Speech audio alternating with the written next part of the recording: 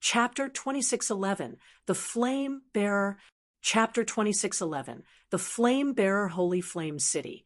Violet Sword's residence. Inside an ancient castle made out of meteorite, over 50 level 100-plus players were currently sparring and training various combat techniques. Not only did these players possess very high combat standards, with even the weakest person being at the Refinement Realm standard and the majority being at the Flowing Water Realm standard, but every one of them could also smoothly integrate their skills or spells with their combat techniques. Their level of skill was far superior to ordinary Refinement Realm experts. All of you work harder. Activating the Ancient Star Castle costs a lot of mana stones, and only a limited number of people can train inside it each time. If you can't pass this week's integration test, then the others waiting in line will replace you. A dark gray armored, middle-aged man with a knife scar on his face shouted as he monitored the players training inside the castle. Instructor Wildfighter, your requirements are too high. Not everybody is like Solitary Frost, able to perfectly integrate advanced combat techniques into our spells in just 1 week. A red-headed woman in blue mage robes, standing beside the middle-aged man, said while shaking her head, I have already lowered my requirements significantly. They only need to gain a basic foundation in integrating advanced combat techniques with skills or spells in 10 days. If it were Solitary Frost, I would have given him 3 days maximum. However, even though they have spent more than half of their given time, these newcomers are still stuck integrating basic combat techniques. It seems the guild's new recruits are becoming weaker with each passing generation, Wildfighter said in dissatisfaction as he eyed the group of players training before him. They are far inferior to our generation. Our generation? The red-headed woman revealed a bitter smile at Wildfighter's words. The commander was the only monster that came out of our generation. I don't think that everyone else in our generation was much better than these newcomers. Why are you being humble? Your talent is not the slightest bit inferior to Solitary Frost's. It's just that you were made to learn too many things at once. In contrast, Solitary Frost's training is very specific. Otherwise, you would have become the commander of the guild's second trump card legion by now, Wildfighter said, rolling his eyes at the red-headed woman. The redhead's name was Crimson Star.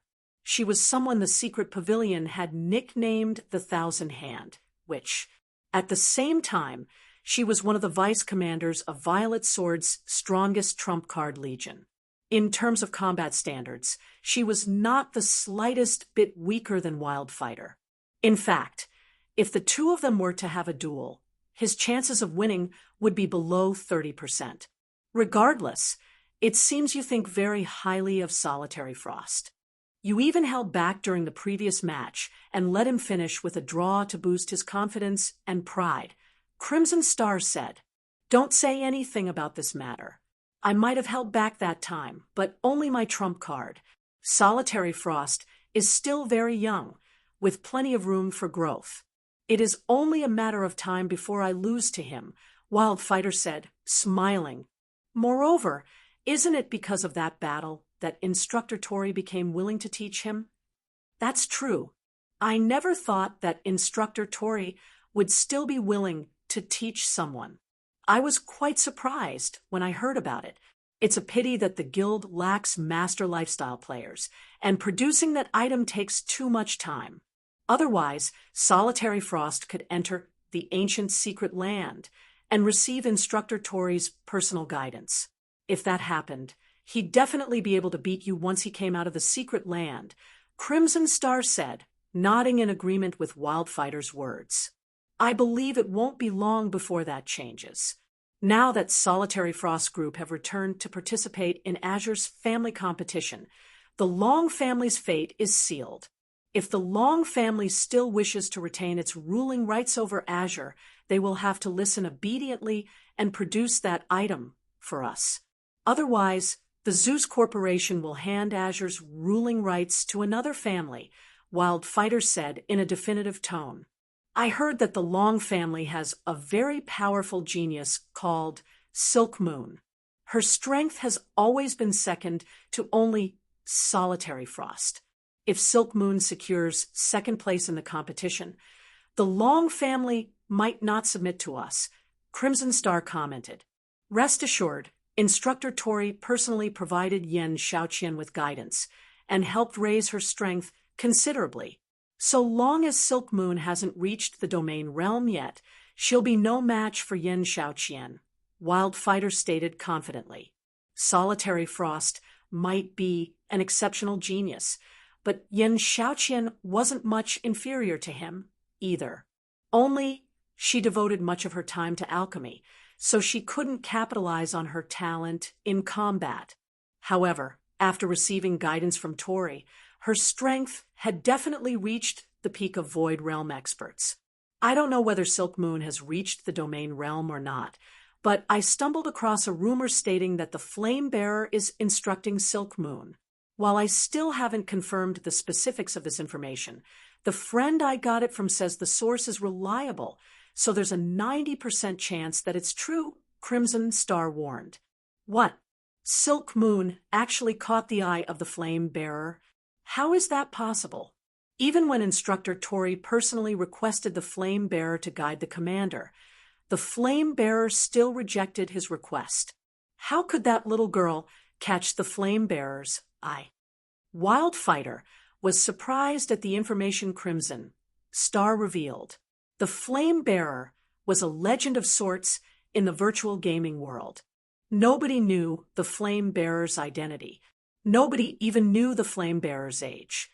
However, there was no doubt about the Flame Bearer's existence, as the Flame Bearer was responsible for nurturing quite a few of the virtual gaming world's shining stars. According to rumors, even Mythology's guild leader had received guidance from the Flame Bearer, which enabled him to surpass his peers and develop Mythology into one of the 5 great super guilds. Now, however, a little girl from the Azure Chamber of Commerce was rumored to be receiving guidance from the same Flame Bearer as well. In terms of talent, Silk Moon was much worse than Solitary Frost and the current commander of Violet Sword's strongest trump card legion, yet the Flame Bearer had actually chosen to guide her. Wildfighter couldn't bring himself to believe this. I don't know, but rumor has it that the Flame Bearer has a unique way of selecting people to nurture. Maybe Silk Moon has some special qualities of her own, Crimson Star said, shaking her head. In reality, she was also curious as to why the Flame Bearer would choose Silk Moon. If Silk Moon really is receiving guidance from the Flame Bearer, then Yen Xiaoqian is in danger, Wildfighter said worriedly. Wildfighter did not doubt that Solitary Frost would secure first place in Azure's family competition, even if Silk Moon received guidance from the Flame Bearer. After all, there was a qualitative difference between the Domain Realm and the Void Realm, preventing players from jumping from the Void Realm to the Domain Realm within a short period. Otherwise, Domain Realm experts wouldn't be so rare. However, while securing first place wasn't a problem for Solitary Frost Group, securing second place would. After all, Yen Xiaoqian still hadn't reached the Domain Realm yet. While Wildfighter and Crimson Star were having their quiet discussion, a white-haired old man entered the training hall. Upon noticing this old man, Wildfighter and Crimson Star promptly went up to greet him. This was because this old man was none other than Instructor Tori, a legendary figure in Violet Sword. However, as soon as Tori arrived, a chilly aura filled the training hall. Even Wildfighter and Crimson Star shuddered involuntarily upon sensing this aura. Instructor Tori, didn't you send Solitary Frost Group to take part in Azure's family competition? Did something happen? Wildfighter asked, curious. Judging by the chilling aura Tori released, he could tell that something was amiss. I went but had to leave for some business. However, as soon as I was done with my work, I received a message from Solitary Frost stating that they lost in Azure's family competition. Someone from the Long family secured first place. Tori snarled. They lost. Solitary Frost lost. How is that possible? Wildfighter was stunned by Tori's words. He promptly asked, could it be the Long family's Silk Moon? No. I heard that it's the Long family's second young lady, Silent Wonder, Tori replied, shaking his head. It's not Silk Moon. Wildfighter's eyes widened in shock at this revelation. For a moment, he suspected that Tori was lying to him. Isn't Silent Wonder an alchemy expert? Moreover, according to previous reports, she's only at the flowing water realm. How could she possibly win against Solitary Frost? In a competition where only combat standards mattered, how could a flowing water realm expert defeat a domain realm expert? Now that the Long family has secured first place, doesn't that mean they will have a stable hold on Azure's ruling rights? Crimson Star asked, frowning. Master lifestyle players were crucial for Violet Sword's development, especially master alchemists. Meanwhile, Silent Wonder, who was only half a step from becoming a Grandmaster alchemist, was someone Violet Sword urgently needed. You don't need to worry about that. I believe the Zeus Corporation will deal with this matter. When the time comes, the Long family will have to submit, even if they don't want to, Tori said coldly. However, Solitary Frost's group has truly disappointed me. They actually lost to a little girl who hasn't even reached the domain realm yet. It seems I have been too lenient toward them. After they return, tell them that they don't have to meet me. Have them properly reflect on themselves. He had never once worried about Violet Sword's plan failing. Moreover, he never imagined that the group would lose to someone with significantly inferior combat standards despite him providing Solitary Frost and the others with direct guidance. This was simply humiliating. Read latest chapters at Wuxia World. EU Wildfighter was shocked when he heard Tori's words. Hurriedly, he tried to persuade Tori, saying, Instructor Tori, isn't this a little? However, before Wildfighter could say anything more, a Tier 3 assassin rushed toward them. Reporting. Someone calling themselves Zero Wings guild leader has arrived outside our residence and wishes to negotiate with our guild's upper echelon regarding the Azure Chamber of Commerce's matters. Do you wish to meet him? The Tier 3 assassin said respectfully. Zero Wing? Isn't that the guild Silent Wonder has been staying at all this time? Wildfighter commented, his curiosity piqued. What are they here for? Could they be here to convince us to change our plans for Azure? An unknown guild wants to meet us. What kind of guild do they take Violet Sword for? Glaring at the Tier 3 assassin, Tori ordered coldly, tell them to get lost. Chapter 2612, Negotiation Qualifications. Chapter 2612, Negotiation Qualifications. Tori's harsh rejection drove a chill down everyone's spines. The players in the hall felt an intense pressure bear down on them, and some of the refinement realm trainees could barely even move. Instinctual fear welled within the Tier 3 assassin that had reported Zero Wing's arrival. If he hadn't been certain that he wasn't Tori's target, he would have likely turned and fled. Instructor Tori has such high hopes for Solitary Frost's group. Crimson Star was surprised to see the frosty look on Tori's face. Tori had stopped teaching people over a decade ago. She and the current commander of Violet Sword's strongest trump card legion had been a part of his last student group. The commander had been Tori's favorite pupil. Tori had even gone to great lengths to seek the Flame Bearer's help in training the commander. Hence, Violet Sword's upper echelons had been stunned when Tori had agreed to train Solitary Frost's group. Crimson Star assumed Tori had only agreed out of respect for the Zeus Corporation, but seeing his reaction now, it seemed he had honestly wanted to help Solitary Frost's group grow stronger. If he hadn't been so invested, he wouldn't have been so furious about their defeat. I'm afraid that sending them away isn't wise, Instructor Tori. Zero Wing might not have much power on the Western continent, but it can compete with many superpowers on the Eastern continent. It even has control over the Dark World's teleportation gate. Since Zero Wing's guild leader has paid us a personal visit, others will criticize the guild if we turn him away at the door. Wild Fighter tried to persuade Tori. Violet Sword was a veteran super guild. While Zero Wing wasn't based in the West, Violet Sword's intel network had investigated this smaller guild. They weren't entirely unaware of Zero Wing's background. Even if they hadn't researched the guild, it was difficult to avoid the name Zero Wing. The guild had become incredibly famous in the East, after all, and many superpowers were talking about Zero Wing. Did Zero Wing's guild leader come alone? Crimson Star asked the Tier 3 assassin. No, he came with a group of a dozen or so people. The Long family's Long Wushang is with them. As well, the assassin replied. The Long family? They certainly didn't waste any time. Wild Fighter could not help but frown. After learning that the Long family's second young miss had won Azure's competition this year, Wild Fighter knew it would be difficult making the family obey. Now, Azure's strongest younger member was from the Long family, and after all was said and done, the Zeus Corporation was merely one of the Chamber's shareholders. It wasn't the largest shareholder. Once the rest of the shareholders saw the Long family's potential, they would offer it their support. Threatening the Long family's dominance in Azure would become incredibly difficult. Because of this, the Long family now qualified to negotiate with Violet Sword, and it had only been a matter of time before the family sent a representative.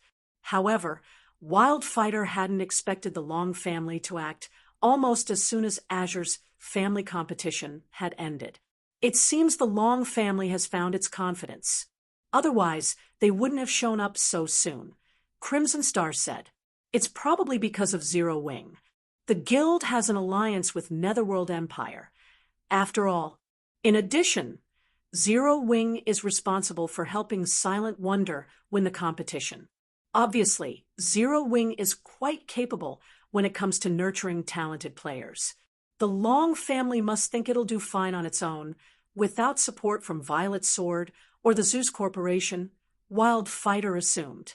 The most important developmental aspects for any guild were talented experts and resources. While Azure did not lack experts, it didn't have nearly as many resources as a veteran super guild like Violet Sword. If Azure wished to continue its development, it would have to ally with the super guild. This was exactly what Azure's various shareholder families and grand elders were pushing for. However, if Azure no longer had to worry about nurturing its talented members, neither the Long family nor the Chamber itself would bother to ally with Violet Sword. Violet Sword was already demanding a high price for this alliance, and the partnership would basically transform Azure into one of Violet Sword's vassals. None of Azure's shareholders wanted this, but they had to agree due to the immense pressure the Zeus Corporation placed on them to agree. This is interesting. Show them to the reception room and make them wait for a while, Tori decided. I'm interested to see what ability Zero Wing has to make the Long family so confident. Understood. The Tier 3 assassin breathed a sigh of relief as Tori calmed down. He then ran back to the residence's entrance. Meanwhile, a crowd had formed outside of Violet Sword's residence, embroiled in a heated discussion regarding Zero Wing's members. The group of players was just too eye-catching. Two gigantic flying mounts stood behind Zero Wing's members.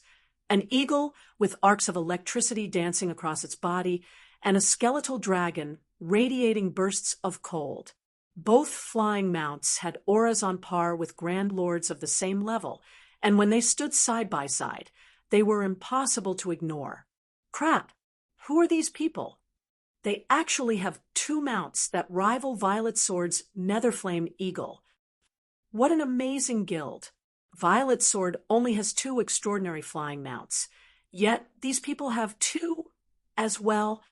At this stage of the game, flying mounts were still unattainable for most of God's Domain's players. Even the various large guilds only had a few flying mounts, and most of those were common.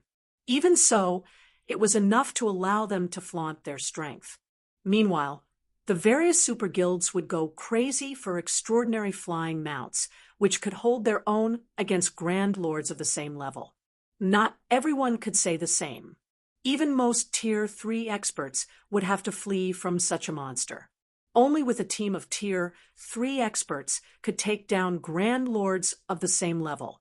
However, not only could a guild easily hunt grand lord ranked field bosses with an extraordinary flying mount, but they could also broaden their sphere of activity, visiting far more dangerous locations in search of resources. While passers-by quietly discussed Zero Wing's 2 flying mounts, Long Wushang, who waited at the entrance to Violet Sword's residence, began to grow nervous. He had never thought Shifeng would go through with his claim and travel to Violet Sword as soon as Azure's family competition ended. The swordsman hadn't even given Violet Sword any time to calm down after learning of its defeat. The competition's outcome had as good as ruined the Zeus Corporation and Violet Sword's plans to take control of the Azure Chamber of Commerce.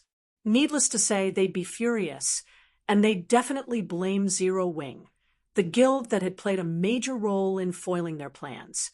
Although the Long family and Zero Wing, now qualified to negotiate with Zeus and Violet Sword, they shouldn't push for negotiations while the other side was still fuming. Not only would they fail to change the corporation and super guild's minds, but they might make the situation worse. Wonder, can you persuade your guild leader? I know he wants to negotiate with Violet Sword, but he shouldn't do so during such a precarious time, Long Wushang whispered to Silent Wonder. At this rate, not only will negotiations fail, but Violet Sword might end up hating us. We'll lose our advantage in Azure. Azure's elders and grand elders did not particularly mind whether Azure partnered with Violet Sword or not, but becoming enemies would be a different story. If that happened, everything would be over for the Long family.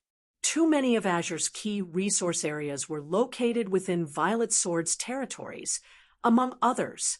If Violet Sword decided that it no longer cared about those resource areas, the other super guilds wouldn't hesitate to fight to claim the areas. I'll try my best, Silent Wonder said. She agreed with her elders' sentiments. Zero Wing had barely any power in the West, while Violet Sword could easily deal a major blow to the Azure Chamber of Commerce. Furthermore, Zero Wing couldn't avoid Violet Sword if it wished to develop on the Western continent. She did not wish to see her guild face Violet Sword's wrath over her. However, just as Silent Wonder was about to approach Shifeng, a Tier 3 assassin emerged from Violet Sword's residence and walked up to Shifeng, apologizing, "Sorry for the long wait, Guild Leader Black Flame. Please follow me." "All right," Shifeng replied, putting away his Thunder Eagle. He then followed the assassin into the residence, giving Silent Wonder no chance to intervene. Upon entering the Super Guild's residence, both Long Wushang and Silent Wonder were stunned. Not only were the Violet Sword members in the residence very high-leveled, but quite a few of them were also Tier 3 experts. Moreover, they spotted over 100 Refinement Realm experts with a glance. When they reached the castle that acted as the residence's core, they were even more stunned as they felt such dense mana that it had condensed into a white fog. The entire castle felt ancient. All of the Super Guild's members who entered and left the castle radiated astonishingly powerful auras, while quite a few were even stronger than Azure's young geniuses. "So, this is Violet Sword." Silent Wonder was amazed as she watched the dozen or so young Tier 3 experts walk into the castle. Even a random group of players had so many Refinement Realm and Flowing Water Realm experts. Furthermore, this was only one of Violet Sword's many residences, and the guild had several training grounds. If Violet Sword gathered all of the new recruits, the sight would be awe-inspiring. "Please come in," the Tier 3 assassin leading the way said, as he gestured to the guild hall before him. When he noticed Long Wushang's and Silent Wonder's astonishment, he felt pleased and proud. Overall, Violet Sword might not be as powerful as the 5 great super guilds, but it was just as capable of nurturing talented players, which the guild was quite proud of. No ordinary super guild could compare. After a moment, the Tier 3 assassin led Shifeng and his companions into the top-floor reception room in the guild hall. Read latest chapters at Wuxia World. EU3 players, Tori, Wildfighter, and Crimson Star already waited in the room. However, none of them bothered to conceal their auras, and the combined energy felt stifling. They were obviously trying to intimidate Zero Wing's representatives. Sure enough, Long Wushang could not help but shake his head when he saw the 3 people. He knew these negotiations wouldn't end well. There wasn't even a point in continuing this facade. The pressure of their combined auras was simply too powerful. Even peak experts would struggle to breathe in the reception room, much less weaker players. In Long Wushang's opinion, aside from Shifeng, Silent Wonder, and Violet Cloud, withstanding these aggressive auras would be troublesome for their party. Meanwhile, the Tier 3 assassin from Violet Sword sneered at this sight. Zero Wing might be a pseudo-superpower, but Violet Sword was no ordinary super guild, and Zero Wing had no place trying to instigate negotiations on a whim. This room is really stuffy. Aqua, why don't you guys remove your cloaks? It'll be cooler for you that way, Shifeng calmly suggested, never taking his eyes off of Tori and his 2 comrades. Chapter 26:13, Astonishing Statistics, Zero Wing's Potential. Chapter 26:13. Astonishing Statistics, Zero Wing's Potential. Hearing Shifeng's suggestion, the Tier 3 assassin continued to sneer at the group.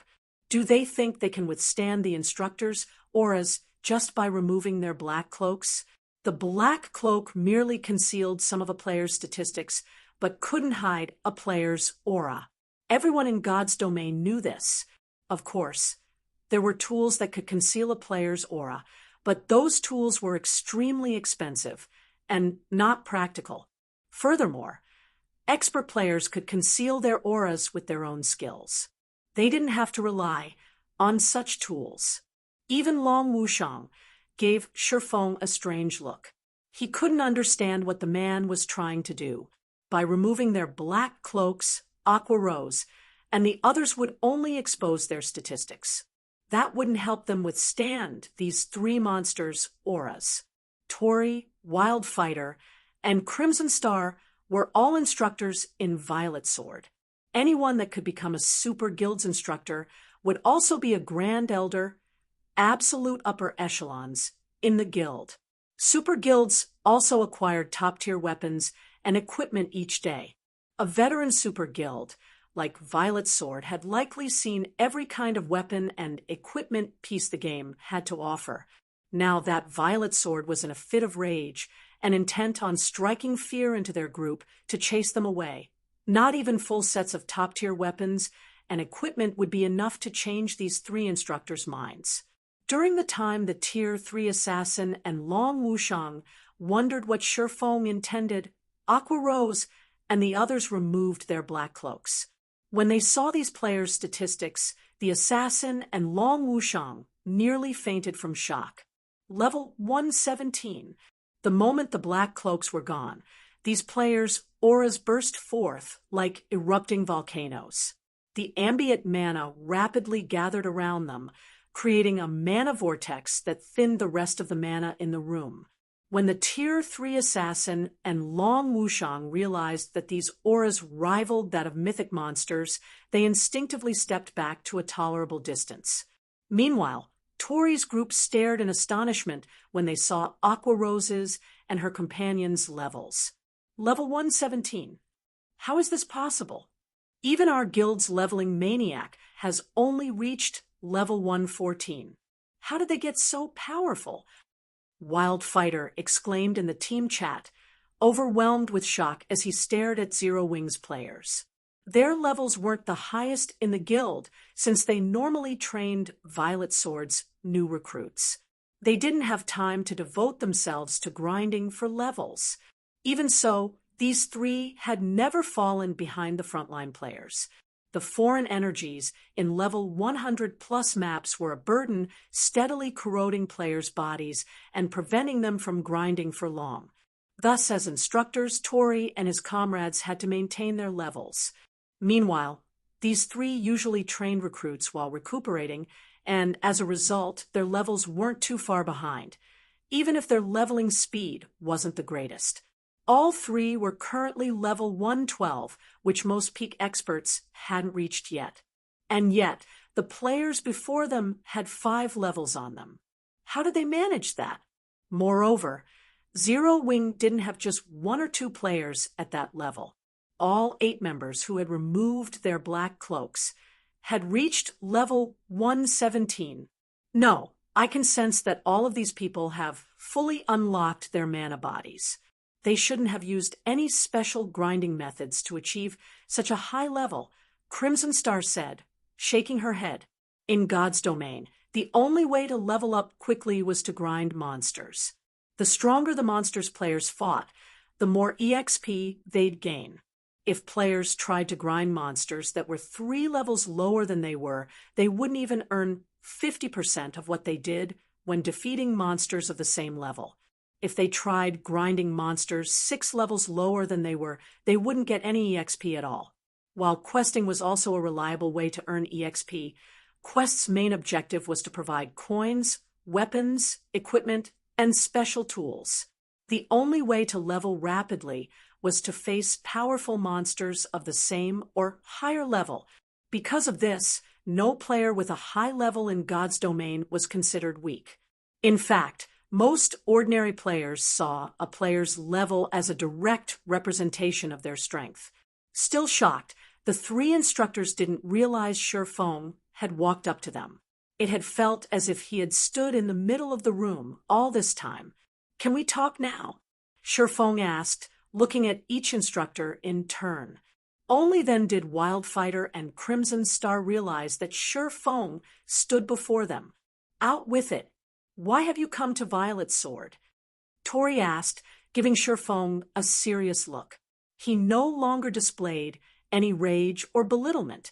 If Zero Wing had had only 1 player at level 117, he would have, at most, been surprised and acknowledged the expert's strength. But not only did a whole group of level 117 players stand before him, but they had also unlocked their mana body's full potential.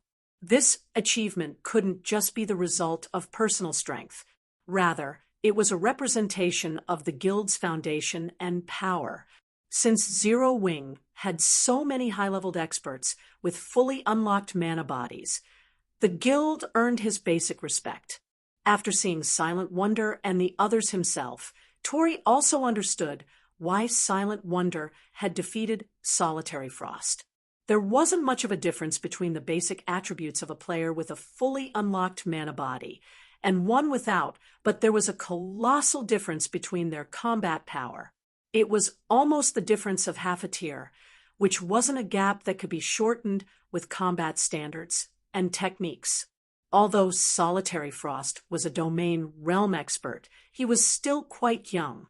He did not have much experience fighting opponents with more raw power. Hence, suffering defeat wasn't all that strange. "You're surprisingly frank, Instructor Tori. In that case, I'll just come out with it," Shifeng said, smiling at Tori, who had paid close attention to him since the moment he entered the room. "I'm here to discuss Silent Wonder's situation. Guild Leader Black Flame. If you wish to insist that she's a member of Zero Wing, not Azure, and thus doesn't need to develop in Violet Sword, don't bother. I will suggest that my superiors leave Silent Wonder alone," Wildfighter said. Zero Wing didn't have much power on the Western continent, but its potential was incredible. Becoming this pseudo-superpower's enemy over Silent Wonder would be truly unwise. Besides, Violet Sword could still follow through with its plans, even without a half-step Grandmaster Alchemist like Silent Wonder. At worst, their plans might take more time to complete. Moreover, the Zeus Corporation was the main reason that Violet Sword had insisted on obtaining Silent Wonder, and the corporation had simply made the demand because the Long family had refused to cooperate fully WDTH Zeus's plan to unify the powers under its command. The Zeus Corporation only wanted to make an example out of the Long family, and was using Violet Sword to do so. Long Wushang was stunned to hear Wildfighter give in so quickly. The matter had been dealt with. Just like that, the Long family had negotiated with the Zeus Corporation and Violet Sword many times, yet the two had refused to concede. They had even gone as far as to use Azure's ruling rights to threaten the family.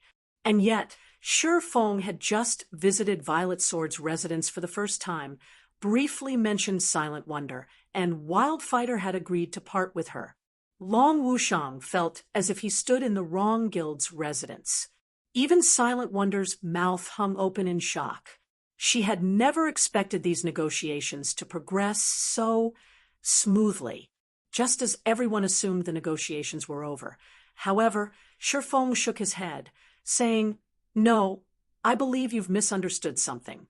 I'm not here to talk about that. What do you wish to discuss, then?" Wildfighter asked, confused.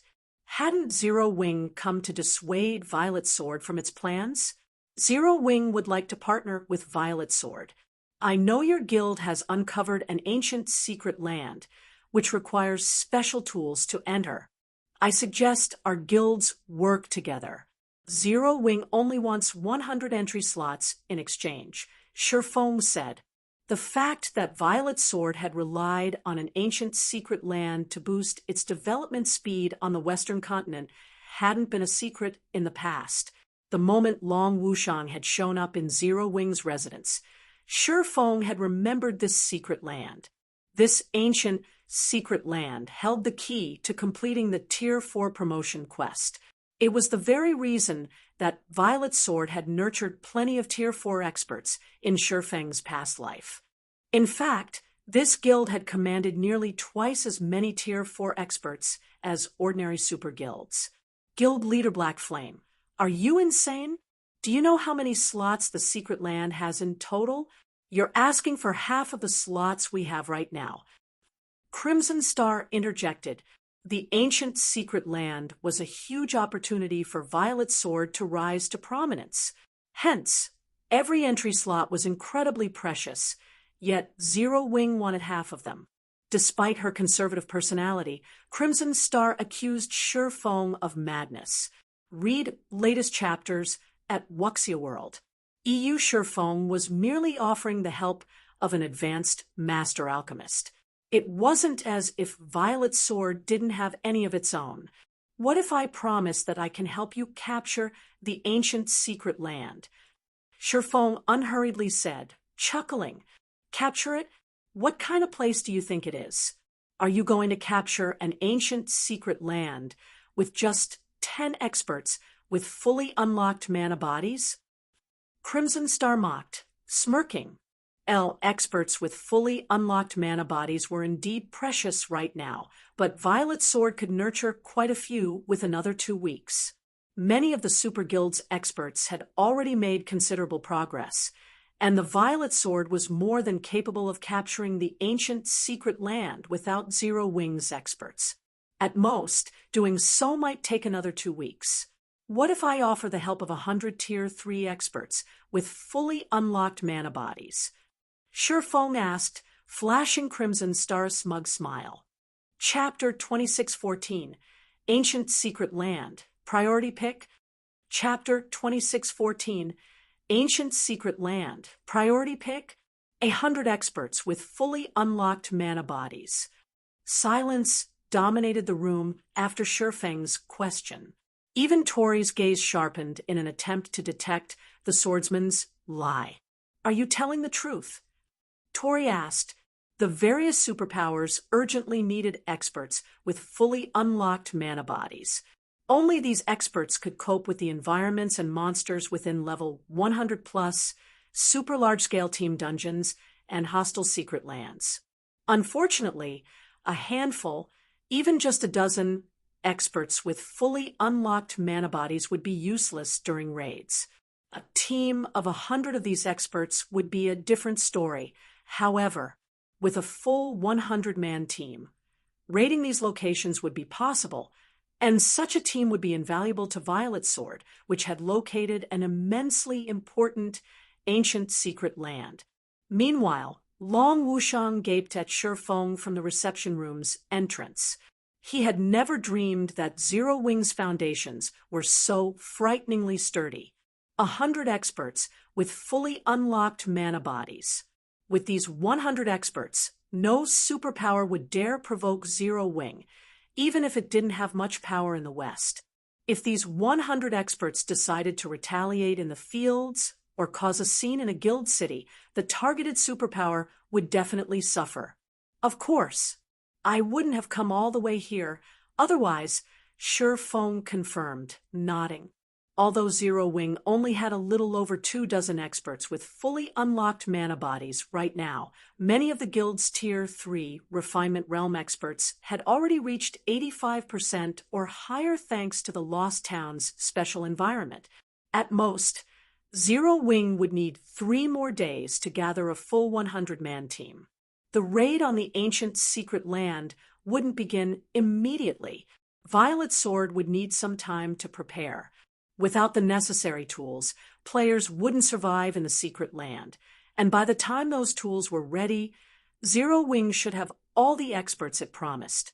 Hence, Shi Feng didn't consider his statement to be a lie.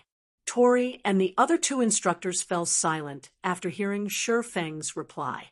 Are we actually going to agree to his offer, Instructor Tori? This ancient secret land is likely unique in God's domain. You already know how astounding the environment is for training. Black Flame is too greedy. We have already split half the entry slots with mythology. If we give another 100 entry slots to Zero Wing, we'll have less authority there than mythology, even if we retain a spot, Wild Fighter asked Tori in the team chat. The ancient secret land had a strict entry limit. It was more like an ancient city isolated from the outside world than a true secret land. As long as players defeated the trial boss, they'd become ordinary citizens in the city, enjoying the city's various benefits. To monopolize this secret land, Violet Sword had partnered with mythology, and both guilds had dispatched large armies to barricade the entrance, preventing other powers from entering. Each guild would then occupy half of the available entry slots. Violet Sword had gone to great lengths to secure 200 entry slots, yet Zero Wing wanted 100 for helping the Super Guild defeat the trial boss. No matter how one looked at it, this didn't seem like a worthwhile transaction. Given another 2 weeks, Violet Sword would be more than capable of taking the trial boss down by itself. The Super Guild didn't need any of Zero Wing's help. Crimson Star nodded in agreement to Wildfighter's comment.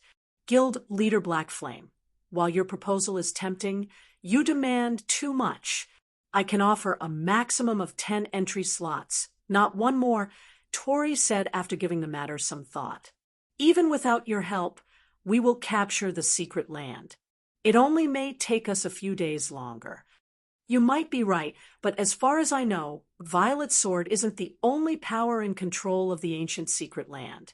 Just one day could make a massive difference. I'm sure you're aware of this, Instructor Tori. Moreover, I don't just want 100 entry slots.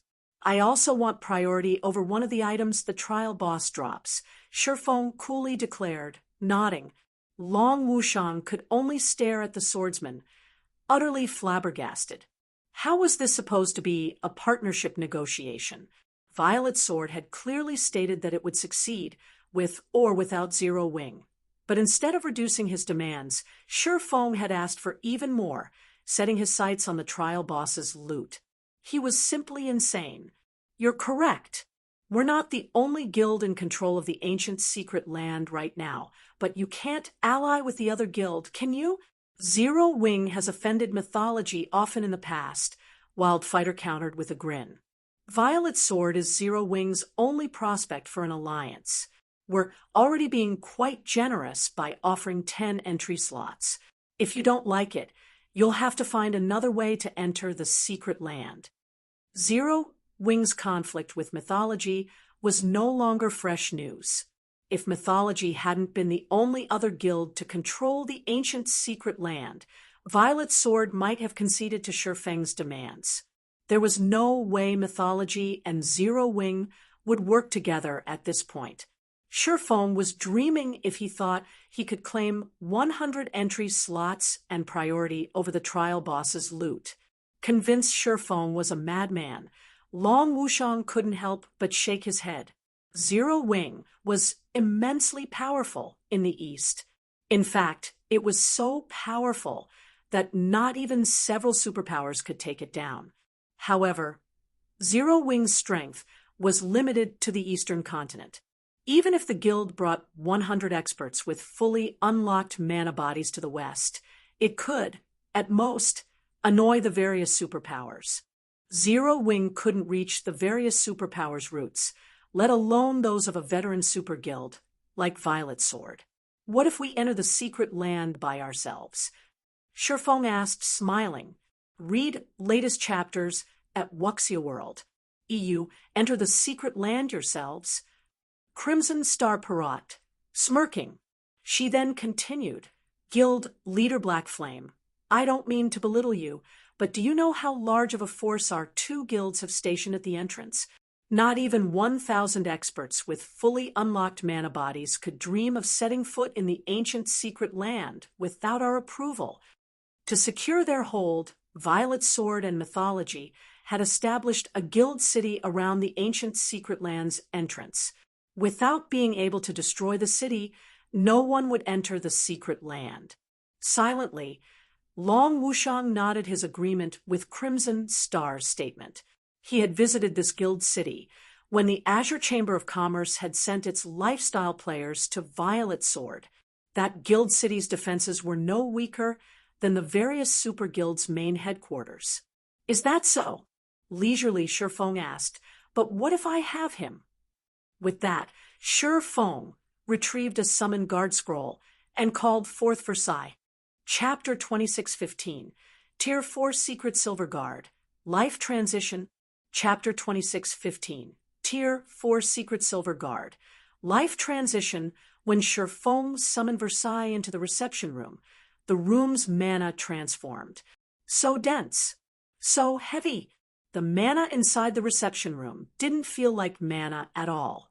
Everyone in the room felt as if they had been submerged in water and were drowning.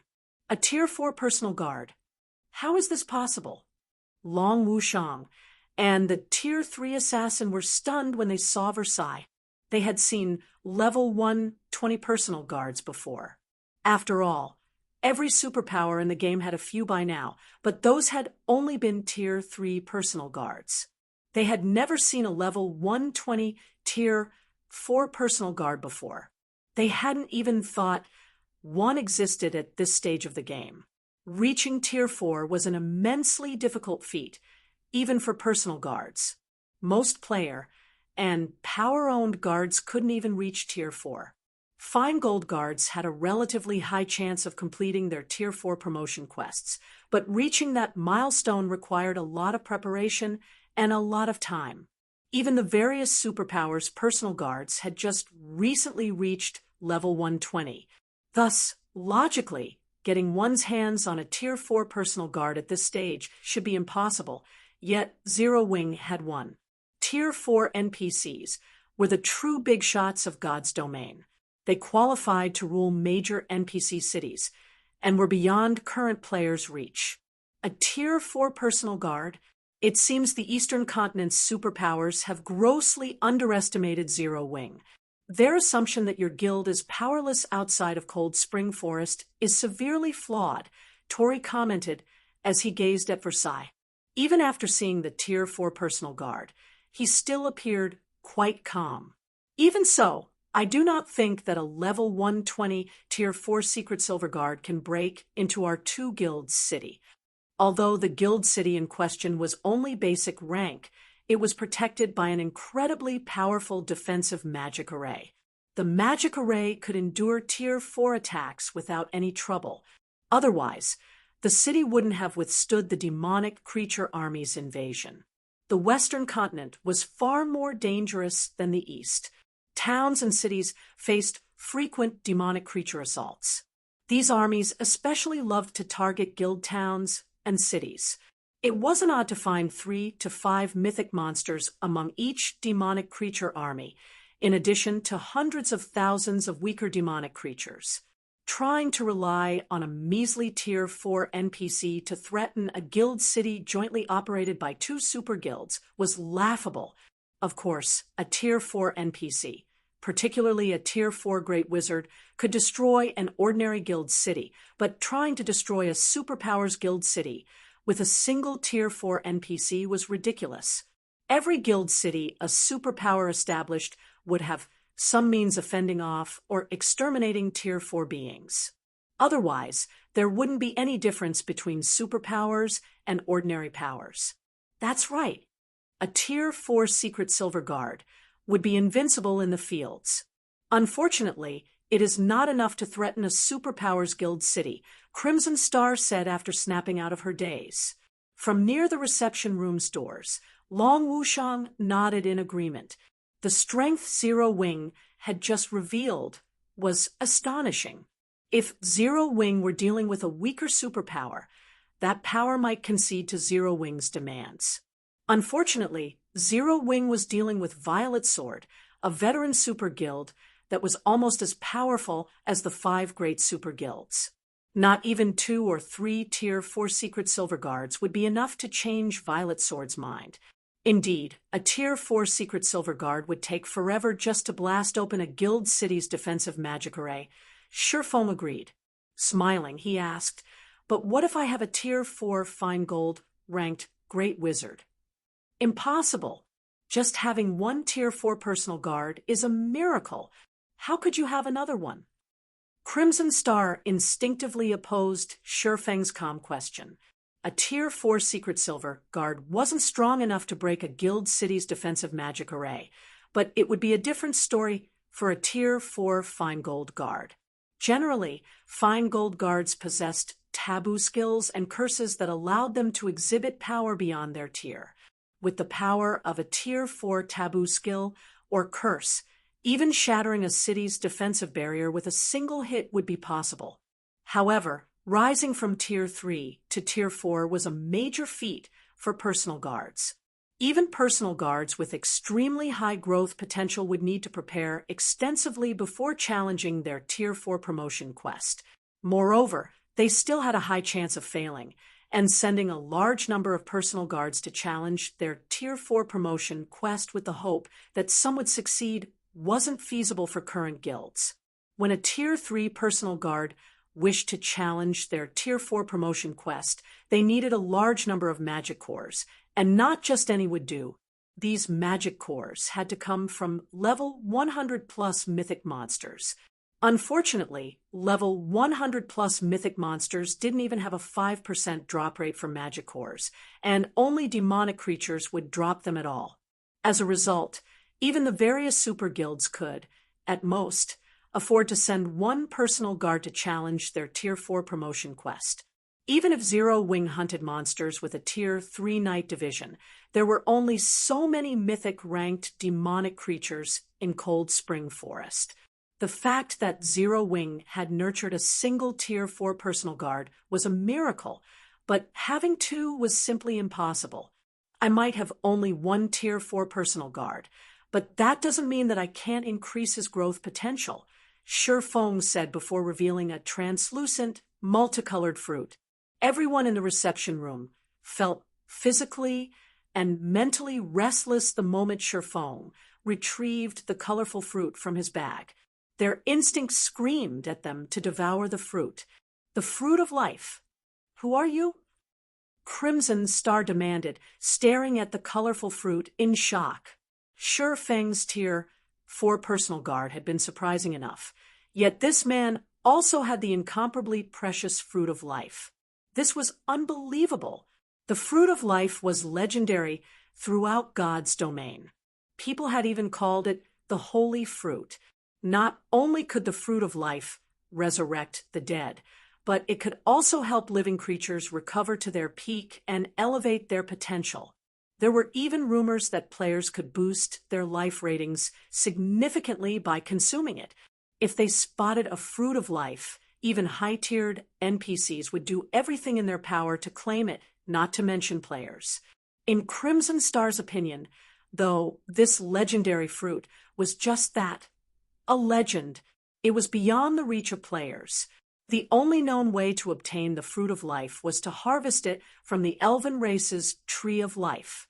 However, elves consider these fruits holy. They would never trade or sell the fruit to outsiders.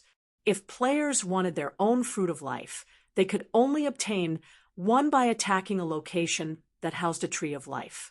However, the elves' trees of life were so heavily guarded that not even tier 6 gods could reach them. Moreover, most of the various kingdoms and empires' great and grand wizards had learned from elven great and grand wizards.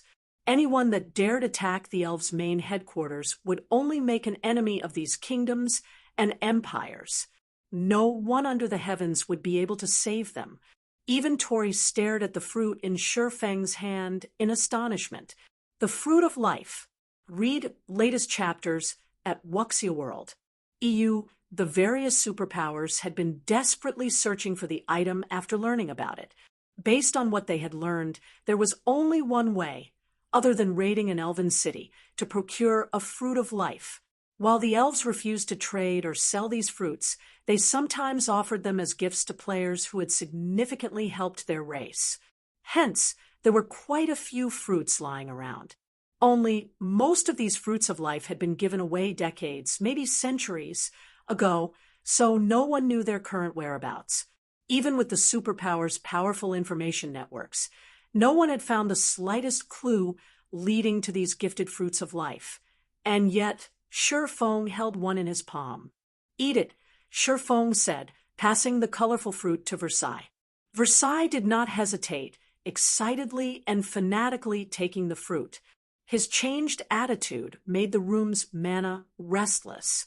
After a deep, sincere bow of gratitude to Shurfeng, Versailles ate the fruit of life as the players in the reception room watched. Chapter 26:16, Potential Skyrockets, World Creation. Chapter 26:16, Potential Skyrockets, World Creation. Crimson Star's and Wildfighter's eyes went wide as they watched Shurfeng give the fruit of life to his personal guard with no hesitation. What a waste! The fruit of life was an incredibly rare and valuable item, far more valuable than a Tier 4 fine gold guard. That fruit could permanently increase a player's life rating or upgrade a fine gold guard to dark gold rank, drastically increasing the personal guard's chance of reaching Tier 5. Versailles was only a Tier 4 secret silver guard. Even if the fruit of life upgraded him to fine gold rank, and his combat power drastically increased, he wouldn't become much more valuable. Fine gold guards had almost no chance of reaching Tier 5. Meanwhile, players could challenge their Tier 4 promotion quest once they reached level 120, which would significantly decrease a Tier 4 personal guard's value. Using the fruit of life to help a player or personal guard reach Tier 5 would be far more beneficial than using it to boost a Tier 4 NPC's combat power. Not many in God's domain would reach Tier 5. That much was clear after seeing how few players completed their Tier 3 promotion quests, while Crimson Star and Wildfighter mourned the fact that Shurfeng had wasted the fruit. A visible layer of life energy formed around Versailles. Initially, the Tier 4 Great Wizard had been old and decrepit. His aura had been frightening, but it hadn't been able to hide his fading life aura. Now, however, Versailles regained his youthful vigor at a visible rate. Not only was his life aura growing stronger, but he also began to appear younger. After 5 seconds, Versailles had gone from looking like someone in his 70s to someone in his 50s. As soon as the process ended, the mana density in the room skyrocketed. Space started to isolate the room from the outside world, with Versailles as its commander. World creation. How is this possible? Crimson Star's jaw dropped. Instructor Tori could only stare at the Tier 4 personal guard, dumbfounded. Once God's Domain's NPCs reached Tier 4, they almost always gained a personal domain. These domains were the reason that Tier 4 NPCs were so powerful. The domains NPCs gained weren't a result of a skill or spell, but naturally formed. They also weren't limited like domain skills. Not only could Tier 4 NPCs easily suppress their enemies with their natural domains, but they could also elevate their own combat power. These domains were also the reason that Tier 4 NPCs could effortlessly take on a large group of Tier 3 NPCs of the same level. If players tried to challenge a Tier 4 NPC without a Tier 4 combatant, it wouldn't matter how many Tier 3 players they had. They'd all die. This was also why Tier 4 NPCs qualified to serve as magistrates in major NPC cities, while Tier 3 NPCs did not.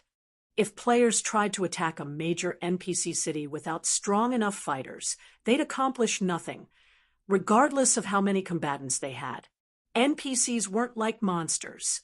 Tier 4 monsters were only powerful due to their basic attributes, while players relied on skills, spells, and numbers to make up the attribute differences.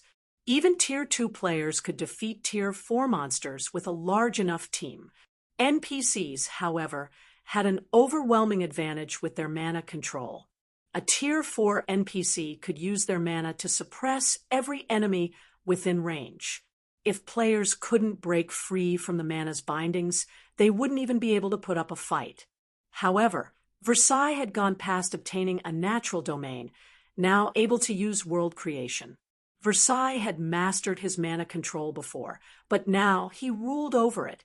With his will alone, he could manipulate mana, bending it to his rules as if creating a new world around himself. Normally, however, only Tier 5 NPCs could command world creation. Even Sherfong was astonished. He had never realized how amazing Versailles was. While the Fruit of Life could increase an NPC's growth potential, it wouldn't immediately alter the NPC's basic attributes or combat standards unless the NPC had some lingering injuries that weakened them. Any Tier 4 NPC with world creation was a true big shot, only one step away from reaching Tier 5. They were far stronger than ordinary Tier 4 NPCs.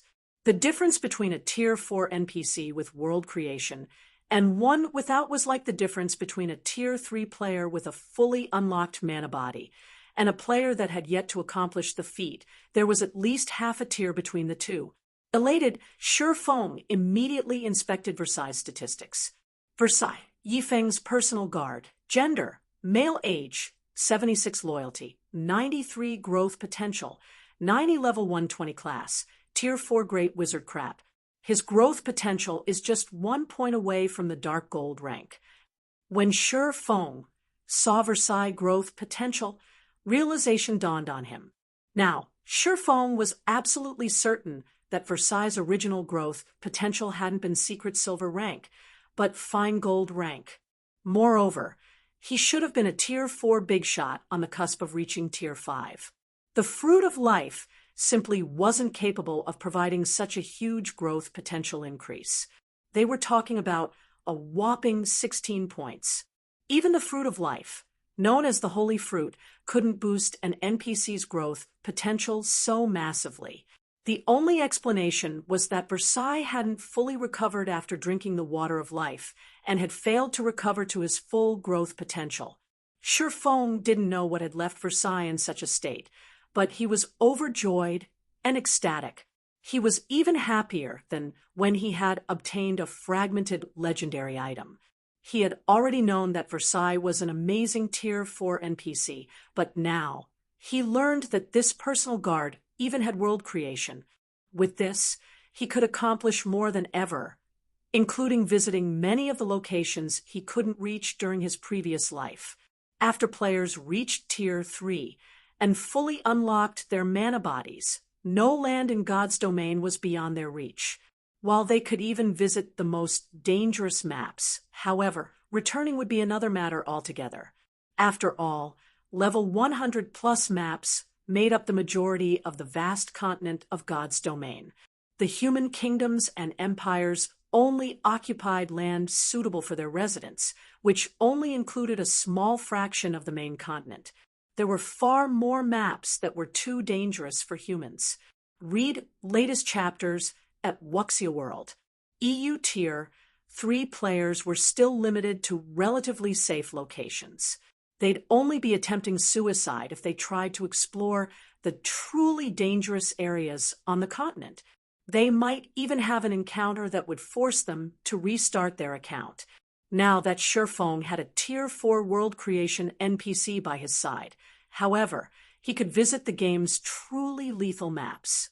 These dangerous locations generally served as the venues for Tier 4 promotion quests and contained many ancient inheritances. When the various superpowers experts had reached Tier 4 and beyond in the past, they had spent much of their time in these areas, rarely returning. They could only continue to grow stronger by exploring these maps. Realizing how much time he had spent gazing at his personal guard stats, Shifeng quickly suppressed his excitement and returned his attention to Tori and his two companions. May I know if Zero Wing now qualifies to negotiate a partnership with your guild? Shifeng asked Tori. Chapter 26:17, Secret of the Ancient Secret Land. Chapter 26:17, Secret of the Ancient Secret Land. Even after a long moment, Tori and his comrades couldn't find a proper response to Shifeng's question. Shifeng was simply too ruthless. To ensure that he'd be able to enter the ancient secret land, Shifeng had wasted a fruit of life to upgrade his personal guard to fine gold rank. Not even they would dare behave so lavishly. However, they had to admit that this swordsman was extremely fortunate to upgrade his personal guard to a Tier 4 world creation NPC. With this single NPC, Shifeng could blast through a basic city's defensive magic array. Versailles could cause a huge scene inside the city, allowing Shifeng and his team to pass into the ancient secret land unhindered. Instructor Tori, Black Flame, must be dreaming. Wildfighter said in the team chat, even if he can break into the city and enter the ancient secret land, he'll only be able to do so a handful of times at most. I refuse to believe he can come and go from our city as he pleases forever. Moreover, mythology will have to bear half of the entry slots we lose because of Zero Wing significantly reducing our losses. When our two guilds gain Tier 4 experts, his personal guard will be useless, and our guild will still have 200 entry slots. The ancient secret land contained an ancient city independent from God's domain's two main continents. Even if players defeated the trial boss and became citizens, they would need to remain within the city for some time to enjoy its benefits. Players wouldn't gain access to all of the city's benefits when they first reached the city. However, while Zero Wing could get into the ancient secret land, the amount of time its players could stay in the city would be limited. Players could only extend their stay with a special tool. 1 week. Even with this special tool, players could only reside in the ancient secret land for a maximum of 7 natural days. If they did not leave on time, they'd starve to death. The special tool in question also had a 10-day cooldown. In other words, Shifeng would have to break into Violet Sword and Mythology's Guild City repeatedly to continue enjoying the secret land's benefits. Not only were the various superpowers searching for an easier way to unlock their experts' mana bodies, however, but they were also preparing for the Tier 4 promotion quests. This meant that Zero Wing had very little time left to take advantage of the secret land. Crimson Star nodded in agreement with Wildfighter's claim. There was no way their two guilds could form an alliance. After all, Zero Wing couldn't offer enough benefits to warrant 100 entry slots. Tori didn't immediately reply to Wildfighter's proposal. Instead, he closed his eyes and fell deep into thought. After some time, the man's eyes opened, and he looked at Shifeng, saying, Guild Leader Black Flame, a partnership between our guilds isn't exactly out of the question. Instructor Tori. Both Wildfighter and Crimson Star were surprised to hear Tori's response. Violet Sword didn't need to agree to Shifeng's demands, and their guild leader and grand elders would never agree to such laughable conditions. What are your conditions? Shifeng calmly asked. Shifeng admitted that he had demanded quite a bit, but he had no choice. This was all for the sake of helping Zero Wings members reach Tier 4. With the guild's current resources, he could only guarantee that a few select individuals would complete their promotion quests. Everyone else's chances were minute, at best. If Zero Wing couldn't nurture enough Tier 4 experts, it would struggle to defend its current resources and territory. Too many superpowers targeted his guild, and they were only powerless against Zero Wing, now due to the Night Division and its guild city's formidable defenses. However, once the era of Tier 4 dawned, destroying guild cities wouldn't just become possible, it had become common. When God's Domain had reached the Tier 4 era in the past, it had been the craziest chapter of the game's history. The various superpowers had fought like madmen, destroying countless guild cities. Many had even been annihilated. This was also one of the reasons that Shifeng was so desperate to reach Tier 4. Although he could rely on Versailles to force his way into the ancient secret land, that wasn't a long-term plan. Allying with Violet Sword was his best option. He'd only resort to force if the Super Guild refused to work with him. I only require that you assist us with one thing, Guild Leader Black Flame, Tori said. So long as you complete this task, we will agree to all of your conditions. What is it? Tori's statement piqued Shifeng's curiosity. He hadn't expected this man to agree to his conditions so easily. It's quite simple. I just need you to clear the ancient secret land's hero trial, Tori declared. Once you clear it, we'll agree to your demands, but if you fail, we'll ask you to leave. When the time comes, our guilds will rely on their own strength to enter the ancient secret land. The hero trial? Shifeng was a little confused. As far as he could remember, the ancient secret land's trial only had 2 difficulties, and neither was called hero. The hero trial? Instructor Tori, that's too risky. We only have one opportunity. We will not get another chance if we fail. How can Zero Wing's people possibly complete it? Wildfighter anxiously complained. The ancient secret land's trial only had 2 difficulties on the surface, normal and elite. However, as a bonus for activating the ancient secret land, they had the opportunity to face an even harder trial, the hero trial. As long as players cleared the normal trial, they'd become official citizens in the ancient city, enjoying the various benefits the city had to offer. However, based on Violet Sword's research, clearing the hero trial would instantly grant the players noble status. There was a huge difference between the benefits a noble had access to and those of an ordinary citizen. While players could improve their rank, rising to noble status would require a ridiculous amount of time and effort. Unfortunately, Violet Sword only had one chance to attempt the hero trial. They had originally intended to wait until the hero trial's time limit was up, which was in roughly 30 days. That way, they'd have the best possible chance of clearing the trial. However, not only had Tori just suggested they face the hero trial sooner than planned, but he also requested Zero Wings members clear it. While Zero Wings members had fully unlocked their mana bodies, their combat standards were far from satisfactory. Asking Zero Wings members to clear the hero trial would be a huge waste. If you fail the hero trial, I'd like Zero Wing to refrain from targeting the ancient secret land for 10 days. Are you willing to accept this challenge, Guild Leader Black Flame? Tori asked Shifeng. As Tori finished his question, realization dawned on Wildfighter and Crimson Star. Read latest chapters at Wuxia World. EU while using the hero trial to gain a 10-day buffer was somewhat extravagant. it would give Violet Sword more than enough time to prepare for the normal trial. Once Violet Sword completed the trial, and its members became ordinary citizens in the ancient city, Zero Wing wouldn't be able to affect the guild's development overmuch, even if they made it into the ancient secret land. In fact, Zero Wing might not be allowed in the city as a result. Of course, Shifeng had to agree to the challenge first. Guild Leader Black Flame, do you dare to accept this challenge? Violet Sword has spent an enormous amount of resources to secure this ancient secret land. We can't simply hand over half of our available slots for nothing.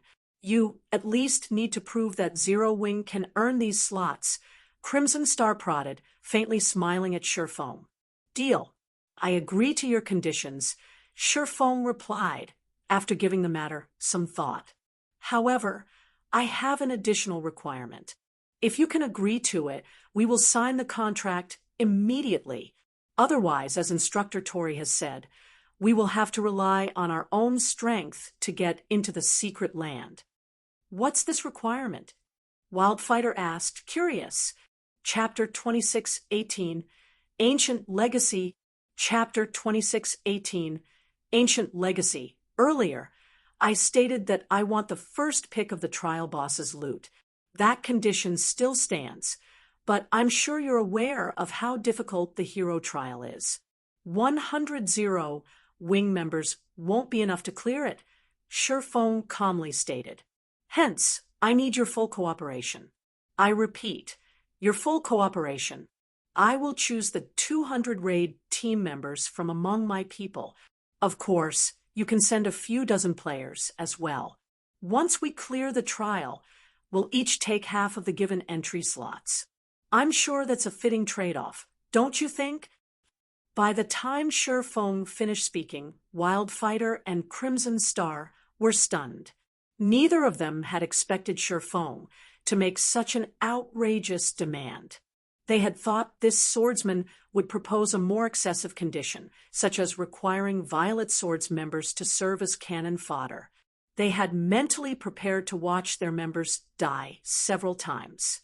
However, they had never dreamed that Shifeng wouldn't demand an even higher price, but offer to include more of his guild members in the raid. Even Aqua Rose, Long Wushang, and the others near the reception room's door were flabbergasted. Shifeng's last condition meant Zero Wing would do all the work for Violet Sword. It was insane. That won't be a problem. As long as you clear the hero trial, select any raid members you want. In fact, we won't even impose a penalty if our guild members die in the raid, Tori said. Although he was similarly surprised by Shifeng's proposal, he nodded in agreement. However, our people will ignore your orders if they think the raid is impossible, and you ask them to throw their lives away. Violet Sword had already prepared for multiple team wipes if it meant clearing the hero trial. Since Shifeng's condition would reduce the number of casualties their guild suffered, Tori was more than willing to agree. If that's the case, I agree, Shifeng said, nodding. Give me 3 days. I'll lead my men to the ancient secret land in 3 days. Meanwhile, Silent Wonder will remain here to help you. 3 days should be enough time for you to prepare the necessary tools. 3 days. Wildfighter frowned slightly. He hadn't thought Shifeng would want to act so soon. He had assumed they'd have around 5 days to prepare. Including the agreed-upon 10-day buffer, Violet Sword might have been able to gather enough experts to complete the elite trial. That won't be a problem. You may enter Violet Light City in 3 days. We will be waiting for you there, Tori said. Following which, Shifeng and Tori signed a contract. If Zero Wing cleared the hero trial, Violet Sword would surrender 100 entry slots to the ancient secret land. If Zero Wing failed, the guild would be prohibited from setting foot in the secret land for 10 days. With the contract signed, Shifeng promptly left Holy Flame City. Guild leader, 3 days isn't enough time. We can't even transfer 100 players to the Western continent within 3 days? And why did you offer to bring even more of our people into this raid? Aqua Rose asked from behind Sherfong on the Thunder Eagle.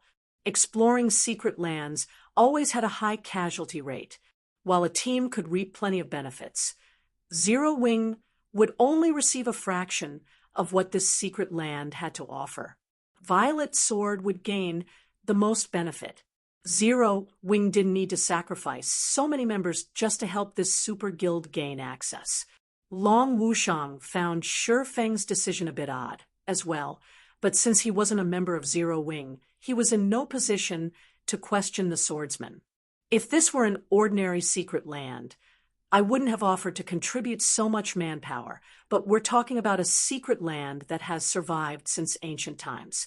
Moreover, we're going to challenge this land's trial, Shifeng said, smiling. What do you think a trial is? Isn't it a test of strength that grants bountiful rewards when cleared?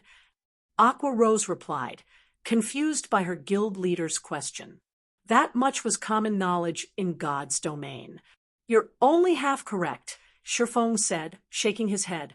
Half? Aqua Rose's confusion grew. What do you mean?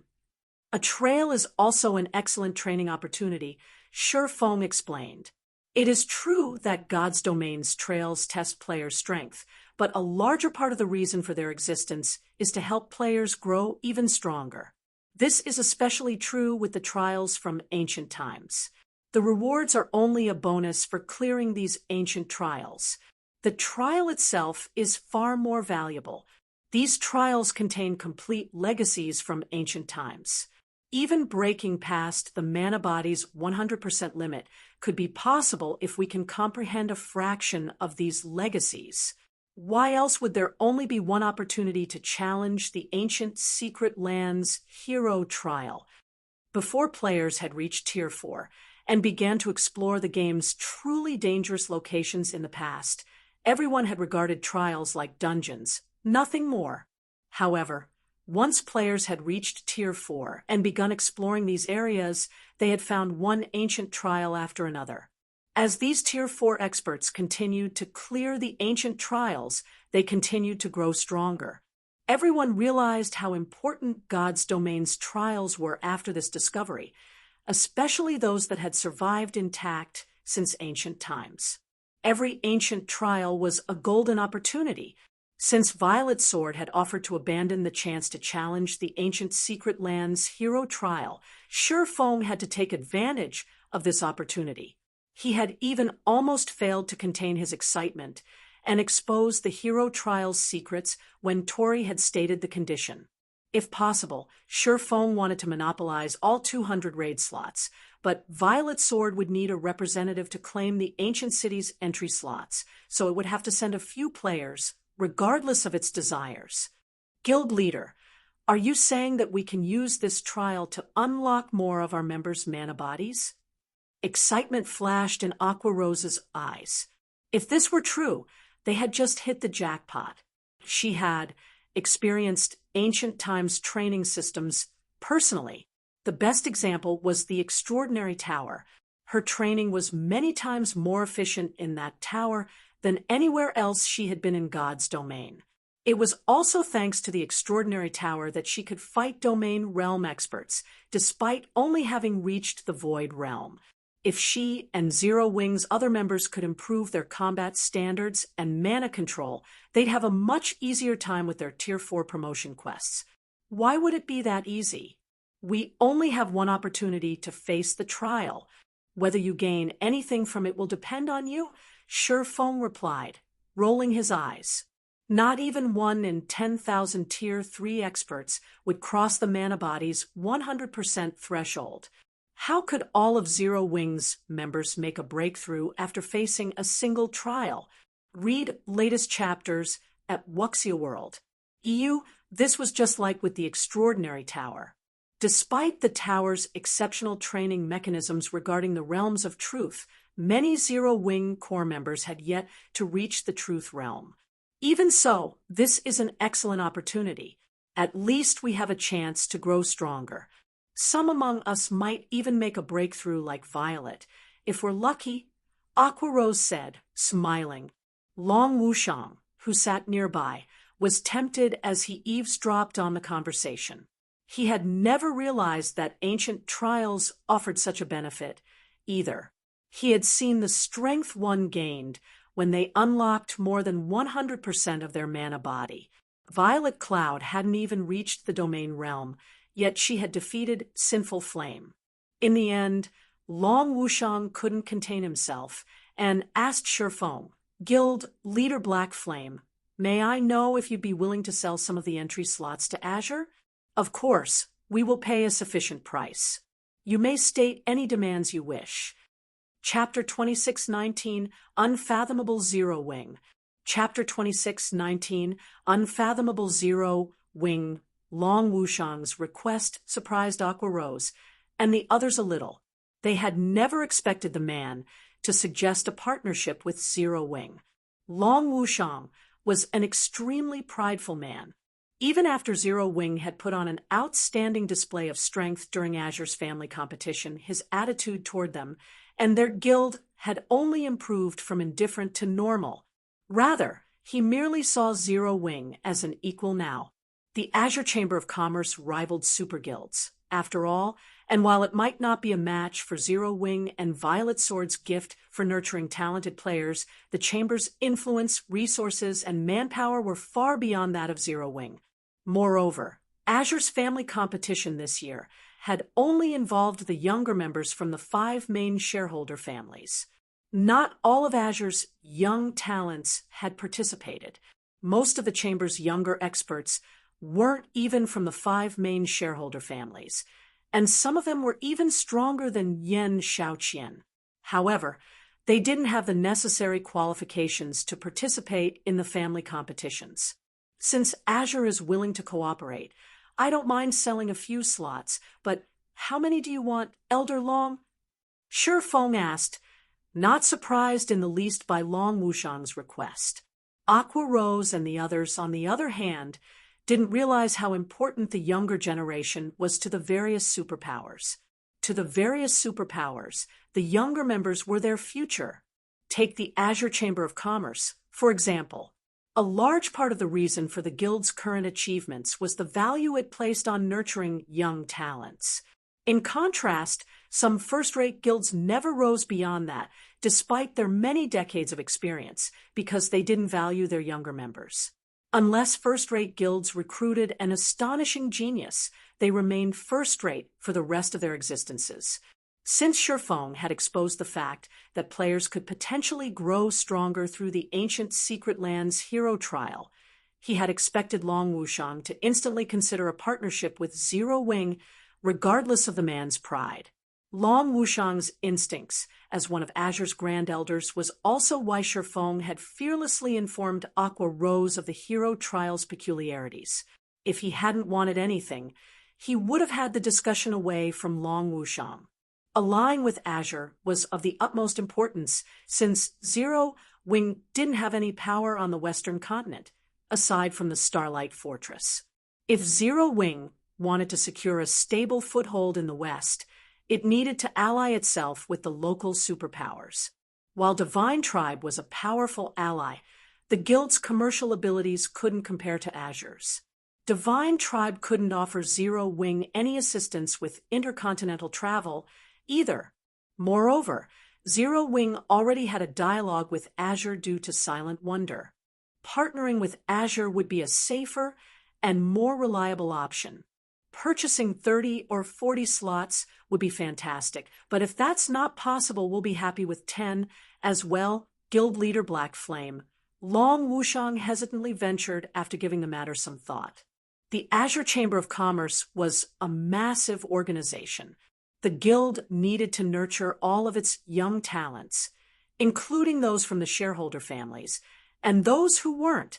With enough slots, he could help the rest of the Guild's younger experts. Of course, if Shifeng refused, he at least had to purchase enough for the 5 main shareholder families.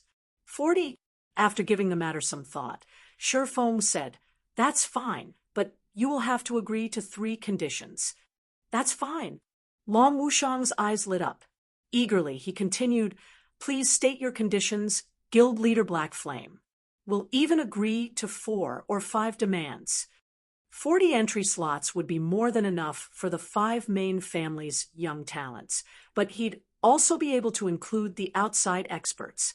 If this negotiation succeeded, the guild's neutral elders and grand elders would definitely side with the Long family. First, I want Azure's help with a matter. I need to transport some of Zero Wing's members to the Western continent in 3 days. We'll need 100 or so, Shifeng said. That won't be a problem.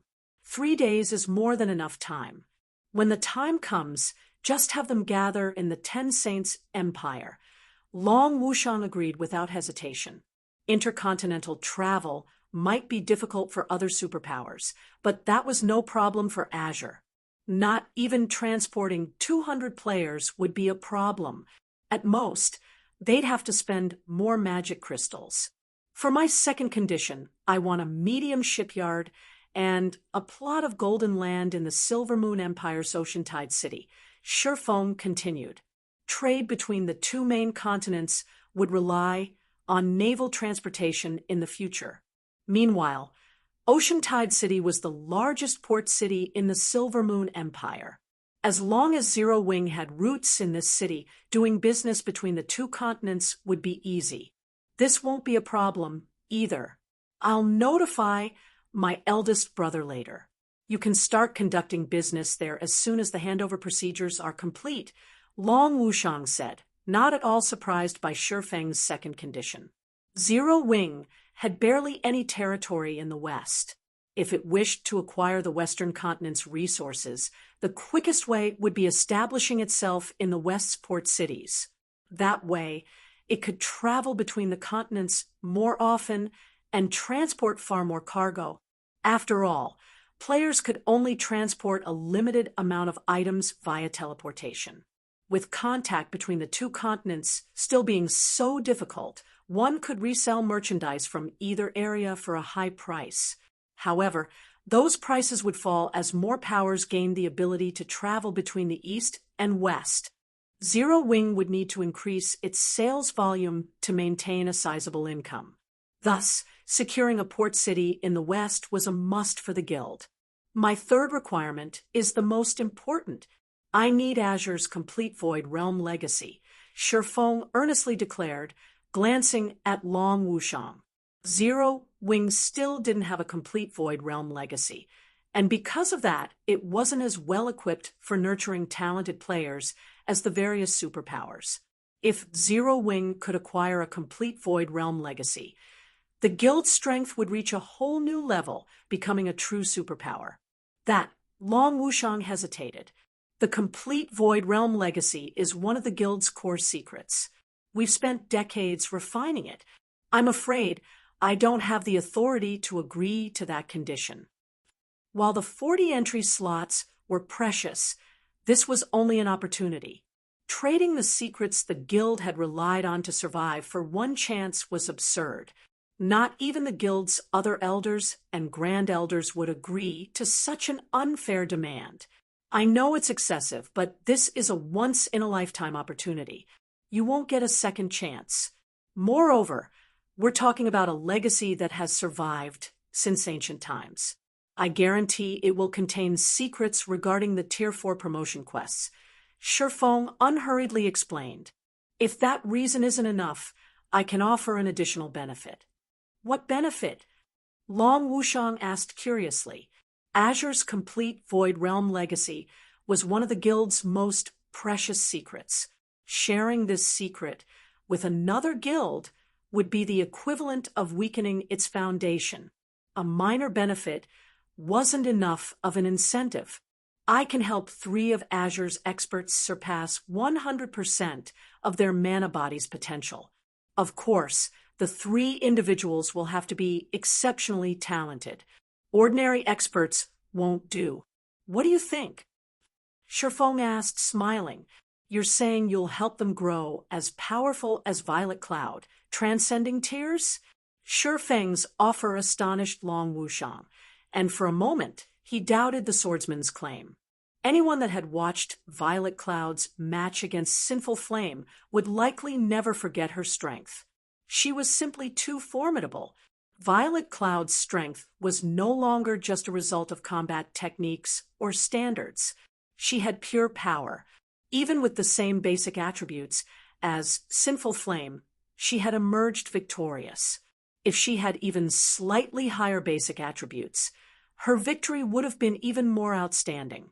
Yet, Shifeng now informed him that Zero Wing could nurture such monsters. That's right, Shifeng said, nodding. To prove it, I'll even help these 3 players unlock their mana body's full potential in a day.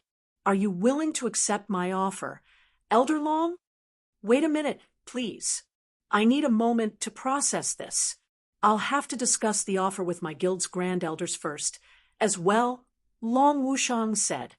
He could have viewed Shifeng's offer as nonsense, but now he couldn't afford to brush it read latest chapters at Wuxia World. If Azure could really have 3 young monsters like Violet Cloud, it wouldn't have to worry about its future. That won't be a problem, Shifeng said. Take your time, but I will need an answer within 2 days. Please wait a moment, Guild Leader Black Flame. I will contact my 3rd brother now and push the Grand Elders to make a decision as soon as possible, Long Wushang said, nodding. He then contacted Long Xianglong and appraised him of the situation.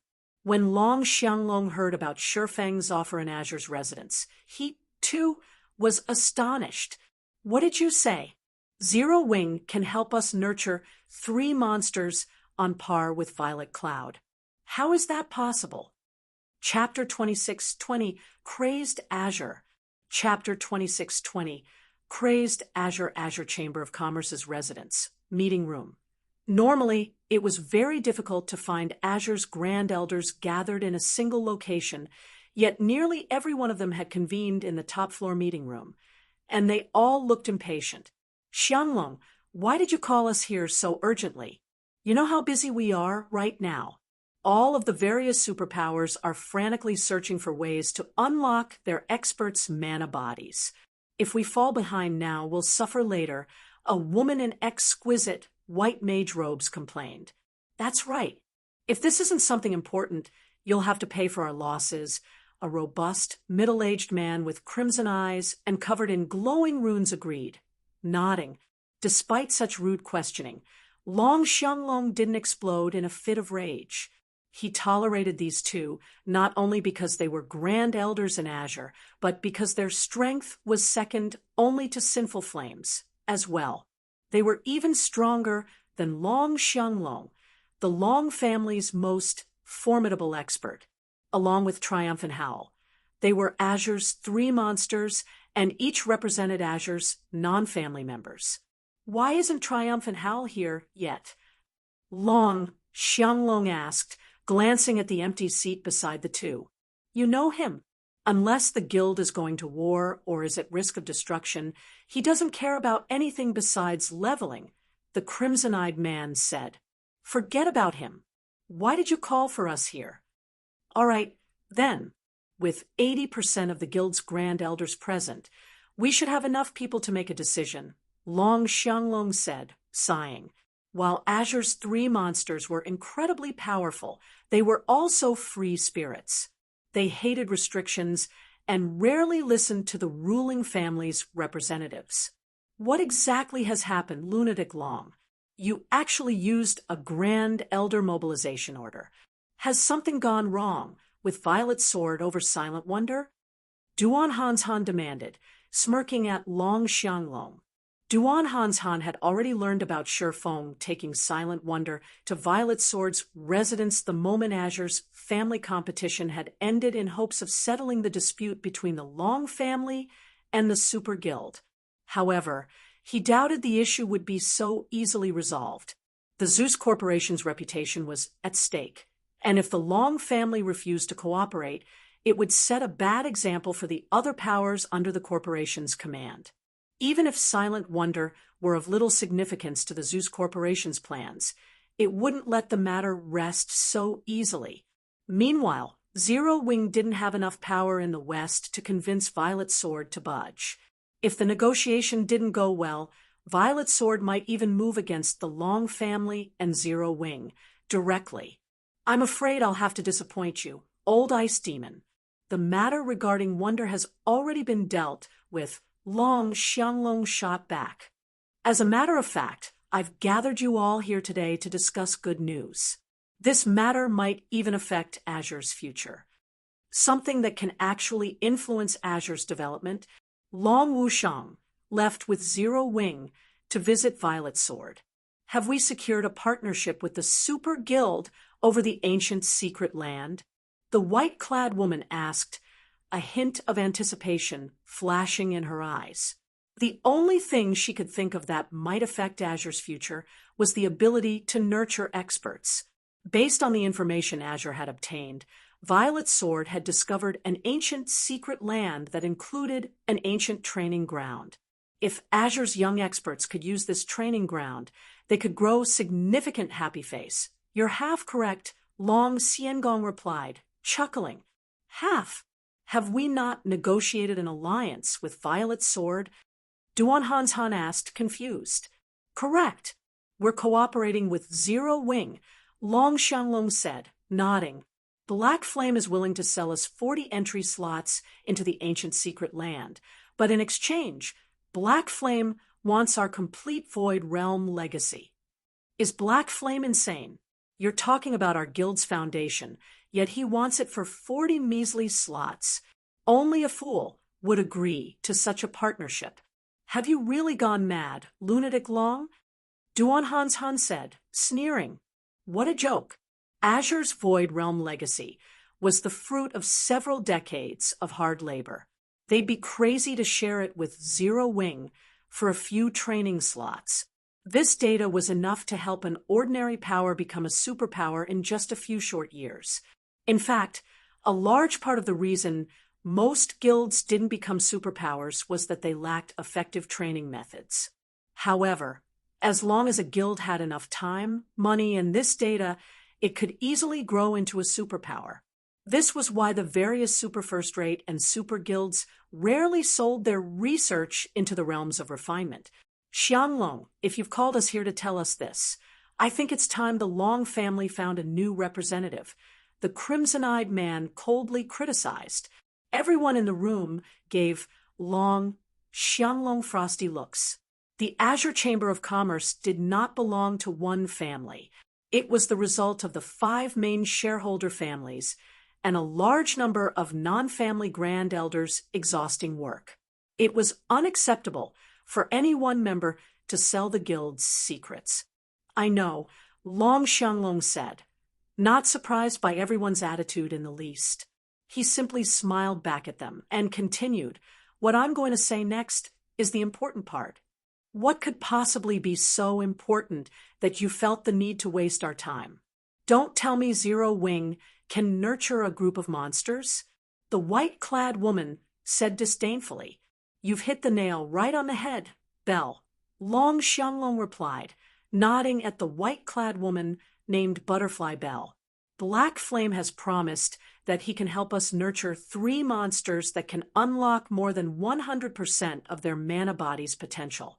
He's even promised that he'll help the 3 selected players reach 100% within a day. Cross the 100% threshold. Isn't that what the little girl from Zero Wing accomplished? Duan Hanshan exclaimed. Everyone that had watched the family competition had learned of how frightening Violet Cloud's combat power was. Not even a legendary expert like Sinful Flame had been her match. She was inhuman. Most ordinary powers thought unlocking 100% of the mana body could be accomplished given time, but anyone that had tried knew that the closer they got to 100%, the better their mana body performed. Unlocking 100% of one's mana body should be the maximum. However, Violet Cloud, who had broken past 100%, was definitely an extremely talented genius, and anyone that tried to replicate the feat would only be met with failure. Yet, Zero Wing declared that it could nurture inhuman experts like Violet Cloud. Read latest chapters at Wuxia World. EU. I heard the girl talk about it before. It seems she's not unique in Zero Wing. She even mentioned stronger members of the guild. Sinful Flame suddenly spoke up. Based on her expression at the time, I doubt she was lying. Zero Wing should have more monsters that have crossed the 100% threshold. Everyone fell silent after listening to Sinful Flame's interruption. These elders and grand elders were already impressed that Zero Wing had nurtured a monster like Violet Cloud, but she had to be an exception. That fact would be more or less acceptable, but they had just been told that Zero Wing had more monsters like the girl. How could they possibly believe this? Regardless of how unbelievable it was, however, Sinful Flame was a reliable source. This is why I've gathered you all here. What is everyone's opinion of this? Do we accept the offer or not? Long Xianglong asked after sweeping his gaze across the crowded reception room. Chapter 26-21, 3 slots. Chapter 26-21, 3 slots. Everyone in the meeting room remained silent, a fanatic light flashing in their eyes after listening to Long Xianglong's declaration. If Black Flame is telling the truth, and he can help 3 of our experts break past the 100% threshold, I think the matter should be negotiable, the Crimson-Eyed Man said. That kind of strength would be extremely helpful during future promotion quests. If we can introduce a few Tier 4 players before the other superpowers, we'll have a head start when raiding mythic field bosses and forbidden lands that have gone untouched. We might even be able to occupy ancient ruins before anyone else has a chance. I concur. While our core secrets are essential, we'll need stronger combatants than we have now if we wish to further Azure's development. If we have a group of Tier 4 experts early on, the other superpowers won't dare target our key resource spots, Butterfly Bell said, nodding. In God's domain, the strong were revered. A strong individual might not benefit a guild when it came to resources, but they were a powerful deterrent for potential enemies, especially if those players were Tier 4 powerhouses. At this stage of the game, no one would dare think of attacking a guild city if it housed a Tier 4 powerhouse. Numbers wouldn't be nearly enough to bridge the gap between a Tier 3 expert's strength and that of a Tier 4 player. With 3 Tier 4 experts, specifically experts with extraordinary combat power for their level and tier, Azure would have an effective deterrent. Even without Violet Sword, Azure could safeguard its current resource areas. The Chamber might even be able to secure more. On the other hand, keeping a tight hold on the Guild's Void Realm legacy would only ensure that Azure's foundations remained steady. It wouldn't help the Guild grow. Upon hearing the Crimson-Eyed Man's and Butterfly Bell's words, the independent Grand Elders promptly nodded in agreement. One couldn't make an omelet without breaking eggs. Now that their potential gains were clearly greater than their potential losses, they had no reason to refuse Zero Wing's offer. I have no arguments against accepting Black Flame's offer, but how do we choose which 3 members to send? Duan Hanshan asked Long Xianglong, interested to hear his answer. The Grand Elders turned toward the Long family's representative. Long Xianglong had summoned them here to discuss this topic, and Silent Wonder was a member of Zero Wing. The Long family was in the best position to negotiate this deal. These 3 training slots were incredibly valuable. If these 3 players broke past their mana body's 100% threshold, they'd rise to the apex of God's domain, even if they were merely Void Realm experts. Whatever faction these experts belonged to would gain quite a bit more authority within the Azure Chamber of Commerce. In fact, the slots distribution might cause a massive authoritarian shift in the guild. I realize what you're all thinking, Long Xianglong said, chuckling as everyone gave him serious looks.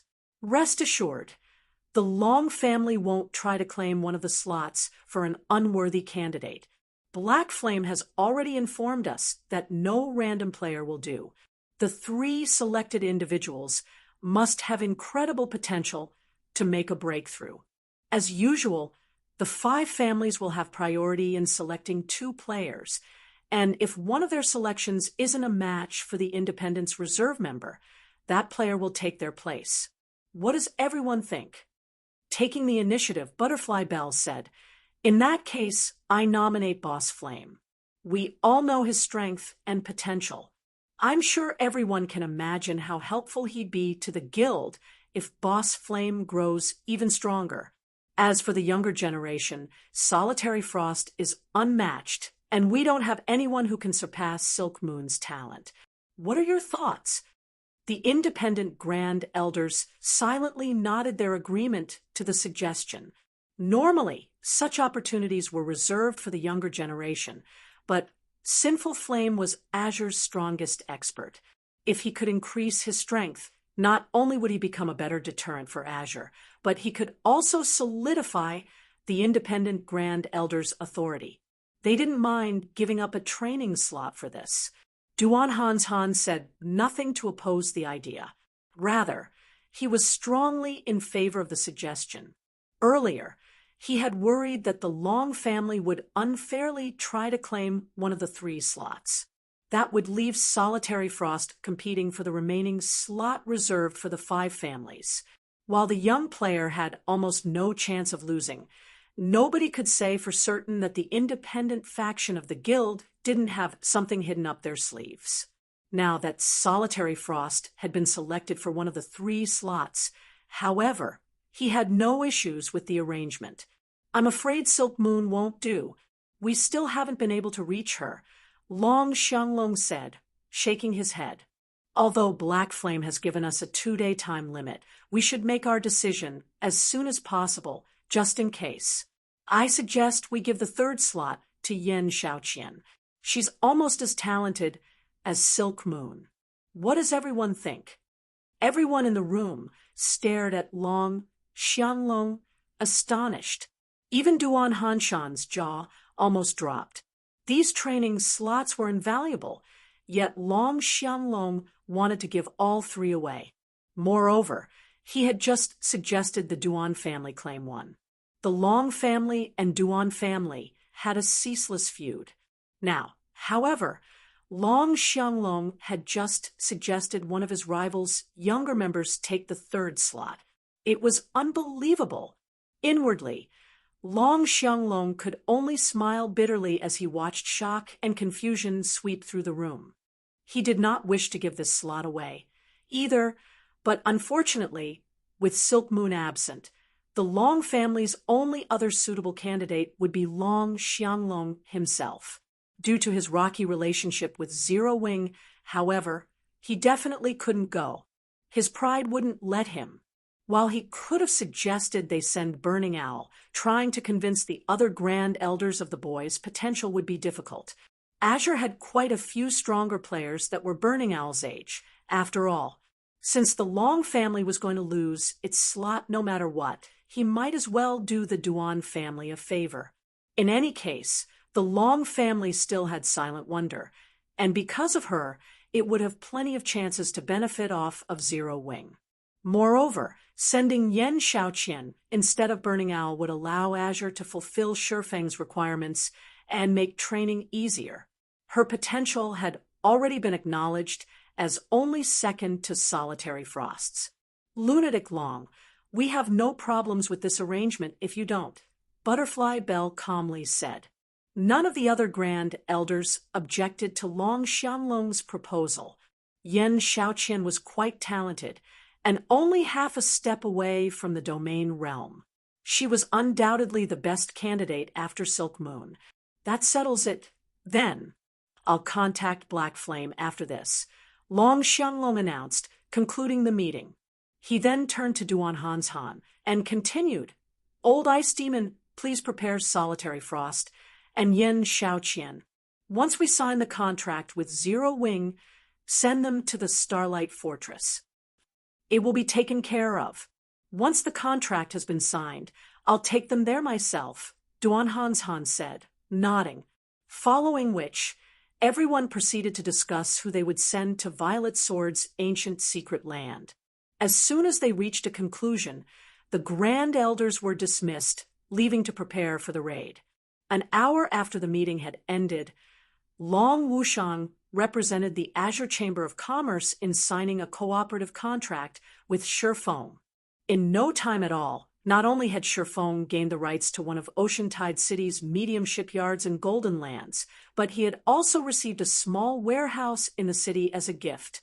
Meanwhile, in Azure City's teleportation hall, are we really going to train with Zero Wing, Uncle Hans Han? Yen Xiaoqian asked Duan Hans Han, who wore a serious expression. I'm afraid it'll be difficult to rejoin Violet Sword's training if we do. Instructor Tori might just give up on us. Although she and Solitary Frost were members of the Azure Chamber of Commerce, and where they trained at was none of Violet Sword's business, these two were considered Tori's disciples. Training with Zero Wing would be a slap in the face to Tori, as if they were declaring that Zero Wing's training was more valuable. While Violet Sword's training is amazingly effective, this is a unique opportunity. Do you think securing these slots was easy? I doubt you'll get a chance like this in the future. Moreover, only Zero Wing can provide this kind of training right now, Duan Hans Han informed her coldly. Read latest chapters at Wuxia World. EU, Uncle Hans Han, I agree with Xiaoqian. It is only a matter of time before we unlock our mana body's full potential, but opportunities to improve our combat standards and techniques are difficult to come by. We went to great lengths to earn Instructor Tori's guidance. If he finds out that we left to train with Zero Wing, I doubt he'll agree to train us anymore, Solitary Frost said. While he admitted that Zero Wing was quite capable when it came to helping players unlock their mana body's potential, passing up a chance to improve their combat standards and techniques for a chance to unlock their mana bodies a few days sooner was a waste. The only reason he had lost to Silent Wonder, in his opinion, was that he had yet to unlock his mana body fully. If he had, defeating her would have been a piece of cake. With enough time, anyone could unlock their mana body's full potential. Hence, he firmly believed that improving his combat standards and techniques was the true path to power. You're only going to Zero Wing to unlock your mana body. You're not there to learn techniques. It doesn't clash with Instructor Tori's training. I'm sure he won't have an issue with this. Duan Hans Han replied. It's getting late. We should hurry to the Starlight Fortress. We shouldn't make Zero Wing wait too long. With that said, Duan Hans Han led Solitary Frost, Yen Xiaoqian, and a few dozen Azure members through the teleportation array, and to the closest NPC town, to the Starlight Fortress. Chapter 26-22, Changes to the Starlight Fortress, Star Valley, Starlight Fortress. Chapter 26-22, Changes to the Starlight Fortress, Star Valley, Starlight Fortress. A long line of players, including tens of thousands, waited to enter the magnificent, ancient fortress. There were also quite a few Tier 3 players among them, creating a spectacular, stunning scene for first-time visitors. Azure's 40-man team stood at the front of the line, gazing at the Starlight Fortress in curiosity. There are so many Tier 3 experts here, one of Azure's Tier 3 players exclaimed, glancing at the line of players behind him. Tier 3 players were still incredibly rare, and even the various major powers considered their Tier 3 experts mainstays in the guild. However, Tier 3 experts were a common sight in the Starlight Fortress. Almost 1 out of every 10 players was a Tier 3 expert. It was amazing. I've heard that quite a few experts have come to the Starlight Fortress for the Demon God's legacy, but aren't there a little too many here? A level 110 Tier 3 male Guardian Knight. Another Azure member commented. He could sense that many of the Tier 3 experts he saw were Refinement Realm experts. Some had even reached the Flowing Water Realm, as he had. The mana here feels different, too. It's very calming, and it somehow feels complete. Standing here, It's easier to sense mana than elsewhere, a level 109 Tier 3 female elementalist said. If I could rest and train here, my mana control would improve far quicker than training in the outside world. While Azure's young talents chatted amongst themselves, Solitary Frost and Yin Xiaoqian stared at the fortress, just as surprised by its mana as everyone else. So, this is 3 supreme elements mana. It really is extraordinary, Yin Xiaoqian muttered as she sensed the flow of mana around her. At the same time, realization also dawned. It's no wonder why so many of Zero Wing's members have fully unlocked their mana bodies. If they live in such an environment, their mana control will only grow stronger with time. They'll also have a much easier time unlocking their mana body's potential. The Starlight Fortress's mana, which contained the 3 supreme elements, was no longer a secret to the various superpowers. Only, none of the superpowers had bothered to expose this secret to the public. Naturally, independent players with keen senses had kept their mouths shut as well, since they wanted to take full advantage of the fortress's benefits. After all, the Starlight Fortress could only house a limited number of player residents. This environment is only a close match for that of ancient times. Solitary Frost wondered, shocked as he bathed in the fortress's mana. He hadn't thought the fortress's environment, which supposedly rivaled that of ancient times, was overly important. It was only close, not the real deal.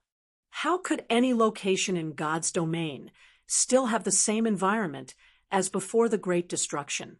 In his opinion, the past had only had so many more powerhouses than the present because of how many complete legacies had been available during ancient times. There was no way it could have been because of some ancient environment. Of course, the environment during ancient times had been incredibly mana-dense, but all of the various superpowers had their own special training grounds with high mana density. Some of those training grounds even had mana that was far denser than during ancient times. After reaching the Starlight Fortress and experiencing its mana firsthand, however, Solitary Frost realized how sorely mistaken he had been. Even as a melee player, he could feel his mana affinity growing. Although his affinity didn't increase much, only 10% to 20% at most, this had already significantly improved his mana control. At his standards, as long as he found a good place to train within the Starlight Fortress, he'd likely unlock his mana body's full potential within just 10 days. It was no wonder how Zero Wing had nurtured so many experts with fully unlocked mana bodies. The Starlight Fortress's environment even astounded Duan Han's Han. Damn it! This isn't what I was told.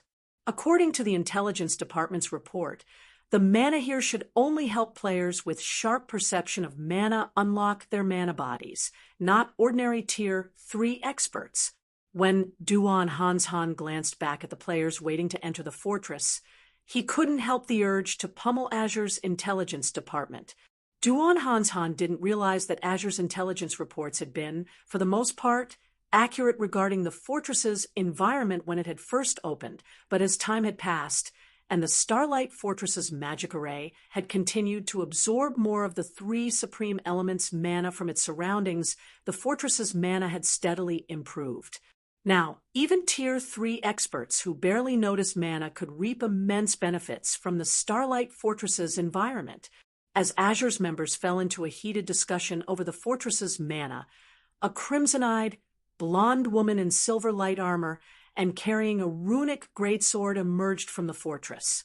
The players in line fell silent the moment they noticed this woman. She was none other than Phythalia, the Starlight Fortress's manager. Phythalia had taken care of many Tier 3 experts and teams that had tried to cause trouble outside of the Starlight Fortress. Just 2 days ago, she had single-handedly annihilated a superpower's 100-man Tier 3 team. After her terrifying display of strength, some players, who had still considered causing trouble, abandoned the notion. Phythalia's inhuman strength was a direct result of unlocking her mana body's full potential, and now not even ordinary domain realm experts could be her match. Greetings! You must from the Azure Chamber of Commerce. Guild leader Black Flame is currently preoccupied, so I will lead you to the Fortress Lord's mansion, Phythalia gently announced. How is this possible? Solitary Frost's eyes twitched when he saw Phythalia approach to welcome their group. He and Phythalia were old acquaintances. He had constantly tried to challenge her, and they had clashed several dozen times. Unfortunately, he had lost every match. He had hoped to challenge Phythalia again after his training with Violet Sword. However, he had never dreamed that she'd be responsible for helping Zero Wing welcome them to the Starlight Fortress. This was the commander of Divine Tribe's Divine Hymn Legion they were talking about. Commander Phythalia, I didn't expect to find you here. I thought you'd have gone to the demon god's shrine like every other expert, Duan Hanshan said, similarly surprised to see Phythalia. The demon god's shrine in Star Valley had become a main training ground for domain realm experts due to the few special secret lands that were connected to the shrine. Not only could players acquire treasures in these secret lands, but they could also use the areas to grow stronger. Of course, only domain realm experts and incredibly strong peak experts could take advantage of these benefits. Due to the powerful monsters and traps within the secret lands, even ordinary peak experts would meet a swift end if they tried to explore them. Moreover, entering the demon god's shrine wasn't an easy task. One would need a lot of manpower to secure enough entry passes, and to make matters worse, each pass was a single-use item. Generally, only superpowers near Star Valley chose to send their experts to the demon god's shrine. However, Phythalia was different. Divine Tribe had the only temporary residence within the Starlight Fortress. Entering the demon god's shrine should be a piece of cake for her. Read latest chapters at Wuxia World. EU. While the demon god's shrine is useful, training in the Fortress Lord's Mansion's battlefield is far better. It's a pity that the battlefield can only accommodate a limited number of people, or I'd use it constantly, Phythalia said, a bitter smile forming as she shook her head. At the same time, she flashed Azure's members an envious look.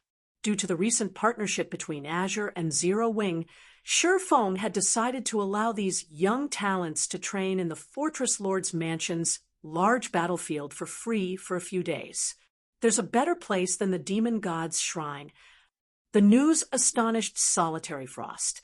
For experts of his and Phythalia's caliber, growing stronger by training was incredibly difficult.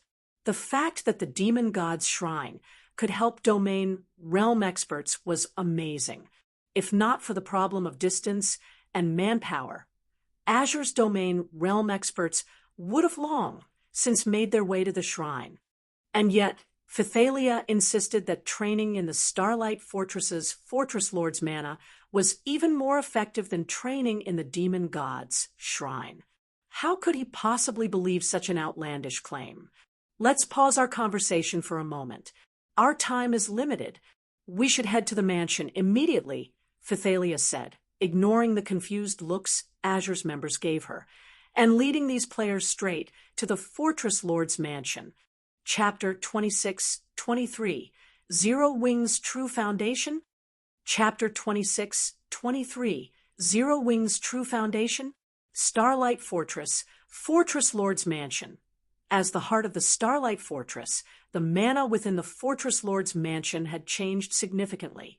From the outside, it looked as if the mansion and its surroundings were encased in a layer of crystals, and the breathtaking sight attracted every passerby's attention. Amazing! The mana here is at least 50% denser than in the outside world. It's no wonder why you deem this to be an excellent training ground, Commander Phythalia, Duan Hanshan praised as he marveled at the glittering castle before him. The Starlight Fortress's mana density had already been extraordinary, It had been so high that it had even rivaled, possibly surpassed, the various superpowers' special training grounds. However, the Fortress Lord's mansion had even denser mana. One would be hard-pressed to find another location on the Western continent with such dense mana. If players could train in such rich, special mana, their efficiency would skyrocket. Even domain realm experts, like Duan Hanshan, could likely benefit from an environment with such abundant mana. However, Phythalia merely chuckled in response. Without comment, she led Azure's group into the heavily guarded Fortress Lord's mansion. When they stepped into the mansion grounds, Duan Hanshan and his entourage from Azure were utterly stupefied. Aside from the multitude of Zero Wings experts, over 50 personal guards stood guard around the courtyard. Even the weakest of these NPCs was a secret silver guard, and there were as many as 8 fine gold guards present. These NPCs could even annihilate a 1,000-man team of Tier 3 experts. Once their surprise subsided, Azure's members realized how refreshed and light they felt, as if newer, better bodies had replaced their old ones. What's going on? Why do I feel like I have so much more physical control? Solitary Frost exclaimed as he sensed the changes. Dense mana shouldn't have such an effect. It's not just our physical control. I can feel my mana control significantly improving. As well, Yin Xiaoqian said in the team chat. It's no wonder why Guild Leader Black Flame is so confident that he can help us fully unlock our mana bodies quickly and cross the 100% threshold. They had experienced plenty of mana-rich environments before, including places with denser mana than the Fortress Lord's mansion, yet none of those places had affected them in this way. They hadn't moved past the mansion's front courtyard, yet Yin Xiaoqian sensed a tremendous increase to her combat power. If she could train here for a while, she was confident that she'd reach the domain realm in no time. Her mana control would reach a whole new level as well. Sensing the changes, Duan Hanshan turned to Phythalia and asked, "Commander Phythalia, didn't our agreement with Guild Leader Black Flame only entail 3 training slots? Has there been some mistake?" According to Azure's agreement with Shifeng, Azure would receive 40 entry slots into Violet Sword's ancient secret land. As a bonus, Zero Wing would also help 3 of Azure's members unlock their mana body's full potential and break past the 100% threshold. Aside from Sinful Flame, Solitary Frost, and Yin Xiaoqian, Azure's members had only come to the Starlight Fortress to prepare for the trip to the ancient secret land and undergo some simple training beforehand. However, Phythalia had led their entire team to this sacred training ground. There must have been some misunderstanding. There's no mistake.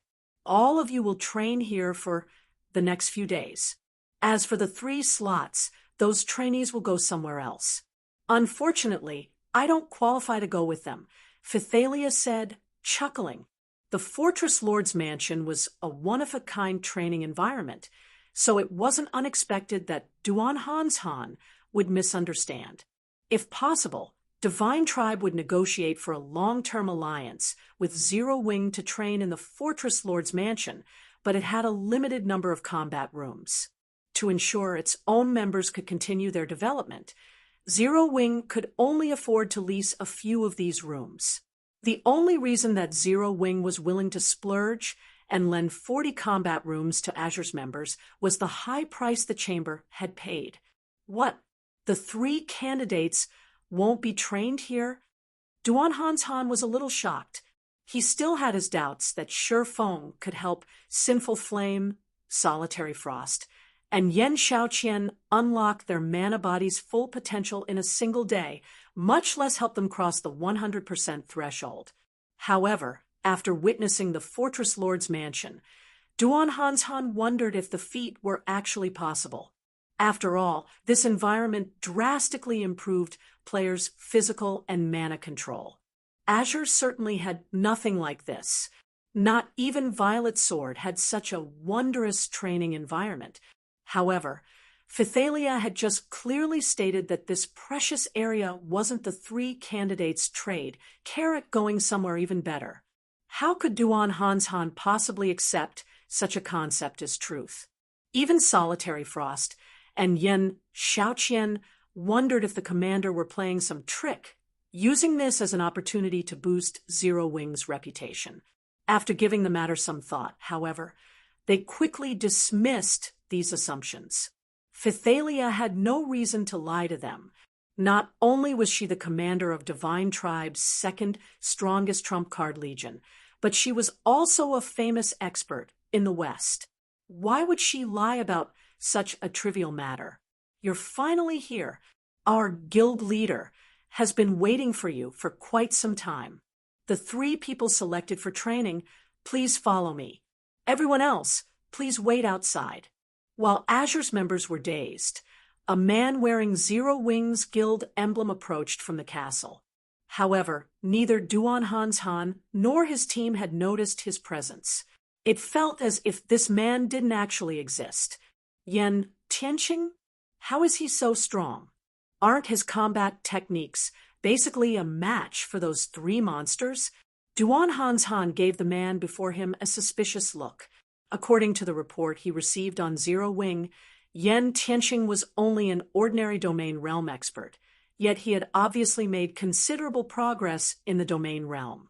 Yen Tianqing was now entirely capable of standing toe-to-toe with Butterfly Belle and her comrades. Uncle Hanshan, should we go? Yen Xiaoqian asked. Go on. Make sure you listen to Elder Flame later. Understand? Duan Hanshan said, nodding. He had only seen Zero Wing as a guild with no foundation, relying entirely on its guild leader for its success. In fact, most superpowers assumed Zero Wing's overall combat power was only on par with ordinary superpowers. However, when it came to other aspects, such as nurturing talented players, Zero Wing couldn't even compare. The guild would need a miracle to become an ordinary superpower in the future.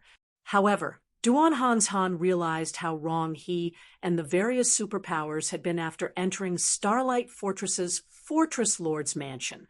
Understood. Yen Xiaoqian and Solitary Frost replied, standing at attention. Please lead the way. Sinful Flame turned to Yen Tianqing once Duan Hanshan had finished instructing the 2 youngsters. Read latest chapters at Wuxia World. EU, follow me. Yen Tianqing responded with a nod. Yen Tianqing then led Sinful Flame's 3 into the mansion's lobby and to the legacy room, which was located in the heart of the mansion. 2 level 122, tier 3, fine gold guards stood before the legacy room. Not even Sinful Flame would dare make a rash move before these 2 personal guards. When the doors parted, Sinful Flame and the 2 young experts noticed a man standing in the legacy room. He was manipulating the room's magic array, and all of the elemental mana within flowed around him.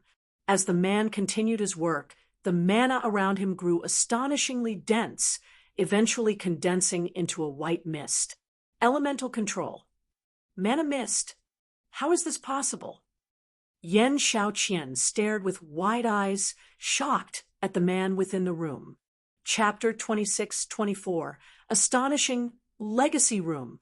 Chapter 26-24, Astonishing Legacy Room. The term elemental control was foreign to ordinary players and most expert players.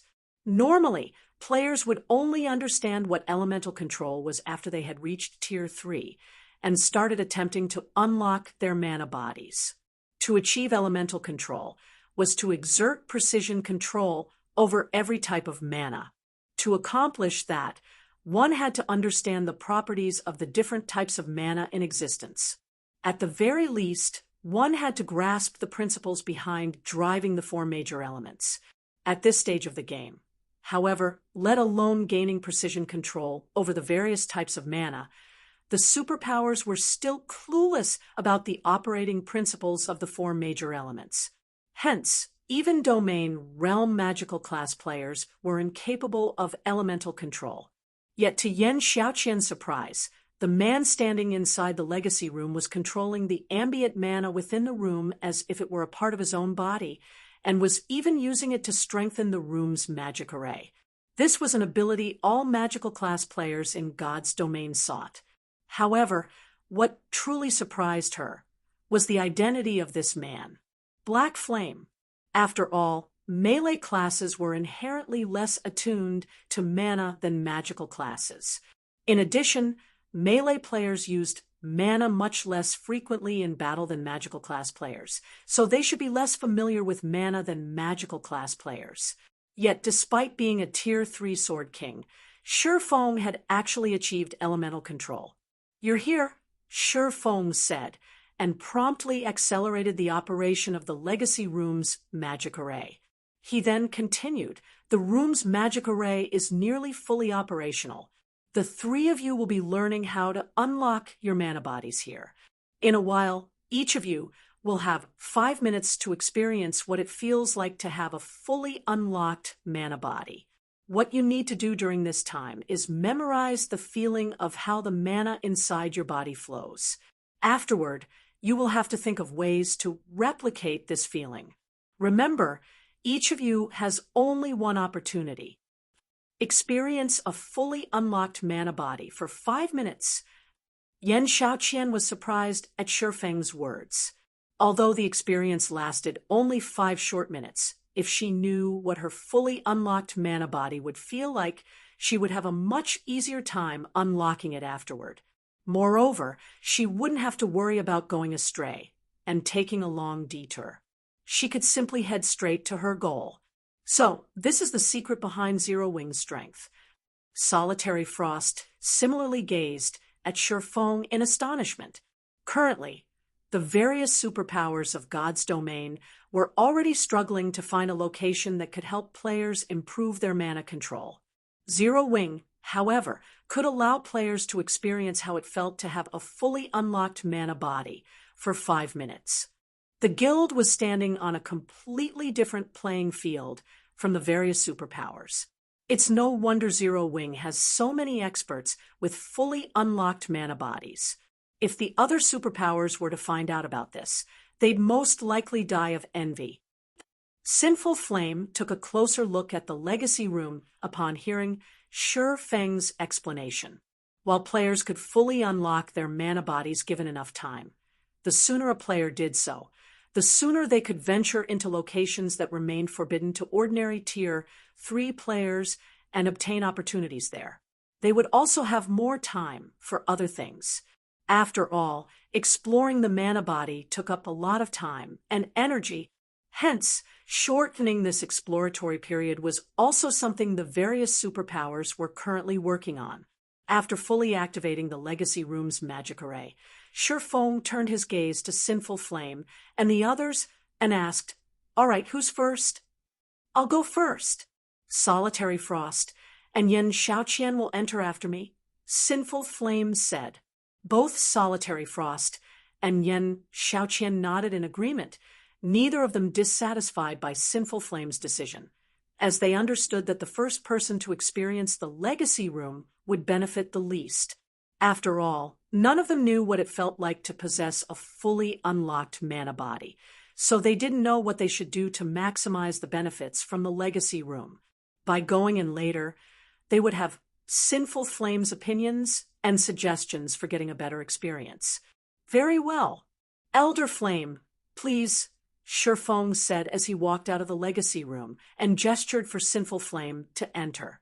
Once Sinful Flame entered the legacy room, its doors promptly shut. Silence then fell over the antechamber. Solitary Frost and Yan Xiaoqian could not help growing nervous and curious as they eyed the closed doors. Even now, they remained dubious of being able to fully unlock their mana bodies within a day. After all, the further one unlocked one's mana body, the more difficult additional progress became. This wasn't a feat that could be accomplished just by briefly experiencing having a fully unlocked mana body. Trial and error required a lot of time. Meanwhile, as Solitary Frost and Yan Xiaoqian were entertaining such thoughts, 5 minutes flew by. In the next moment, the doors to the legacy room slowly opened, and dense mana poured out the doorway. Both Solitary Frost and Yen Xiaoqian were stunned when they saw Sinful Flame walk out. They could tell that the dense mana coming from the room actually belonged to Sinful Flame. Moreover, the aura Sinful Flame radiated was suffocatingly strong. Elder Flame, did you fully unlock your mana body? Yen Xiaoqian exclaimed in disbelief. She knew that, previously, Sinful Flame had unlocked his mana body's potential to only a little over 80%, so reaching 100% should still take him quite some time. Now, just 5 minutes after entering the legacy room, he had already fully unlocked his mana body. How could she believe this? At this moment, let alone Yen Xiaoqian, even Shi Feng was surprised by this situation. Originally, he had intended to use the remaining 3 slots to the legacy room on Zero Wings experts that had good potential. However, in order to obtain Azure's trust and its Void Realm legacy, he had no choice but to give them to Azure. Even so, Azure's 3 candidates should still emerge from the legacy room a little way off from fully unlocking their mana bodies. After all, unlike Fire Dance and the others, Sinful Flames 3 did not get to experience the trial inside the Legacy Gate and gain a significant amount of knowledge relating to the mana body. Hence, Shi Feng had been prepared to give them 3 of the ancient potions he had obtained from Poison City. Coupled with the effects of the Fortress Lord's Mansion's combat rooms, those should make it possible for Azure's 3 candidates to fully unlock their mana bodies within 1 day. Shi Feng never thought that Sinful Flame's talent would be this high. Sinful Flame had actually succeeded in fully unlocking his mana body after just 1 trip into the legacy room. His talents were terrifying.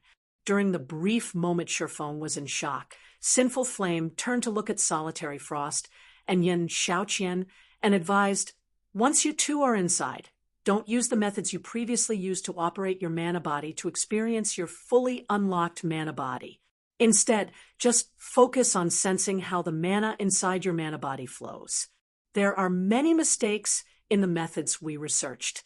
If you insist on using your previous notions to experience your fully unlocked mana body, you'll have a difficult time gaining any improvements. Moreover, while inside, I sense that reaching 100% potential isn't the end for the mana body, but a new beginning. Even though I have fully unlocked my mana body now, I can feel that it is still inferior to the mana body I had inside the room. However, my talents are limited, so I only managed this much for now." Just like Guild Leader Black Flame said, "Give everything you have into memorizing the sensations you feel while inside the room and don't think of anything unnecessary. Only by doing so will you be able to gain a greater harvest. You might even cross the 100% threshold through this opportunity." Upon hearing Sinful Flame's words, Yen Tianxing, who stood to one side, nodded his head thoughtfully. As for Solitary Frost and Yen Xiaoqian, they glanced reflexively at Shi Feng in embarrassment. Previously, they hadn't placed much importance on Shi Feng's words, treating them as mere chatter. They had failed to realize that Shi Feng was actually giving them pointers. In reality, even Shi Feng was startled by Sinful Flame's words. After all, he hadn't been giving any serious advice before, just stating the basic method for utilizing the legacy room. Of course, Shi Feng did not show his surprise on his face, simply nodded silently at Sinful Flame's words. Following which, Solitary Frost and Yen Xiaoqian also entered the legacy room one after another. Time flowed like running water, and 3 days went by quickly. In an ancient forest in the faraway Silver Moon Empire, Violet Light City stood on a mountaintop, overlooking the entire forest. The city teemed with mythologies and Violet Sword's members. Instructor Tori and the others from Violet Sword had arrived quite some time ago, and were currently standing above the city's front gate. "Instructor Tori, everyone's ready. Now, we're just waiting for Zero Wings members, Crimson Star reported as she approached Tori. Read latest chapters at Wuxia World. EU, I heard that Mythology partnered with several superpowers. Their raid team attempted the elite trial yesterday. The 200-man raid team consisted entirely of bona fide Void Realm experts, some of whom even have fully unlocked mana bodies. However, I heard that even a fully unlocked mana body was of limited help inside the trial. In the end, Mythology's raid team failed to defeat the trial boss. Although Zero Wing has a lot of experts with fully unlocked mana bodies, they hardly have any Void Realm experts in the guild. I wonder if they can even reach the Hero Trial's trial boss. Wildfighter said, smirking, I'm afraid that's going to be difficult. I really don't know what Black Flame was thinking back then to suggest filling the majority of the raid team with Zero Wing's members. If he finds out about Mythology's failure, he'll most likely die of regret, Crimson Star said, smiling. Once they team wipe a few times, I bet he'll come asking us for reinforcements. The Ancient Secret Lands Elite Trial already reduced the advantages of a fully unlocked mana body by a large margin. If not for Mythology's raid members having extremely high combat standards, they wouldn't even have reached the Elite Trial's trial boss, much less get the chance to fight it. If even the Elite Trial placed such a heavy suppression on the mana body, the suppression in the Hero Trial would naturally be much greater. In that case, the chances of Zero Wing's raid team, which barely had any peak experts in it, meeting the Hero Trial's trial boss were practically zero. While Wildfighter and Crimson Star were conversing, a steel behemoth and several gigantic flying mounts approached Violet Light City, their arrival causing a commotion throughout Violet Light City. Chapter 26-25, Foolish Azure. Chapter 26-25, Foolish Azure. They're finally here. When Wildfighter saw the approaching Crimson Dragon flying ship and flying mounts, he revealed a faint smile on his face as he commented, "What a grand entrance. It's a pity that they don't know just how much suppression the Ancient Secret Lands trial places on the mana bodies of players. In the end, they'll just be wasting their time and energy. Too bad we have to waste our chance to challenge the Hero Trial as well," Crimson Star said, sighing. Although Violet Sword had managed to produce the necessary tools for prolonging players' survival inside the Ancient Secret Land ahead of schedule, thanks to Silent Wonder's help, and caught up to Mythology's production speed, Violet Sword had also lost an opportunity to surpass Mythology. Based on their understanding of the Ancient Secret Land's elite trial, they were bound to conquer it if given another 10 days or so.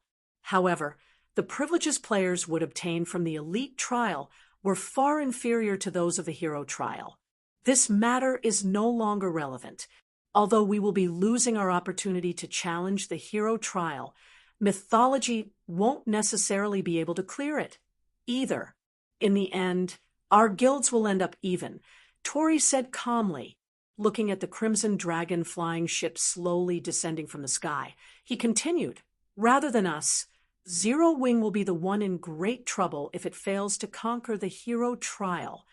That's right. Zero Wing has most likely made the worst possible decision this time, Wildfighter said, nodding in agreement with Tori's words. Zero Wing had dispatched over 100 experts with fully unlocked mana bodies to challenge the Ancient Secret Land this time. While this would indeed increase Zero Wing's reputation, it would also attract plenty of hidden dangers to the guild. In the current God's domain, the competition between the various superpowers was intensifying. If a guild capable of threatening the livelihoods of the superpowers were to appear, the fate of this guild would go without saying. After today, quite a few superpowers would probably join hands to exterminate this rising threat. Of course, if Zero Wing overcame the Hero Trial, then it would have a much easier time dealing with those future problems. Conversely, failure would mean a nightmare for the guild. According to the report we received, Zero Wing has come to an agreement with Azure. In exchange for borrowing Azure's strength, Zero Wing has agreed to nurture some of Azure's young talents. if on top of Azure's help, Zero Wing asks us to send in a large number of peak experts. Zero Wing might actually have a fighting chance of defeating the trial boss, Crimson Star said. The only question now is whether Zero Wing will make this request or not. Azure's leaders have gone insane, while Zero Wing's top combatants are indeed exceedingly strong. How could Zero Wing possibly be a match for Violet Sword in nurturing talents? Because of this matter, many in the guild's upper echelon are very dissatisfied with Azure, Wildfighter said in exasperation. The guild leader also declared that we are to stop nurturing Azure's young talents from now on. With this, Azure has basically severed Solitary Frost's and Yen Xiaoqian's futures. Tori revealed an ugly expression at the mention of this matter. As for Crimson Star, she shook her head and sighed when she thought about the futures of those two talents. Setting aside Azure's other members, Solitary Frost and Yen Xiaoqian were people capable of catching Tori's eye. They had the potential to become legendary figures in Azure. This was just like the commander of Violet Sword's strongest trump card Legion. Back then, the commander had similarly caught Tori's eye. Now, he had already become a legendary figure in Violet Sword, his strength rivaling even the 5 great super guilds' old monsters. Such experts could bring prosperity to an entire guild.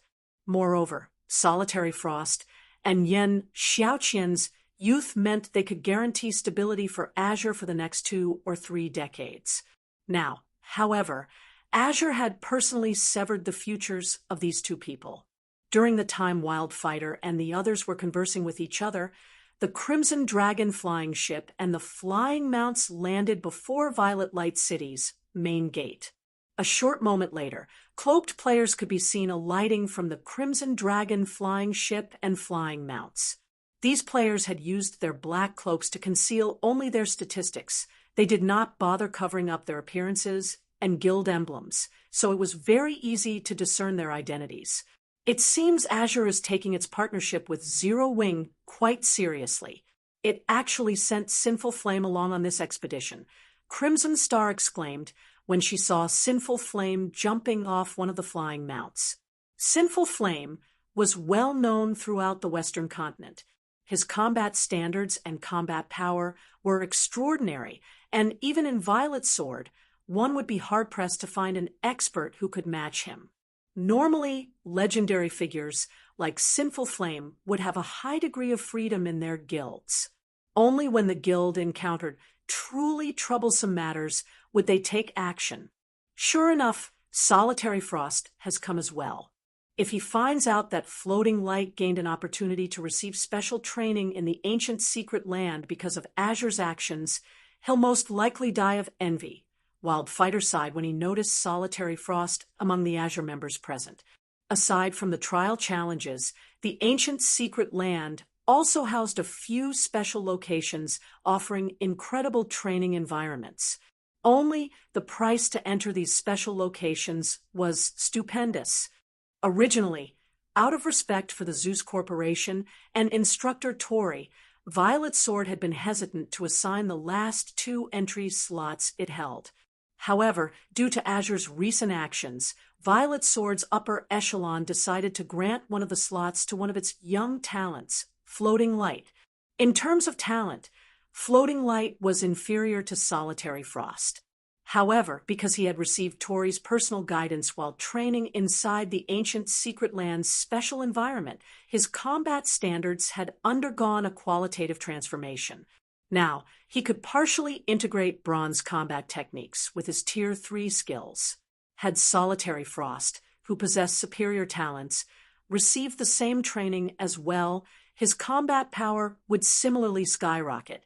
At that time, Wildfighter might no longer be able to hold back when fighting him. Unfortunately, Solitary Frost missed out on this opportunity. Instructor Tori, how is the preparation of the special tools coming along? Shifeng asked as he arrived before Tori. They're all ready, Tori assured. Glancing at the group of nearly 200 players standing behind Shifeng, he asked, "How many people do you wish us to send Guild Leader Black Flame. What do you think of 30? Sure Foam replied. After all was said and done, this was a partnership between Zero Wing and Violet Sword. Hence, after giving the matter some thought, he decided to have Violet Sword send 30 players to join the raid team, a number that was neither too high nor too low. With this, when the raid succeeded, Violet Sword wouldn't seem completely unrelated. The Super Guild should also have no problem dispatching this number of peak experts. 30? That's fine with us, Tori said while stroking his white beard. He then turned to Wildfighter and Crimson Star and said, afterward, you two will personally lead the team and provide your full support to Guild Leader Black Flame. Understood. Wildfighter and Crimson Star responded simultaneously. However, when Violet Sword's experts heard Tori commanding Wildfighter and Crimson Star to participate in the raid, they were baffled. In their opinion, it was already a big deal for Tori to have Vice Commander Floating Light, a domain realm expert, take part in the raid. They never thought that he would have two of the guild's prestigious instructors participate as well. Read latest chapters at Wuxia World. EU, anybody capable of becoming an instructor in Violet Sword was part of the core upper echelon of the guild. Rarely would these individuals lead a guild expedition, and if they did, the mission would normally be critical. Now, however, Tori was actually sending not one, but 2 instructors to participate in the raid. If word of this matter spread, it would definitely cause a sensation in the guild. All right, make the necessary preparations according to our previous arrangements, Wildfighter commanded as he looked at the team of experts standing behind him. At Wildfighter's command, 28 of the peak and apex experts present promptly went into action. Guild Leader Black Flame, please follow me. We still need to walk quite a distance to reach the secret land's entrance, Crimson Star said calmly as she approached Sherfoam. Once we arrive there, I believe all the necessary items should be ready. All right, I'll be troubling you, then, Sherfoam said, nodding. He then had everyone on his team follow Crimson Star into Violet Light City. Chapter 26:26, Ancient Mana. Chapter 26:26. Ancient Mana, the sight of Crimson Star guiding Zero Wing's team through Violet Light City triggered discussions among the players residing in the city. Who are those people? Violet Sword's Crimson Star is actually guiding them. It's not just Crimson Star. I heard that Violet Sword's instructor Tori personally welcomed those people at the front gate just now. Amazing! Could those people be big shots of some super guild? Mythology's members grew curious when they saw Shurfeng's group. Violet Sword's members, on the other hand, found this situation astonishing. Crimson Star was one of Violet Sword's grand elders. Even when the guild leader of an ordinary superpower visited Violet Sword, she would appear only to give a brief greeting, at most. She definitely wouldn't take the initiative to guide them. Meanwhile, standing on the walls protecting the ancient castle in the heart of Violet Light City, a team of 30-plus players was quietly observing Shurfeng's group. Every member of this team was a Tier 3 expert at level 113 or above. Zero Wing's members are finally here, an assassin youth with 2 short swords said coldly as he eyed Sherfong with killing intent. Sandstorm, you'd better not do anything rash. They are currently Violet Sword's guests. A tall woman carrying a warhammer and a sturdy shield standing beside the youth warned. Relax. I know that much, Sandstorm assured as he concealed his killing intent. However, our agreement with Violet Sword is limited to the city. Once they enter the secret land, they'll be fair game. At that time, we'll get our revenge for the humiliation we suffered at the Starlight Fortress. I'm going to teach Zero Wing how foolish it is to offend our vice commander. That's for sure, the tall woman said, nodding. Although the vice commander's orders were to investigate first what Zero Wing and Violet Sword are up to inside the secret land before taking action against them. I'm sure she won't say anything about it if we just take care of Zero Wing as soon as they enter the secret land. After all, the demon god has clearly specified that if we manage to kill Black Flame even once, we'll receive a large number of contribution points and be able to train in the battlefields inside the demon god's shrine. If we bring him to the demon god, we can even receive the demon god's legacy directly. Previously, Black Flame only managed to win against us because of his fully unlocked mana body. However, he won't be as lucky this time, Sandstorm said, a smirk appearing on his face. This time, he'll learn what true despair feels like. The demon god's shrine was an extraordinary training ground, which was something every superpower on the Western continent knew. However, most superpowers were still unaware that the demon god's shrine contained some legacies related to unlocking the mana body, which one could obtain only by completing one of the 10 great quests offered in the shrine. Mythology was one of the few superpowers that had managed to complete one of the 10 great quests and obtain a mana body legacy. As a result, Sandstorm and a few other members in Mythology had already fully unlocked their mana bodies. With the support of the Super Guild's Special Advanced Battle Array, their combat power had now reached a completely different level. Just their team of 30-plus players were more than capable of defeating the entirety of Netherworld Empire's Hell Legion. During the time Sandstorm and the other members of Mythology were discussing how to attack Zero Wing's group, Shurfong, and the others had arrived before the ancient secret land's entrance, which was inside the central castle. The entrance to the secret land was a spatial tear leading to the other world where the ancient city stood. Normally, spatial tears were incredibly unstable. However, a magic array had been laid to stabilize the spatial tear, so instability was not a problem. Unfortunately, due to the ravages of time, the magic array was no longer as powerful as it was before. Now, it could grant the teleportation mark, which held the spatial coordinates of the ancient secret land, to only a maximum of 400 players that entered the spatial tear.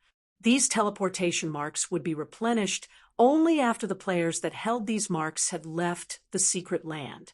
So, this is an ancient secret land. When Shurfong arrived before the spatial tear and sensed the mana flowing from it, he was astonished. In the past, he had only heard and seen pictures of Violet Sword's ancient secret land. He had never experienced it. Now, just brushing against the excess mana flowing from the ancient secret land filled him with energy.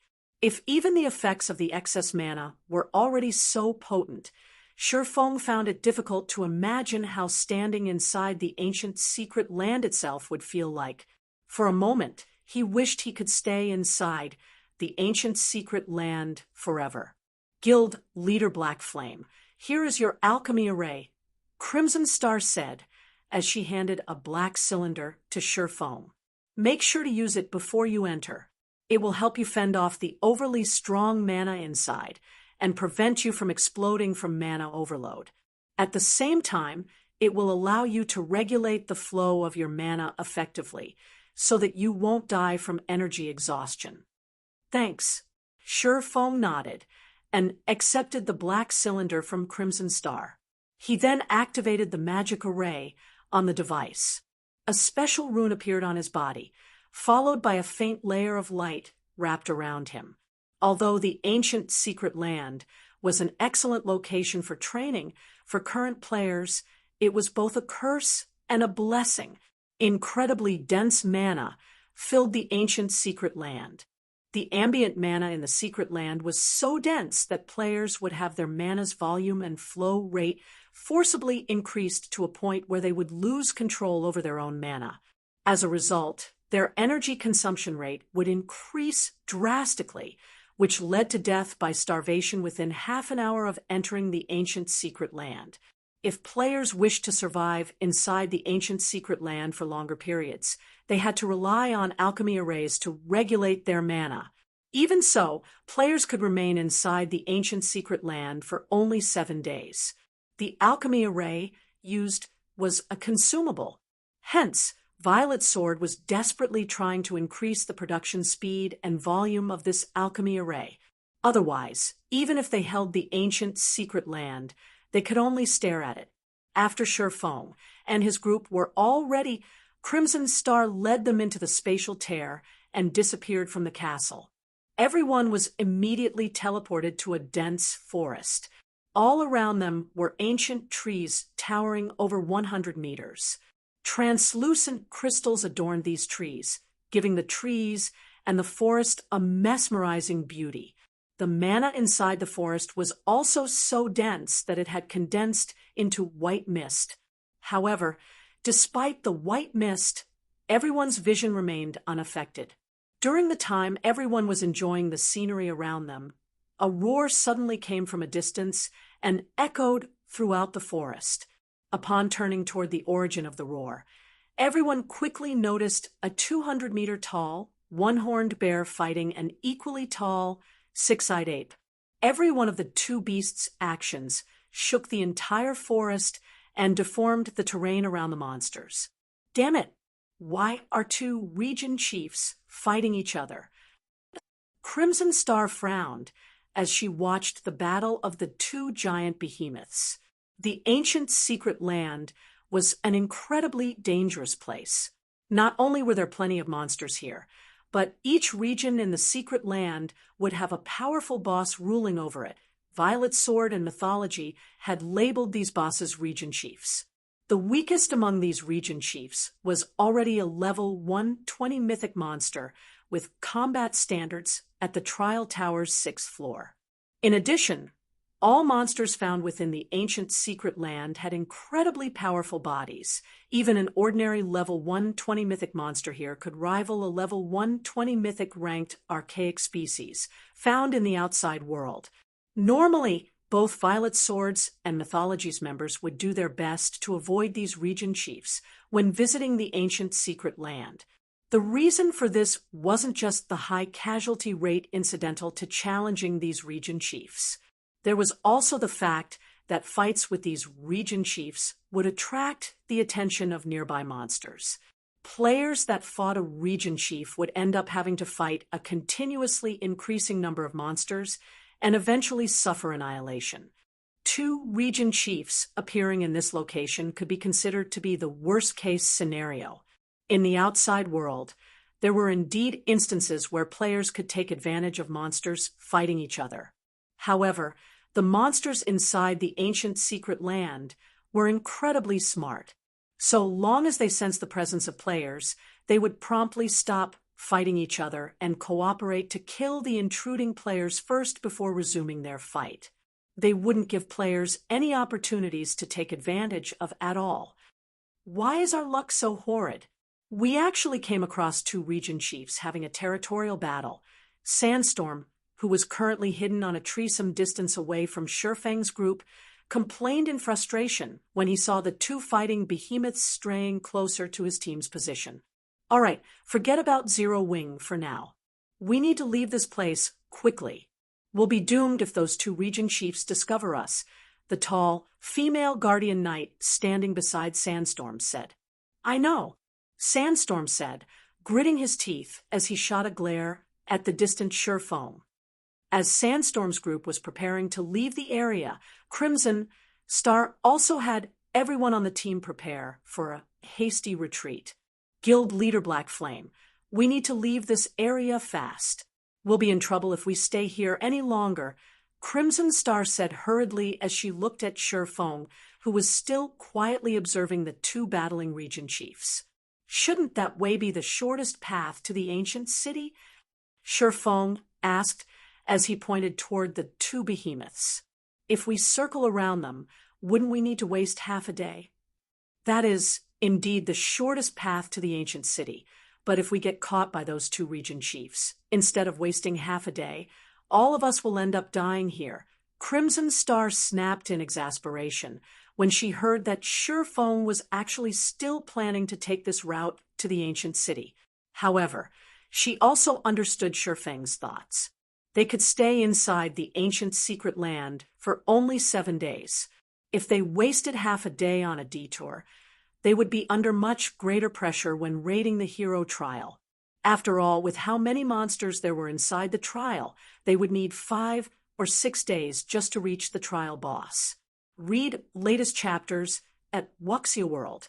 Moreover, the 2 region chiefs were mythic bosses. In the outside world, coming across 2 mythic bosses would be akin to hitting the jackpot. However, they were currently inside the ancient secret land, facing monsters far stronger than those in the outside world. Challenging 2 mythic bosses simultaneously would simply be suicide. Otherwise, Violet's sword wouldn't have to be so careful when exploring the ancient secret land. Guild leader Black Flame, let's leave. If we don't go now, we'll enter the perception range of those 2 region chiefs, Wild Fighter advised urgently. Our main goal is to clear the trial. We don't need to fight those 2 region chiefs. I guess you're right. We don't need to fight those 2, Shifeng said, nodding. He then turned to look at Crimson Star and Wild Fighter and added, I'll lure them away. Use this opportunity to sneak past them. After saying so, Shifeng dashed straight for the 2 behemoths. Chapter 26-27, Shifeng's Sword. Chapter 26-27, Shifeng's sword. Upon seeing Shifeng charging toward the 2 distant behemoths, Crimson Star and Wild Fighter turned pale. He's insane. Crimson Star cursed when she saw that Shifeng had already gotten over 100 yards away. Immediately, she turned to the rest of the team and ordered, everyone retreat together with floating light. Do not stop for anything. Retreat to Violet Light City. Wild Fighter, hold the rear with me. Got it, Wild Fighter responded and unsheathed his weapon, a solemn expression appearing on his face. In this situation, Violet Sword's members could not help growing nervous. As for Sandstorm and the other members of Mythology spectating from a distance, their eyes nearly fell out of their sockets when they saw Shifeng's actions. That crazy Black Flame, he's actually charging to the 2 region chiefs. Sandstorm cursed. Then he commanded hastily, hurry, retreat quickly. As soon as Sandstorm finished speaking, Mythology's members who had been preparing to retreat from the area already picked up their pace with serious expressions. Black Flame truly is insane. He's actually planning to drag everyone down with him. Did Violet Sword's people not warn him about the region chiefs here? The tall, female guardian knight grumbled, similarly cursing at Shifeng as she jumped down from the tree she had been standing on. The region chiefs of the ancient secret land were considerably stronger than mythic monsters found in the outside world. In terms of strength and speed, they were at least 30% better. Trying to take on just one of these region chiefs with a 200-man Tier 3 team was already an incredibly difficult task, incurring plenty of casualties. When coupled with the endless stream of other monsters that would continuously join in on the battle, any team that tried to challenge a region chief was doomed. However, what made the ancient secret land's region chiefs truly difficult to deal with wasn't their physical prowess, but their massive perception range.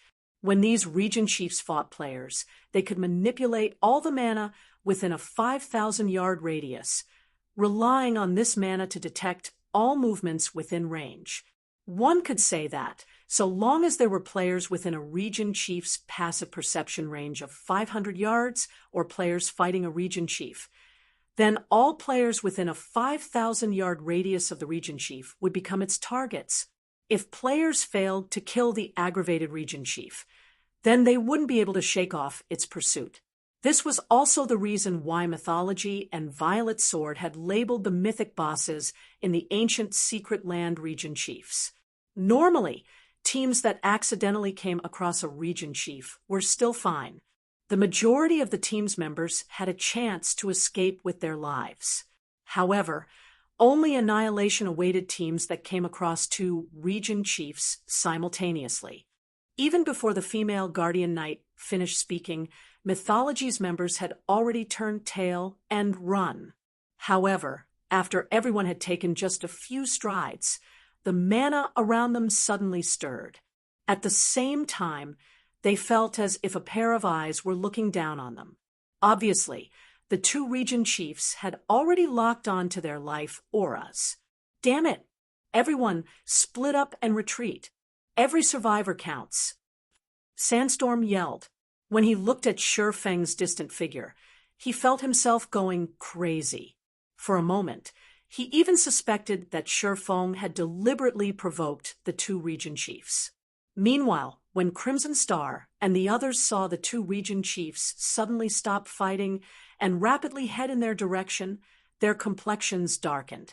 If they could not put a 5,000-yard distance between themselves and the two bosses, they had no hope of escaping the battle at all. A 5,000-yard distance. Even Tier 3 experts, like themselves, would still take quite some time to cover 5,000 yards. To make matters worse, tools were ineffective inside the ancient secret land, so they couldn't teleport away or accelerate their retreat from the battlefield. Crazy bastard. He's going to get us all killed. Floating Light, who was already retreating, cursed when he felt the two region chiefs locking on to his life aura.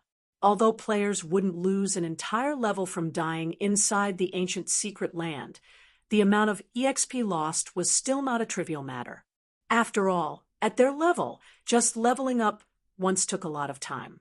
Hence, even a small percentage of their EXP equaled 1 or 2 days' worth of hard work. As Floating Light was leading the retreat of Violet Sword's members, he suddenly noticed something. Zero Wings and Azure's members were actually still standing in their original positions. It was as if they had not heard Crimson Star's orders at all. What are they doing? Are they planning to die with Black Flame? Floating Light was baffled as he looked at Solitary Frost and Yen Xiaoqian. Setting the others aside, it was incredibly strange for Solitary Frost and Yen Xiaoqian to defy Crimson Star.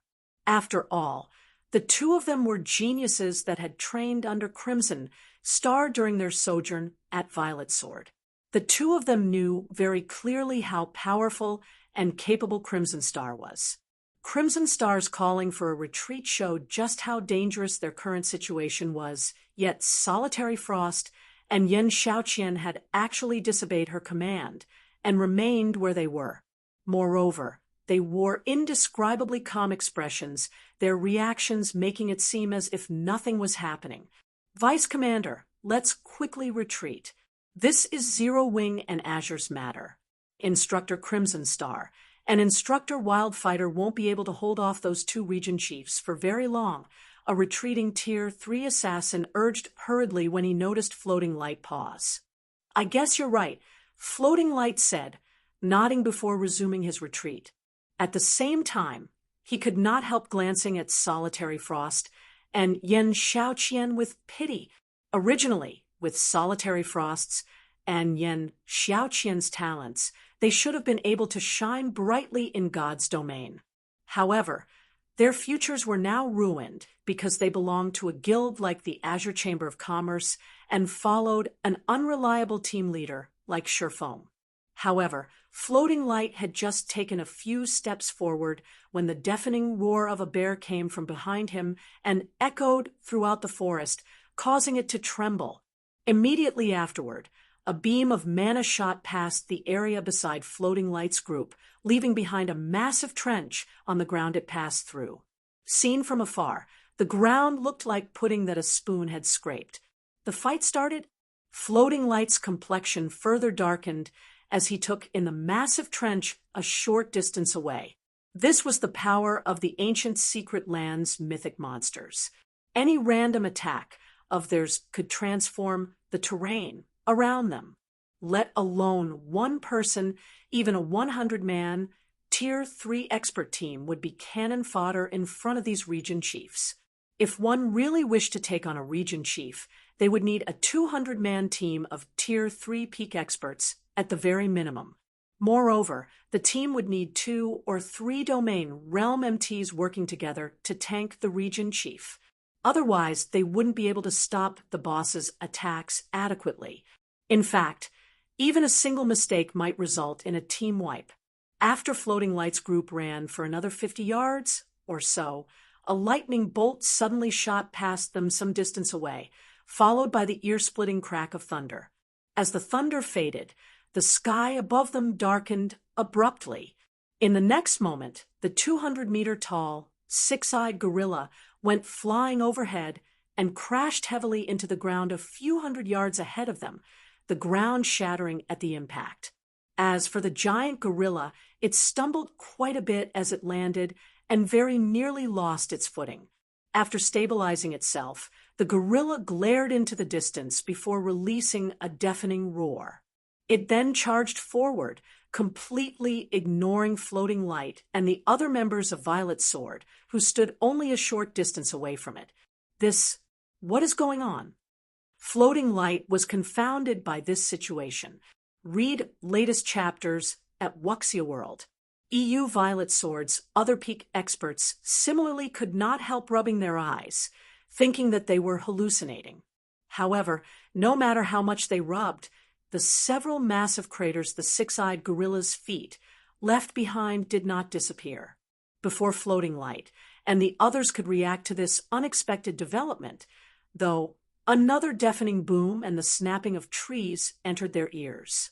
However, these sounds came from quite a distance away. There should still be some separation between the origin of these sounds and the six-eyed gorilla that had just charged past them. Floating Light and the others turn around reflexively, looking for the origin of these sounds. They spotted a cloaked man wielding 2 long swords standing atop a tree. Meanwhile, some distance away from this swordsman was a gigantic bear that had just steadied itself, glaring hatefully at him. The six-eyed gorilla was also stalking toward this man, seemingly searching for an opportunity to strike at him. However, Floating Light and the others could also see a hint of fear in the one-horned bear's and six-eyed gorilla's eyes. It was clear that the 2 region chiefs were afraid of the tiny human on the tree. Chapter 26-28, Suppressing the Region Chiefs. Chapter 26-28, Suppressing the Region Chief's Floating Light, and the other members of Violet Light gaped in shock at the man standing atop the gigantic tree that was over 100 meters tall. Just how high is his strength? Those were 2 level 120-plus region chiefs. Either of those region chiefs could wipe out a 200-man, Tier 3 team of peak experts. Facing both region chiefs, even a team of such caliber was sure to get annihilated. At this moment, however, Shi Feng had single-handedly suppressed and even repelled the 2 region chiefs. This was simply unbelievable. Is this why they didn't retreat before? When Floating Light looked at the 2 region chiefs warily eyeing Shi Feng and thought back to the fact that Solitary Frost and Yin Xiaoqian had not moved even after Crimson Star gave the command to retreat, realization immediately dawned upon him. With such a monstrous team leader, there was indeed no need to retreat. At this moment, Floating Light and the other retreating members of Violet Sword weren't the only ones shocked by this situation. Crimson Star and Wild Fighter, who were planning to hold the rear, as well as the frantically retreating members of Mythology, nearly had their eyes fall out of their sockets when this incredible scene played out before them. What did he do during this period? How did he raise his strength attribute to such an extent? Sandstorm's heart roiled with shock as he stared at Shi Feng. During the fight at the Starlight Fortress, the strength Shi Feng displayed was just close to reaching the Tier 4 standard. Moreover, he had relied on his fully unlocked mana body to do so. However, just how long had passed since that fight? In Sandstorm's opinion, even if Shi Feng were incredibly lucky and obtained 1 or 2 pieces of epic equipment or gained some special encounters, he would be fortunate to match the strength of Tier 4 mythic monsters of the same level. At this moment, however, Shi Feng's strength had actually grown to a level where he could overwhelm even the region chiefs of the ancient secret land. However, before anyone could snap out of their stupor, the two region chiefs took action once more. Firstly, the one-horned bear let loose an angry roar before slamming its front paws into the ground and shattering it. A twofold magic array then formed beneath Shi Feng's feet, covering a 300-yard radius. Immediately afterward, thick stone walls emerged, bordering the magic array and enveloping Shi Feng completely. Tier 4 spell, Earth's Embrace. As the one-horned bear was taking action, the six-eyed gorilla leaped into the sky above Shi Feng. The gorilla then summoned a crimson magic array with a 400-yard radius above the swordsman. Tier 4 spell, Fire Dragon's Descent. In the next moment, a fire dragon larger than the six-eyed gorilla and made entirely out of flames emerged from the magic array. It spread its wings as it descended toward Shi Feng. Those two region chiefs actually know how to coordinate their spells. Crap, that's cheating. Shouldn't mythic bosses be upright and use spells in turns? Everyone was stunned when they saw the two region chiefs' coordinated assault. Coordinating skills and spells was an extremely common thing for players. However, this was the first time they had seen monsters, particularly Tier 4 bosses, do so. Hence, everyone could not help despairing at the sight. 4 Tier 3 players like themselves. Just one Tier 4 spell was already plenty difficult to deal with. If not handled appropriately, the result would very likely be an instant team wipe. If they had to go up against 2 coordinated Tier 4 spells, even Tier 3 MTs with their life-saving skills activated would be killed instantly, unless they had invulnerability skills or spells. It's really over this time. Crimson Star shook her head and sighed when she saw the 2 coordinated Tier 4 spells. If it were her, she could defend against 1 Tier 4 spell using a Tier 3 curse. However, even she would be powerless against 2 Tier 4 AoE spells. This didn't mean that she had just 1 Tier 3 curse in her arsenal of spells. In fact, she had several. Currently, however, it was simply impossible for her, and most likely all magical class players in God's domain, to double cast 2 Tier 3 curses. Ha ha ha. So what if you have amazing strength? Let's see how you deal with this. Sandstorm burst out in laughter when he saw the 2 region chiefs' coordinated assault on Shi Feng. The swordsman's strength had indeed exceeded his expectations. In fact, he felt powerless when he witnessed Shi Feng's fearsome display, and it was definitely impossible for them to exact revenge on him this time. However, being able to see the 2 region chiefs killing Shi Feng now wasn't a bad outcome, either. After all, he knew that, because of the demon god's curse, the swordsman would suffer triple the death penalty every time he died. Although they were currently inside the ancient secret land where the death penalty was not as stringent as that in the outside world, a triple death penalty would still deal Shi Feng a heavy blow. However, while everyone was looking at the gigantic fire dragon descending towards Shi Feng, the swordsman surprisingly maintained his composure. Moreover, aside from Shi Feng, the spectating members of Zero Wing and Azure also remained indescribably calm in this situation. Finally, a chance.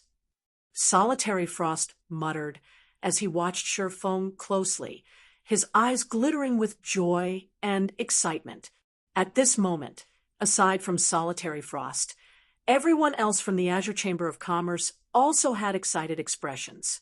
What's wrong with them? Floating Light was perplexed as he looked at Solitary Frost and the others.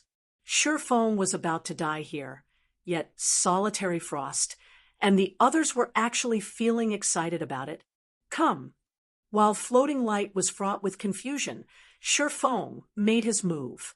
In the next moment, Shi Feng sheathed Killing Ray and held the abyssal blade with both hands. He then jumped up from the treetop, propelling himself straight toward the descending fire dragon. He's going to resist the attack head-on. Floating Light could not help but disapprove of Shifeng's decision when he saw the swordsman heading for the fire dragon. A Tier 4 spell could exhibit much greater power than a mythic monster could with its physical body. This was especially true in the ancient Secret Lands environment. Due to the abundant mana here, skills and spells would exhibit much greater power than they normally could in the outside world. A Tier 4 spell cast by a mythic monster could instantly kill a Tier 3 metric tons who had a life-saving skill activated. Just as Shifeng was about to collide with the fire dragon, he suddenly raised the abyssal blade overhead and swung it at the fire dragon. Shatter! The phantom of a gigantic greatsword suddenly appeared in the sky, creating a pitch-black wall there as it slashed toward the descending fire dragon. First Sword, Light Shadow. Read latest chapters at Wuxia World. EU in the next moment, the pitch-black wall not only bisected the fire dragon, but also continued extending toward the six-eyed gorilla hovering over 100 yards above the fire dragon. Upon seeing the approach of the pitch-black wall, the six-eyed gorilla panicked and instinctively tried to flee the area. However, the pitch-black wall extended far too rapidly. Even though the six-eyed gorilla flew as fast as it could, it still failed to outmaneuver the pitch-black wall and ended up getting one of its arms cut off. The six-eyed gorilla let loose an agonized shriek that echoed throughout the forest at the grievous injury. Shortly afterward, an arm the size of a mountain fell into the forest below. A massive crater formed around the arm from the force of the impact. As for the six-eyed gorilla, it plummeted to the ground and tumbled helplessly for some distance. Due to the loss of its arm, the gorilla's combat power also decreased significantly. Chapter 26-29, Ancient Secret Lands Power. Chapter 26-29, Ancient Secret Lands Power. How is this possible? That's a mythic monster we're talking about. How could a Tier 3 player like him break through its defensive threshold? Crimson Star and Wildfighter could not believe their eyes as they watched the tumbling six-eyed gorilla. Not only had Shifeng shattered a Tier 4 spell with a single move, but he had even used the same move to injure the six-eyed gorilla severely. On paper, the gorilla had only lost around 500,000 HP from the attack, which was nothing compared to its 2 billion HP, but in reality, his attack had caused far more damage than that. There were two general types of attacks in God's domain. The first type reduced the HP of the target, while the other weakened the target's defenses. In the case of the former, if the target's HP fell to 0, then they would die. In the case of the latter, if the target had its defenses destroyed, then its physical body would suffer damage, which would, in turn, reduce the target's combat power, as well as the difficulty of killing said target. Only, it was incredibly difficult for players to execute attacks capable of destroying a monster's defenses, particularly those of high-ranking monsters, as the stronger a monster was, the higher its defensive threshold would be. Normally, players couldn't destroy the defenses of a monster of the same tier, much less those of a higher tier. The best players could do against higher-tiered monsters was cause minor injuries and continuously stack these minor injuries to reduce the monster's combat power. Against the six-eyed gorilla, only an attack carrying power at the peak Tier 4 standard had a chance of overwhelming its defensive threshold. However, despite being a Tier 3 player, Shifeng had actually managed this feat without resorting to external tools. This was inconceivable. Meanwhile, when Sandstorm and the other members of Mythology saw this scene, they, too, gaped in shock.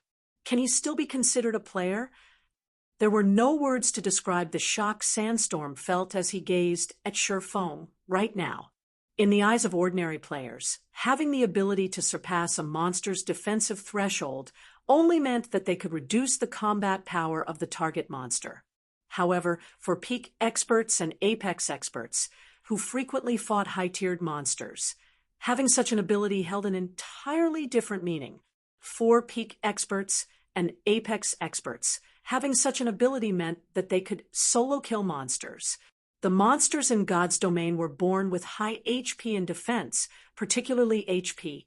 Even if players could inflict over 1,000,000 damage with their attacks, this amount of damage was nothing for high-tiered monsters like mythic monsters. Such damage wouldn't overcome the monster's battle recovery.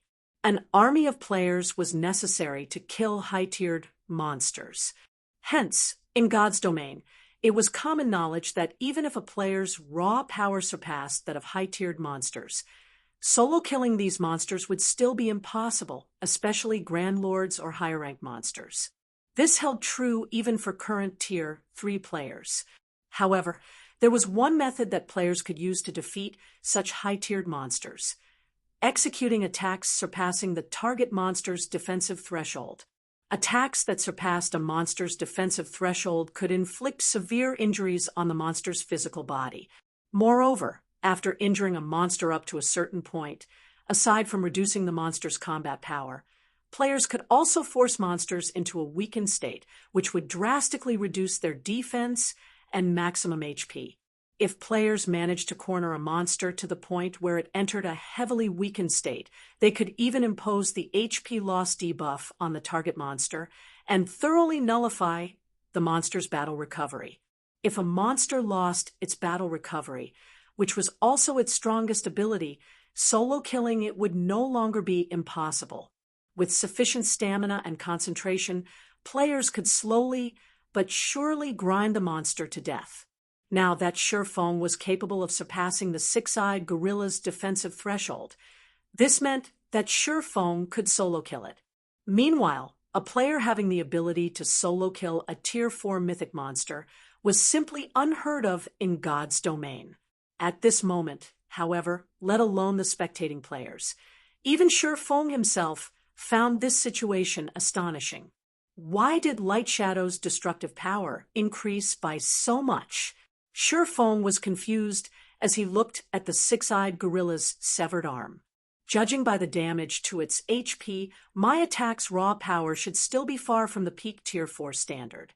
Light Shadow should be just slightly stronger than a Tier 4 spell, yet the actual destruction it caused is no different from that of a peak Tier 4 attack. Could this be due to the ancient Secret Lands environment? Meanwhile, as Shurfeng was analyzing the situation, the one-horned bear rushed toward him. The bear's gigantic frame made it seem as if a small mountain was charging at him. In fact, there was even the vague image of a mountain overlapping with the one-horned bear's figure. Tier 4 skill, Crumbling Mountain. The AoE of the one-horned bear's attack covered a 50-yard radius. Shurfeng responded by raising the abyssal blade above his head once more. Light Shadow! When using Light Shadow this time, however, Shurfeng placed the majority of his focus on perceiving the mana around himself. He wanted to see just what was enabling his mana technique to exhibit such immense power. When Shurfeng started swinging the abyssal blade, another pitch-black wall formed on the battlefield, shattered the Phantom Mountain, and subsequently landed on the one-horned bear's left shoulder. Roar! When the pitch-black wall cut into the one-horned bear's shoulder, the bear let loose an agonized howl. Its HP also instantly fell by more than 620,000. Although Shurfeng's attack this time did not sever the one-horned bear's left arm, it prevented the bear from freely moving its injured arm. Now, the bear could rely on only its two legs and one arm to stabilize itself. After suffering this grievous injury, the one-horned bear continuously growled at Shurfeng angrily. However, fear was also clear in the bear's eyes. Upon seeing this scene, Floating Light and those of Violet's Sword who were retreating were dumbfounded once more. How is this possible? That move just now wasn't a skill. Floating Light felt as if his worldview had been refreshed when he saw the one-horned bear daunted by Shurfeng. In Floating Light's opinion, the attack Shurfeng used to injure the six-eyed gorilla heavily should be a special skill. Otherwise, there was no way the attack could be so powerful. However, only 2 or 3 seconds after Shurfeng retaliated against the six-eyed gorilla, the swordsman was using the same move against the one-horned bear. There was no way such a powerful skill could have such a brief cooldown. The only explanation for this situation was that Shurfeng wasn't using a skill or spell, but a special technique instead. By simply relying on a special technique, Shurfeng was actually capable of heavily injuring mythic monsters. Moreover, these mythic monsters were even the ancient Secret Lands region chiefs. Nobody would believe Floating Light if he told this tale to others. After repelling the one-horned bear, Shurfeng himself was stunned as well. So, this is the reason why the ancient Secret Land can help players reach Tier 4. Shurfeng thought as he looked at the closing spatial tear before him. In God's domain, the greatest difference separating Tier 3 and Tier 4 players wasn't the difference in physique, but the degree of control they had over mana and their application of it. To be precise, it was the degree of control over an application of ambient mana. Controlling and utilizing ambient mana might be something players had started doing since the start of the game, but the standard at which Tier 0 players did it was only at the most basic level. Their efficiency in utilizing mana was extremely low. Hence, players needed to rely on the mana of their fully unlocked mana bodies to guide, and utilize the ambient mana for their own use. To put it simply, players had to rely on their own mana bodies to integrate and convert ambient mana into their own mana. By doing so, one would be able to maximize the power they could exhibit with their mana. However, integrating ambient mana was a challenge. Without guidelines or legacies in the outside world to teach players how to accomplish this, players could only rely on themselves to learn how to do so. However, while carefully observing the second light shadow he executed, Shurfeng noticed something peculiar about the mana around him. The ancient Secret Lands ambient mana had actually taken the initiative to integrate itself with his mana. This development had drastically increased the amount of ambient mana he could manipulate and, in turn, boosted the power of Light Shadow significantly. However, as he wasn't actively executing this mana integration, his mana usage efficiency was still very low. The additional ambient mana he managed to manipulate had increased only Light Shadow's destructive power, not the mana technique's strength. This was akin to putting an edge on a weapon. While he might have increased the weapon's destructive power, the weapon itself remained unchanged. Even so, this was an incredibly precious situation. After all, there was almost no information available in the outside world that could help players achieve mana integration. Now that the mana here was actively integrating itself with his mana, he could gain some hints on how to do so and increase his learning efficiency. Following which, Shurfeng stopped dwelling on this matter. Instead, he executed Light Shadow 2 more times to chop off 1 leg each from the one-horned bear and six-eyed gorilla. The mobility of these 2 region chiefs has already been greatly reduced. Let's go. Shurfeng said as he turned to Crimson Star and Wild Fighter, who were still in a daze. After saying so, Shurfeng promptly ran toward the ancient city, ignoring the 2 region chiefs. He got through, just like that. Crimson Star and Wild Fighter were at a loss for words when they goggled at the 2 region chiefs, which were warily watching Shurfeng leave without making a move. They were currently inside the extremely dangerous ancient Secret Land, and their opponents were even 2 region chiefs. And yet, read latest chapters at Wuxia World. EU, however, Crimson Star and Wild Fighter did not linger over this topic for long. They quickly instructed everyone else on the team to ignore the 2 region chiefs and follow Shurfeng. Now that the 2 region chiefs had each lost a leg, their mobility was greatly impeded compared to before. It would be almost impossible for them to catch up with Tier 3 players running at full speed. The team could easily escape the 2 region chiefs' perception range before they fully recovered. Team leader, are we still chasing them? A Tier 3 ranger from mythology asked Sandstorm when he saw Shurfeng's team leaving. Of course we are, Sandstorm said, as he glared at the Tier 3 ranger. Gritting his teeth, he said, I admit that Black Flame's combat power is at inhuman levels, but he is only one person. Even if we can't kill Black Flame, I refuse to believe that we can't handle the other players on his team. So long as we get rid of everyone else, Black Flame's plans here will be ruined. After saying so, Sandstorm started chasing Shurfeng's team, together with the other 30-plus members of mythology. Chapter 2630, Tier 4 Divine will. Chapter 2630. Tier 4 Divine will. While the ancient secret land might be known as a secret land, it was several times larger than a large-scale map in the outside world, essentially a miniature world. Even though Shurfeng and the others were Tier 3 players, since they were prohibited from using mounts, they ended up running for more than half a day to reach a majestic city in the middle of a canyon. The city in question had several layers of magic barriers as defense. Through the translucent barriers, one could see multiple magic towers and buildings several hundred meters tall.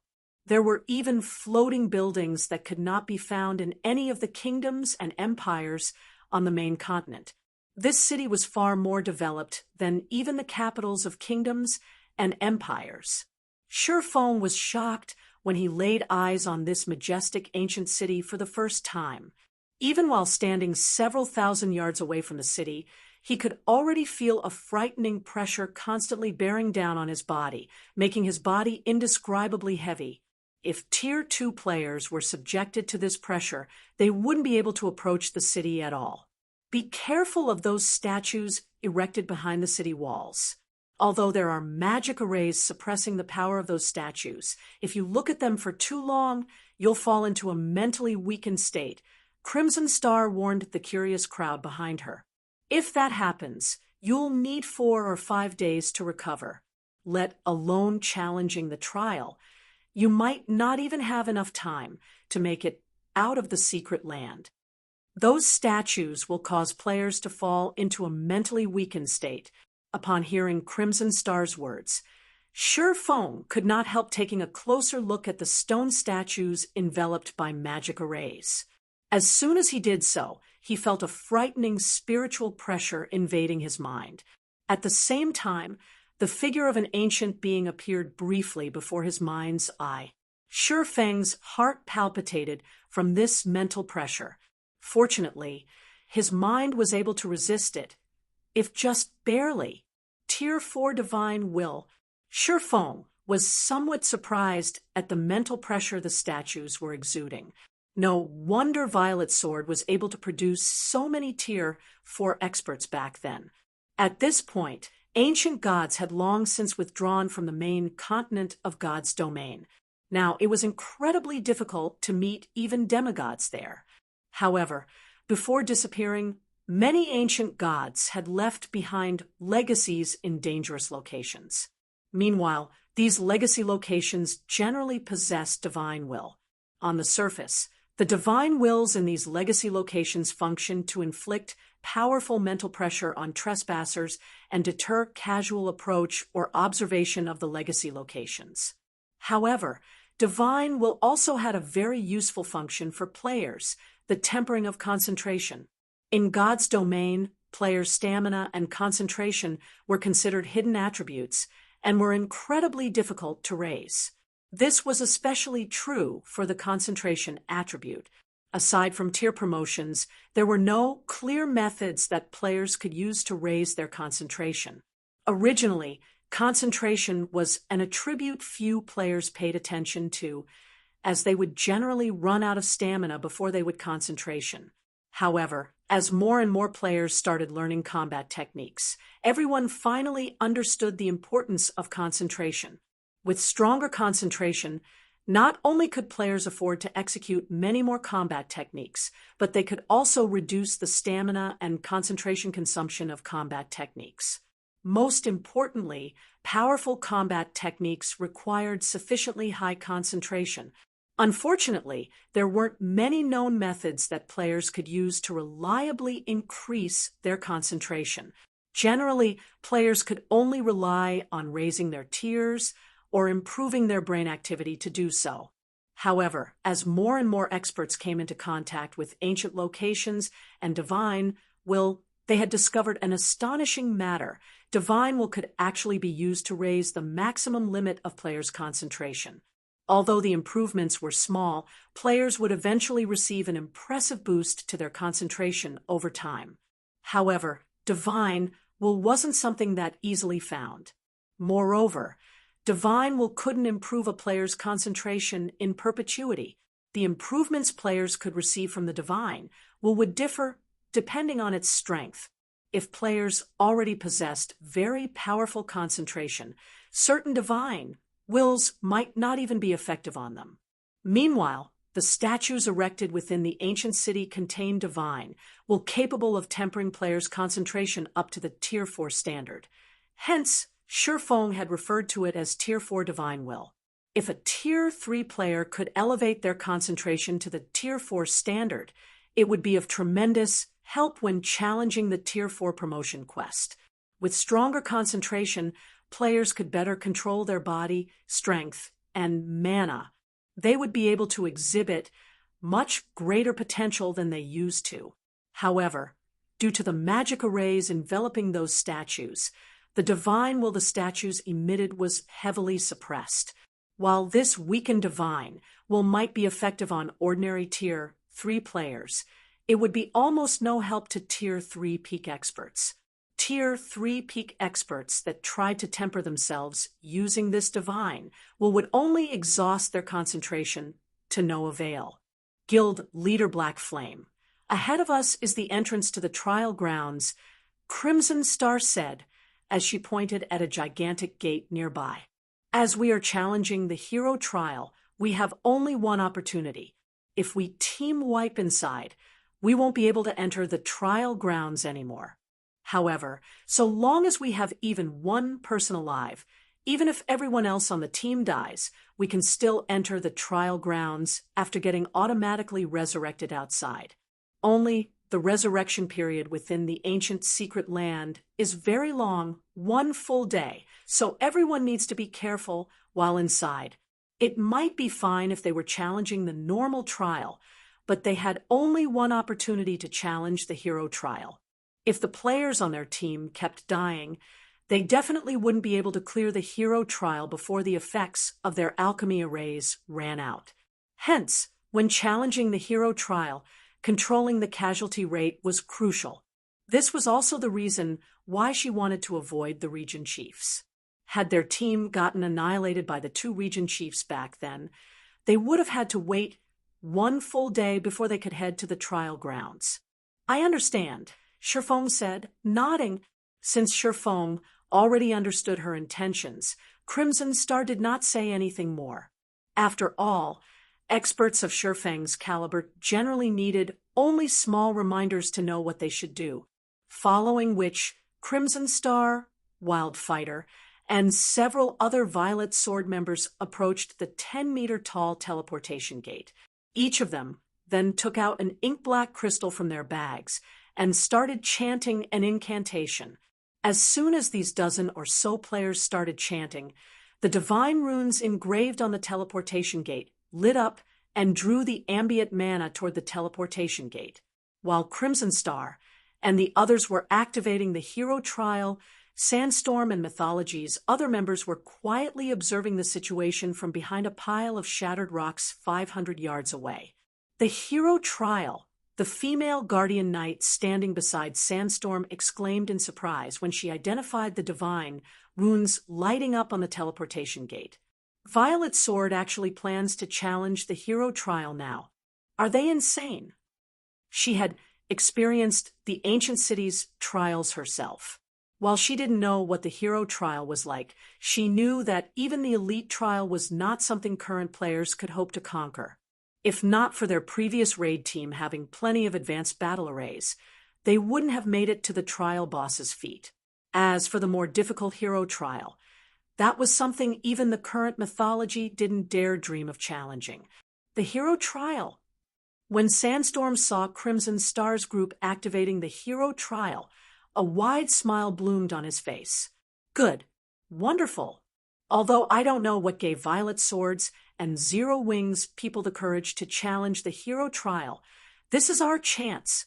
Since Crimson Star and Wildfighter are personally activating the hero trial, they can't stop midway without wasting their one chance. This is the perfect time for us to take action. But dealing with Black Flame won't be easy, the female Guardian Knight argued worriedly as she eyed Sherfong, who was standing beside the teleportation gate. With him around, it'll be difficult for us to gain any advantage. Relax.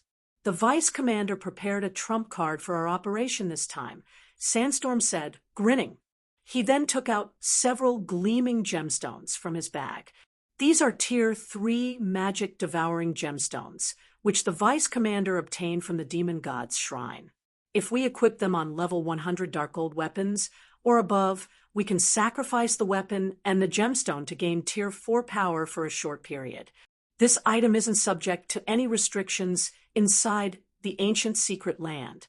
The Vice Commander gave me 5 of these as a precaution. So long as we 5 team leaders use this gemstone, we'll have 5 Tier 4 combatants on our side, including the HP and defense we'll gain from the advanced battle array. We should be able to pin down Black Flame with just 3 people. The remaining 2 team leaders will lead the rest to slaughter Violet Swords and Zero Wings members. All their efforts will go down the drain. Read latest chapters at Wuxia World. EU, if you had such treasures on you, why didn't you take them out earlier? The female Guardian Knight grumbled as she rolled her eyes at Sandstorm. Previously, the task their Vice Commander gave them was for them to spoil Violet Sword's plan, as well as kill Sherfong if possible, with the magic-devouring gemstones. While they might not be capable of killing Sherfong, spoiling Violet Sword's plan would be child's play. After all, players that died in the ancient secret land needed to wait 1 full day to get resurrected. If they could kill a significant number of Violet Swords and Zero Wings members, the 2 guilds would waste 1 day of the Alchemy Array's operational time, which would, in turn, drastically reduce the 2 guilds' odds of clearing the hero trial. And if they could interrupt the activation of the teleportation gate, they would thoroughly shatter Violet Sword's plan of raiding the hero trial. All right, 1 for each of you, Sandstorm said as he distributed the magic-devouring gemstones to the 4 other team leaders on the team. He then looked toward Sherfong and said, "It's time we let Black Flame know how foolish it is to offend mythology." Chapter 2631, Yen Xiaoqian Taking Action? Chapter 2631, Yen Xiaoqian Taking Action? As Crimson Star and the others chanted their incantation, a spatial tunnel gradually opened in the teleportation gate. The moment the spatial tunnel appeared, everyone present felt an ancient aura spilling out from it, as if a dragon from the abyss had just awakened. An unprecedented pressure bore down on their bodies. So, this is the hero trial? Sherfong was inwardly astonished when he felt the pressure on his body. The strength of this aura practically rivals that of a demigod. Even Tier 3 experts will most likely have difficulty exhibiting combat power at the Tier 2 standard while inside. While the pressure an aura subjected players to was not fatal, it would affect their combat power. At this moment, the aura leaking out of the spatial passage was so powerful that it made even Sherfong feel very uncomfortable. If other Tier 3 players were to fight while subjected to this aura, their combat power would definitely suffer. There are still 40 seconds left until the teleportation gate is fully activated. A mana shockwave will occur. When that happens, Floating Light, start constructing a barrier. Crimson Star said through the team chat when she saw the spatial passage stabilizing. Understood. Upon hearing Crimson Star's command, Floating Light promptly ordered Violet Sword's Tier 3 magical classes to construct a Tier 3 defensive barrier. While a mana shockwave wouldn't cause direct damage, players that got hit by one would have their control over and perception of mana weakened significantly for a certain period. Players might even lose the ability to use skills and spells during this time. On Violet Sword's first attempt at the normal trial, the raid team dispatched had failed to take this mana shockwave into account. As a result, the raid team had suffered from a runaway mana state for one whole day. However, as Violet Sword's members were constructing the defensive barrier, a low shout came from a distance. "A chance! Everyone, attack! Interrupt the teleportation gate's activation," Sandstorm commanded when he saw floating light, and the magical class players of Violet Sword constructing a magic barrier. Immediately, several figures charged toward Crimson Star's group with flying speeds. The Silverlight Legion? Crimson Star immediately recognized Sandstorm's group when she saw them, her complexion darkening slightly. Sandstorm, is mythology trying to break the agreement? If their team had come across Sandstorm's group under normal circumstances, she wouldn't have paid mythology's members any attention at all. However, Violet Sword's peak experts were currently occupied with activating the teleportation gate and defending against the resulting mana shockwave. They barely had any manpower available to repulse Sandstorm's group. Meanwhile, Sandstorm's team consisted of Void Realm experts, or better. If these people attacked, now, the consequences would be unimaginable. Moreover, Sandstorm and the others had their advanced battle arrays activated, which boosted their basic attributes far beyond those of ordinary Tier 3 players. Agreement? Sandstorm laughed at Crimson Star's words. "I don't recall mythology making any agreements with Violet Sword regarding what happens inside the ancient secret land. Besides, if you have to blame someone, blame yourselves for not knowing what's good for you. Since you dare to partner with Zero Wing, then die with it." Sandstorm's team accelerated. Damn it, they're actually taking action. Crimson Star turned to Floating Light and said, "Light, coordinate with Guild Leader Black Flame's group and buy us time. If the teleportation gate's activation is interrupted, we'll lose our chance to challenge the hero trial." Understood. Floating Light nodded in response. He then faced Sandstorm's team with a solemn expression. Although their side had an absolute advantage in numbers, and they even had the help of a monster like Surefoam, the number of combat-ready peak experts they had was far from comparable. Not to mention, Sandstorm and a few other individuals on his team had an advanced battle array, which granted them a huge increase in basic attributes. If they allowed Sandstorm's team to break through and interrupt Crimson Star's group, then all their preparations for the hero trial would be for naught. You need to be careful. I don't know why, but Sandstorm and his fellow team leaders are actually giving off a pressure like a mythic monsters. Do not clash with them directly, no matter what, Wild Fighter reminded, a serious expression similarly appearing on his face. All you need to do is buy time. So long as you can hold them back for 40 seconds or so, we'll be free and can deal with them together. At this time, however, Surefoam suddenly said, "That won't be necessary. Just leave these people to us. Focus on activating the teleportation gate and defending against what comes after." Guild Leader Black Flame, we do not doubt your strength, but we really cannot take this risk. The members of Mythology's Silverlight Legion are all supported by a battle array. Their peak experts can hold their own against domain realm experts. Not to mention, Sandstorm and his fellow team leaders are at the half-step domain realm, at the very least. The few of them also possess some kind of strange strength. They aren't a force that an ordinary team of peak experts can hope to handle. Crimson Star advised hurriedly when she saw Surefoam, dissuading them from taking part in the battle. Although Floating Light's group only has a few members, every one of them is a peak expert. They can be of some help to you. She was confident that Surefoam would emerge victorious in a fight with Sandstorm's group. However, Their problem right now wasn't whether they could defeat Sandstorm's group, but whether they could prevent Sandstorm's group from interrupting the teleportation gate's activation. After all was said and done, Shifeng was only one person. Since Sandstorm's team had 30 players, how many could Shifeng possibly hold back by himself? Wildfighter also nodded in agreement with Crimson Star's words. He felt that Shifeng was being perverse about keeping up appearances. Don't misunderstand. We are fully capable of stopping this level of combat power. If you still feel uneasy, I won't object to you joining the battle, Shifeng said, chuckling at the anxious expressions on Crimson Star's and Wildfighter's faces.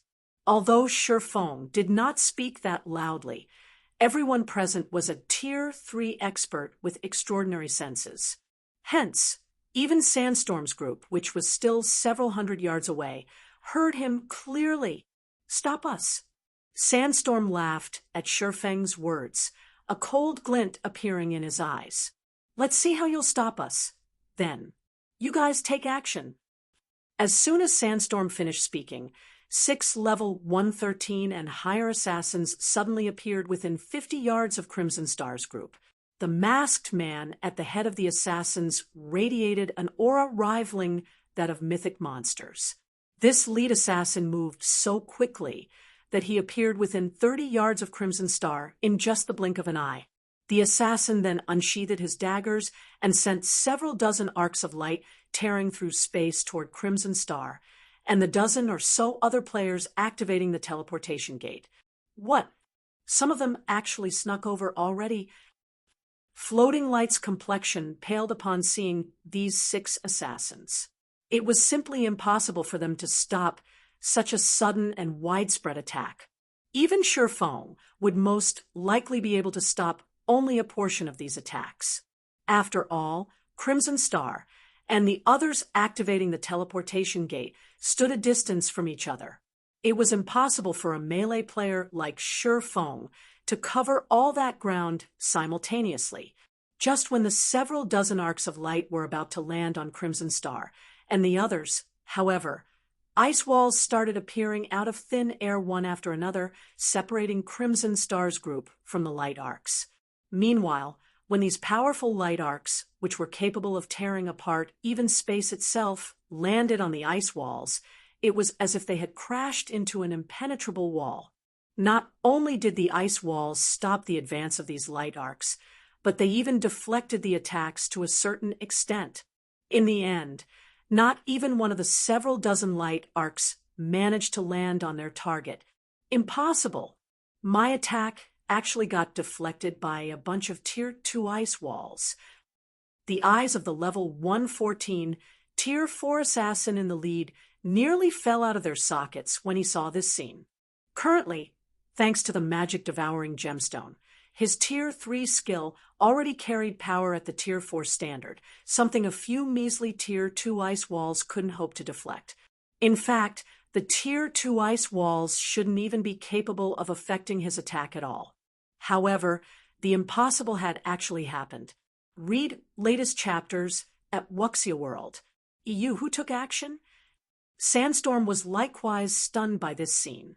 He then turned to Crimson Star and wondered, could it be her? At this moment, Sandstorm truly could not think of any elementalist, aside from Crimson Star, who could use Tier 2 ice walls to deflect Tier 4 attacks. On the other hand, Crimson Star was currently activating the teleportation gate. Logically, she shouldn't have any leeway to do anything else. Crimson Star herself was astonished by this situation. However, compared to a melee player like Sandstorm, she, as an elementalist, was much more sensitive to mana. Hence, she was able to trace the origin of the ice walls immediately. Xiaoqian. When Crimson Star turned to look at the origin of the ice walls, however, she was stunned when her gaze landed on Yan Xiaoqian. Currently, ice-type mana swirled around Yan Xiaoqian, a testament to the activation of an ice-type spell. Since when was she this strong? Chapter 2632, Silenced Battlefield. Chapter 2632, Silenced battlefield upon seeing Yen Xiaoqian take action, Violet Sword's members fell silent. Yen Xiaoqian had attracted a lot of attention when she participated in the training for young talents in Violet Sword. One of the reasons for this was that she was only half a step away from entering the domain realm. The other reason was Instructor Tori's willingness to teach her. Hence, most of Violet Sword's upper echelon and peak experts had done their research on her and knew what kind of strength she possessed. However, the current Yen Xiaoqian was like a completely different person from the one they knew. She had single-handedly stopped the attack of a peak expert, whose basic attributes were at the Tier 4 standard. Moreover, this Tier 3 assassin expert was also clearly only half a step away from the domain realm. Of the Violet Sword members present, even domain realm experts like Crimson Star and Wildfighter might not be able to stop the assassin's attacks completely, yet Yen Xiaoqian had. Naturally, this surprised Violet Sword's members. Her mana body is fully unlocked. Wildfighter, who stood relatively close to Yen Xiaoqian, revealed astonishment on his face when he sensed intense mana fluctuations from her. Her mana body was only at a little more than 50% potential 3 days ago. What did Zero Wing do? Upon hearing Wildfighter's words, realization dawned upon the other Violet Sword members present, and every one of them stared at Yen Xiaoqian in even greater astonishment. This was especially true for Floating Light, who had trained under Instructor Tori together with her. How is this possible? This is the mana body we are talking about. How can she fully unlock it in just 3 days? Floating Light's eyes widened in shock as he gaped at Yen Xiaoqian. For a moment, he felt as if he was looking at a stranger. When it came to talent in combat, he was superior to Yen Xiaoqian. In addition, after he had trained in the ancient Secret Land's special training ground, his combat power was now recognized as almost equal to Solitary Frost's. In theory, he should be far superior to Yen Xiaoqian. Now, however, it turned out that Yen Xiaoqian's combat power actually surpassed his by a large margin. However, before Violet Sword's members could react to this unexpected development, Mythology's lead assassin made another move. This time, though, he dashed forward at great speed instead of launching a ranged attack. In no time at all, the lead assassin arrived within 10 yards of Crimson Star's group, this situation causing the expressions of Crimson Star and the others to darken. The assassin class wasn't known for its ranged attacks. The class truly shone in close combat. This was especially true for the explosive power the class could exhibit at melee range. Moreover, with the agility of the assassin class, trying to pin one down using ranged spells was extremely difficult. All the more an assassin with Tier 4 basic attributes. That little girl's defensive measures might be brilliant, but at this distance, I want to see how she'll stop my attacks, the lead assassin said as he got within 5 yards of Wildfighter. Tier 3 skill, Absolute Shadow Assault. Immediately, the assassin's body split into multiple shadows to assail Wildfighter, these shadows causing the surrounding space to crack as they approached the Berserker. These shadows were so powerful that even Guardian Knights and Shield Warriors would die instantly if struck, let alone a Berserker like Wildfighter. It's over! Upon seeing the rapidly approaching shadows, Wildfighter involuntarily shut his eyes. As he was currently activating the teleportation gate, he couldn't afford to defend against the attack at all. Doing so would cancel the process. Moreover, even if he weren't occupied with the gate's activation, he still wouldn't be able to get away unscathed from such a powerful attack. After all, not only did these shadows carry power at the Tier 4 standard, but they were also strengthened by a basic combat technique, just as the several shadows were about to devour Wildfighter. However, a figure suddenly descended from above and transformed into 4 identical copies of themselves, which then struck at the assaulting shadows. Pung, pung, pung. The clangor of weapons repeatedly echoed throughout the area before the teleportation gate. Multiple cracks extending up to 30 yards away appeared on the ground. The frightening shockwaves resulting from the clashes almost toppled the nearby peak experts. When the dust settled, a male youth wielding a greatsword appeared, standing quietly before the lead assassin from mythology. Since the youth's HP bar remained full, it was obvious that he had successfully fended off the lead assassin's attack. Solitary Frost, Wild Fighter could not help doubting his eyes when he saw the youth shielding him. Even in his peak state, Wild Fighter doubted he could perfectly defend against the lead assassin's attack. However, not only did Solitary Frost remain unscathed after repelling the lead assassin's attack, but the youth had also kept Wild Fighter from coming to harm.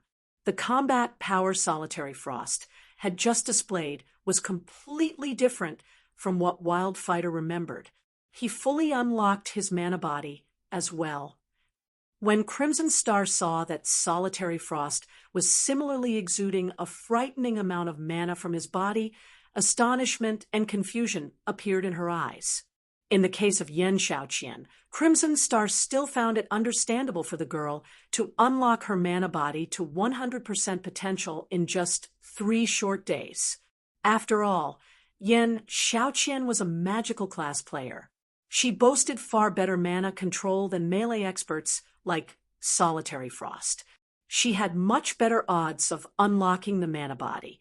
Now, however, Solitary Frost had actually fully unlocked his mana body too. Since when did unlocking the mana body become so easy? While Crimson Star stewed in shock and confusion, Mythology's assassin leader, whose attacks got thwarted twice in a row, was extremely depressed. First, it was Yen Xiaoqian. Now, it was Solitary Frost. He was clearly just one step away from foiling Violet Sword's plans, yet he got blocked time and again. Sandstorm, my side is in trouble. The kid I'm up against has already fully unlocked his mana body. His combat standard is also very high. He's not the slightest bit weaker than Wild Fighter. If he focuses on deflecting my attacks, I don't think I can do anything to the casters within a short period. If Black Flame joins in on the fight, I'm afraid I won't even be able to escape, the lead assassin reported to Sandstorm through the team chat. Since the ambush has failed, retreat and regroup with us first. We'll focus on killing off as many of Zero Wings and Azure's members as possible, Sandstorm ordered, gritting his teeth when he saw Shifeng holding off the remaining 5 members of the assassin party. After saying so, Sandstorm hastened his footsteps. Previously, the main group of Mythology's team had deliberately exposed themselves to hold the attention of Shifeng and the other Zero Wing members with fully unlocked mana bodies so that the assassin party would succeed in its ambush. However, Azure turned out to have monsters with fully unlocked mana bodies as well. This unexpected development had thrown a wrench into Sandstorm's original plans. Everyone, charge! No need to hold back anymore. We'll get rid of them together with the assassin party. Sandstorm shouted as he pointed at Zero Wings members.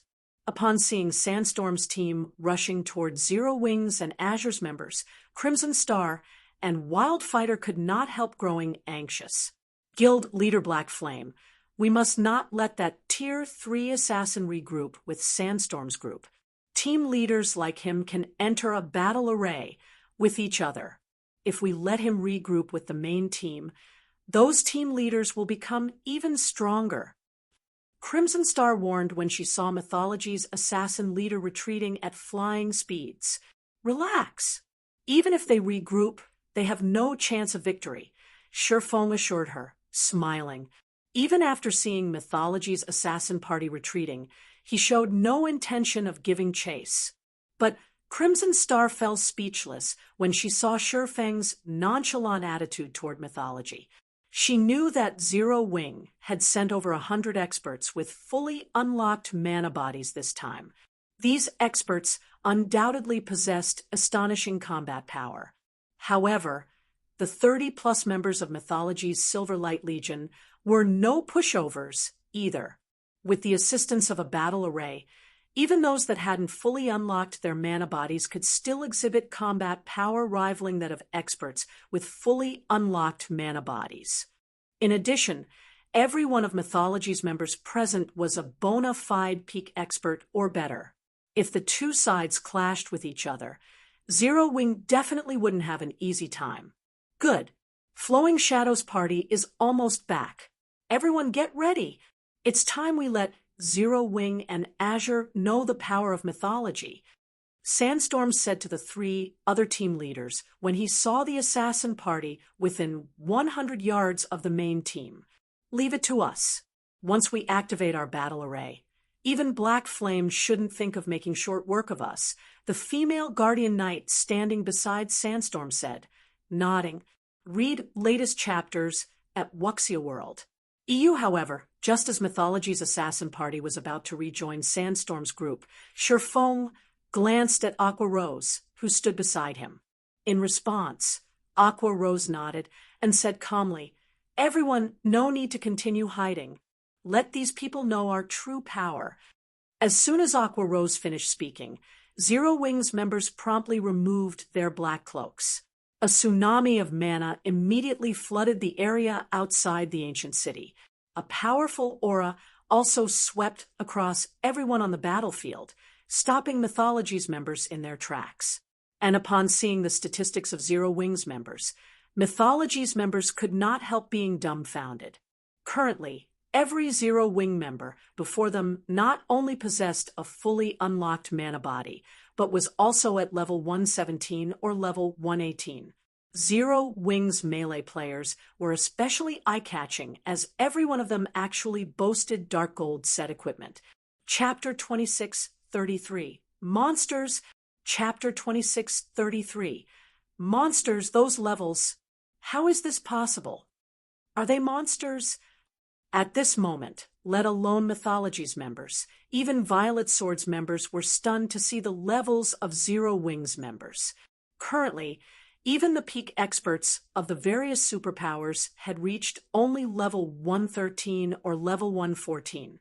However, even the lowest leveled Zero Wing member present was at level 117, far ahead of the superpowers peak experts.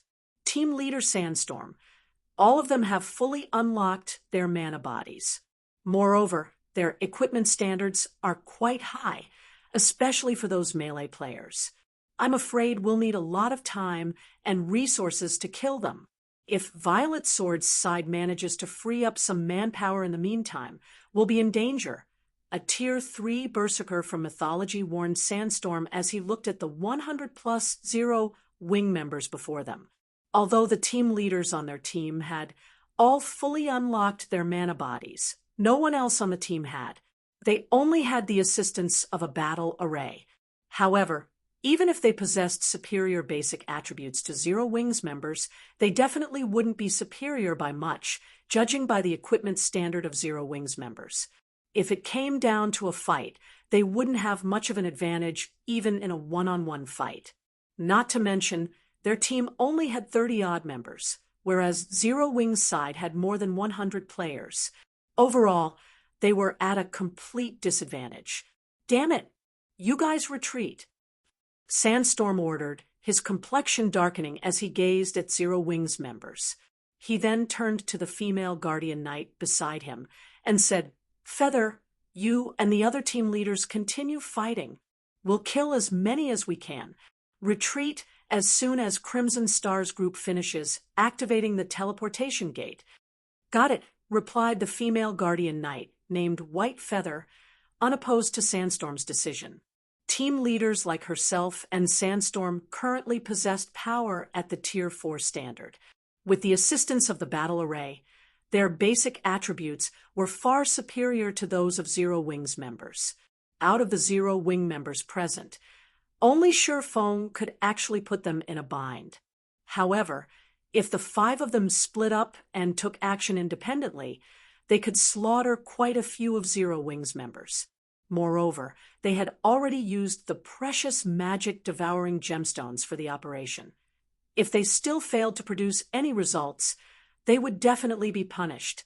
Obedient to Sandstorm's command, Everyone from mythology, aside from the 5 team leaders, promptly turned around and fled. However, as soon as mythology's members took flight, a clear and crisp voice entered everyone's ears. Don't even think of getting away so easily. In the next moment, a magic array rapidly spread out from beneath Zhao Yueru's feet, summoning a barrier of flames. Covering a 500-yard radius around Zhao Yueru, the barrier trapped all of mythology's members within it. Bastard! Sandstorm bellowed in rage when he saw the barrier of flames rise. He immediately charged straight at Zhao Yueru, his movement speed astonishing Violet Sword's members. Sandstorm was at least twice as fast as the assassin leader that attacked Crimson Star's group earlier. In the blink of an eye, he appeared over 50 yards from his original location. Everyone, be careful! He's already capable of perfectly integrating advanced footwork into his movement skill. Do not clash with him directly, Wildfighter warned, a grim expression appearing on his face at Sandstorm's astonishing speed. Among the various types of combat techniques available, the most difficult type to integrate with skills and spells was footwork. Integrating footwork with a movement skill was especially challenging. Even in Violet Sword, only a few individuals were capable of this. Anyone who achieved this integration could freely weave their way through an army of tens of thousands. Not to mention, Sandstorm's basic attributes were currently at the Tier 4 standard. With the combination of his speed and strength, he was basically unstoppable. In just 3 seconds, Sandstorm penetrated Zero Wing's defensive line and arrived behind Zhao Yueru. He then executed a downward slash at the elementalist's back using the silver short sword. He wielded. Die, you hindrance! Sandstorm bellowed. Immediately, mana gathered around his short sword and coalesced into a great sword that left a dark void in its wake, just when the great sword was about to land on Zhao Yueru. However, a lithe figure suddenly appeared beside the elementalist and sent a sword light cutting at the great sword. Boom! A loud explosion shook the battlefield, and the space surrounding the point of collision shattered into oblivion. The resulting shockwave sent all the players within a 10-yard radius of the explosion's epicenter flying. Impossible! She blocked it. White Feather, who was watching from a distance, doubted her eyes when she saw gentle snow stopping Sandstorm's attack. Although Sandstorm was an assassin, he had been drastically strengthened by the magic-devouring gemstone and the advanced battle array. His current strength far exceeded that of ordinary mythic monsters of the same level. With the boost in power his Tier 3 skill provided, his attack should be capable of repulsing even bona fide mythic monsters.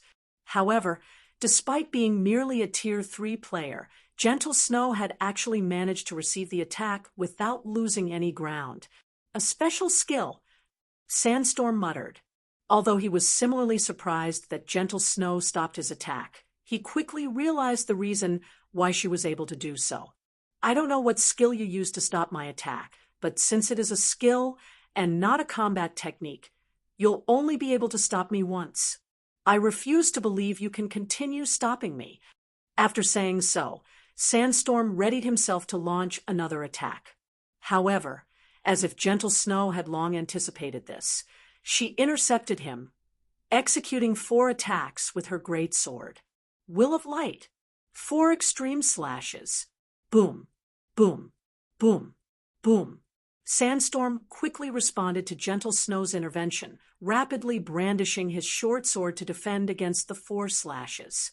Every attack he blocked sent him stumbling 1 step back. Are you done using your skill yet? Although Sandstorm was forced to retreat by 4 steps, he still maintained a calm expression. He then smirked and said, "If you're done, it's my turn now." However, just as Sandstorm finished speaking, Gentle Snow raised glorious will above her head. At the same time, her body started releasing a sacred glow that suppressed even the space around her. Disappear. Gentle Snow shouted, as she swung glorious will down at Sandstorm. A boundless light devoured Sandstorm. Myth of light. With just one attack, gentle snow obliterated everything before her within 100 yards. Even space itself shattered. As for Sandstorm, he went flying over 100 yards away, his HP falling below 50% and his body covered in injuries. When he hit the ground, the impact created a huge crater. Upon seeing this scene, everyone present was astonished. Violet Swords and Mythology's members, in particular, could not help gaping in shock. Just how many cards does Zero Wing have hidden? Crimson Star wondered aloud as she stared at Gentle Snow. First, it was Surefoam. Now it was Gentle Snow. Gentle Snow was clearly only at the Void Realm standard. In terms of basic attributes, she had to be quite inferior to Sandstorm. Moreover, Sandstorm had also fully unlocked his mana body already. The only advantage she had was her level of 118. No matter how Crimson Star looked at it, Gentle Snow shouldn't be a match for Sandstorm. In the end, however, Gentle Snow had used only a few moves to topple Sandstorm. The power of her final attack, in particular, practically rivaled that of the attack Surefoam used to deal with the two region chiefs. Feather, what should we do? Sandstorm is already heavily injured. There's still Sinful Flame on Azure's side. With just the four of us, I'm afraid we'll have difficulty accomplishing anything, the Tier 3 Elementalist standing beside White Feather asked when he saw Sandstorm struggling even to stand up right now. With the situation as it was, they wouldn't gain anything from continuing this fight. Out of the 5 team leaders taking part in this operation, Sandstorm was the strongest, while White Feather came second. Now that Sandstorm was heavily injured and occupied in battle, it was up to White Feather to take charge. We retreat. Zero Wing's strength exceeds our expectations. We need to report this matter to the Vice Commander as soon as possible. Read latest chapters at Wuxia World. EU, but what about the fire barrier? The Tier 3 Elementalist asked as he looked at the barrier of flames surrounding them. If I use my trump card, I should be able to shatter it. Once it's gone, have everyone retreat at full speed. White Feather instructed. All right, I'll have them scatter and run, the Tier 3 Elementalist said, nodding, following which White Feather shattered Zhao Yueru's barrier of flames with a single move. She and Mythology's other members then scattered and fled. As for Zero Wing's members, they persistently hunted down Mythology's members. In the end, they killed not only 20+ of Mythology's peak experts, but also Sandstorm and 2 other team leaders, inflicting severe losses on Mythology's Silverlight Legion. Word of this battle also quickly spread throughout Violet Light City, shaking all those who heard it. Chapter 2634. Fame spreads across the Western continent. Chapter 2634. Fame spreads across the Western continent. The Silverlight Legion was Mythology's strongest trump card legion. It might not have many members, but every member had astonishing combat power. Moreover, the peak experts of the Legion all possessed the assistance of a battle array. All this time, the Silverlight Legion had been in existence the various superpowers dreaded. Meanwhile, although Violet Light City was a guild city jointly established by Violet Sword and Mythology, as many superpowers were partners with these super guilds, there were plenty of members of other superpowers present in the city. Word of Sandstorm's team suffering a tragic defeat triggered heated debates among the various superpowers members resting within Violet Light City. Some could not help doubting the validity of this information.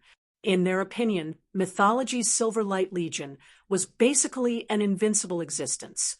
At this stage of the game, no matter how strong a team of players became, it would, at best, be the Silverlight Legion's equal.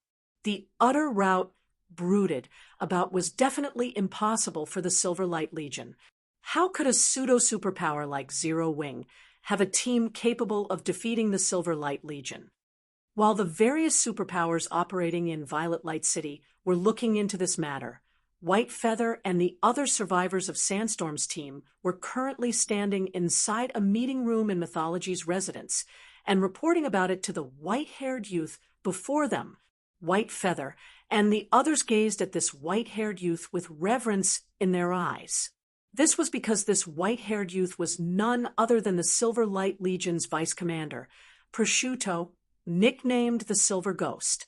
You're saying Zero Wing has over 100 members with fully unlocked mana bodies? The Silver Ghost asked calmly, as he looked at White Feather. MHM. In addition, according to our investigations, before Azure's Solitary Frost and Yen Xiaoqian underwent Zero Wing's special training, both of them were still quite some distance away from fully unlocking their mana bodies. Now, however, both of them have already done so, and they now rival Crimson Star and Wildfighter in combat power. White Feather replied, seriously while nodding. It seems Zero Wing has quite a lot of secrets, Prosciutto commented as he entered deep thought. Vice Commander, they activated the teleportation gate not long ago. Why don't I organize another team and wait for them to come out? Previously, we lost mainly because we were outnumbered. If we have more people in the team, Zero Wing won't have much of an advantage over us, White Feather suggested. Now that news of the Silver Light Legion's defeat had spread, they would definitely become a laughingstock among the superpowers if they could not take care of Zero Wing in short order. That won't be necessary, Prosciutto said. Chuckling, he continued, since Zero Wing wants to become famous, we'll fulfill their wish.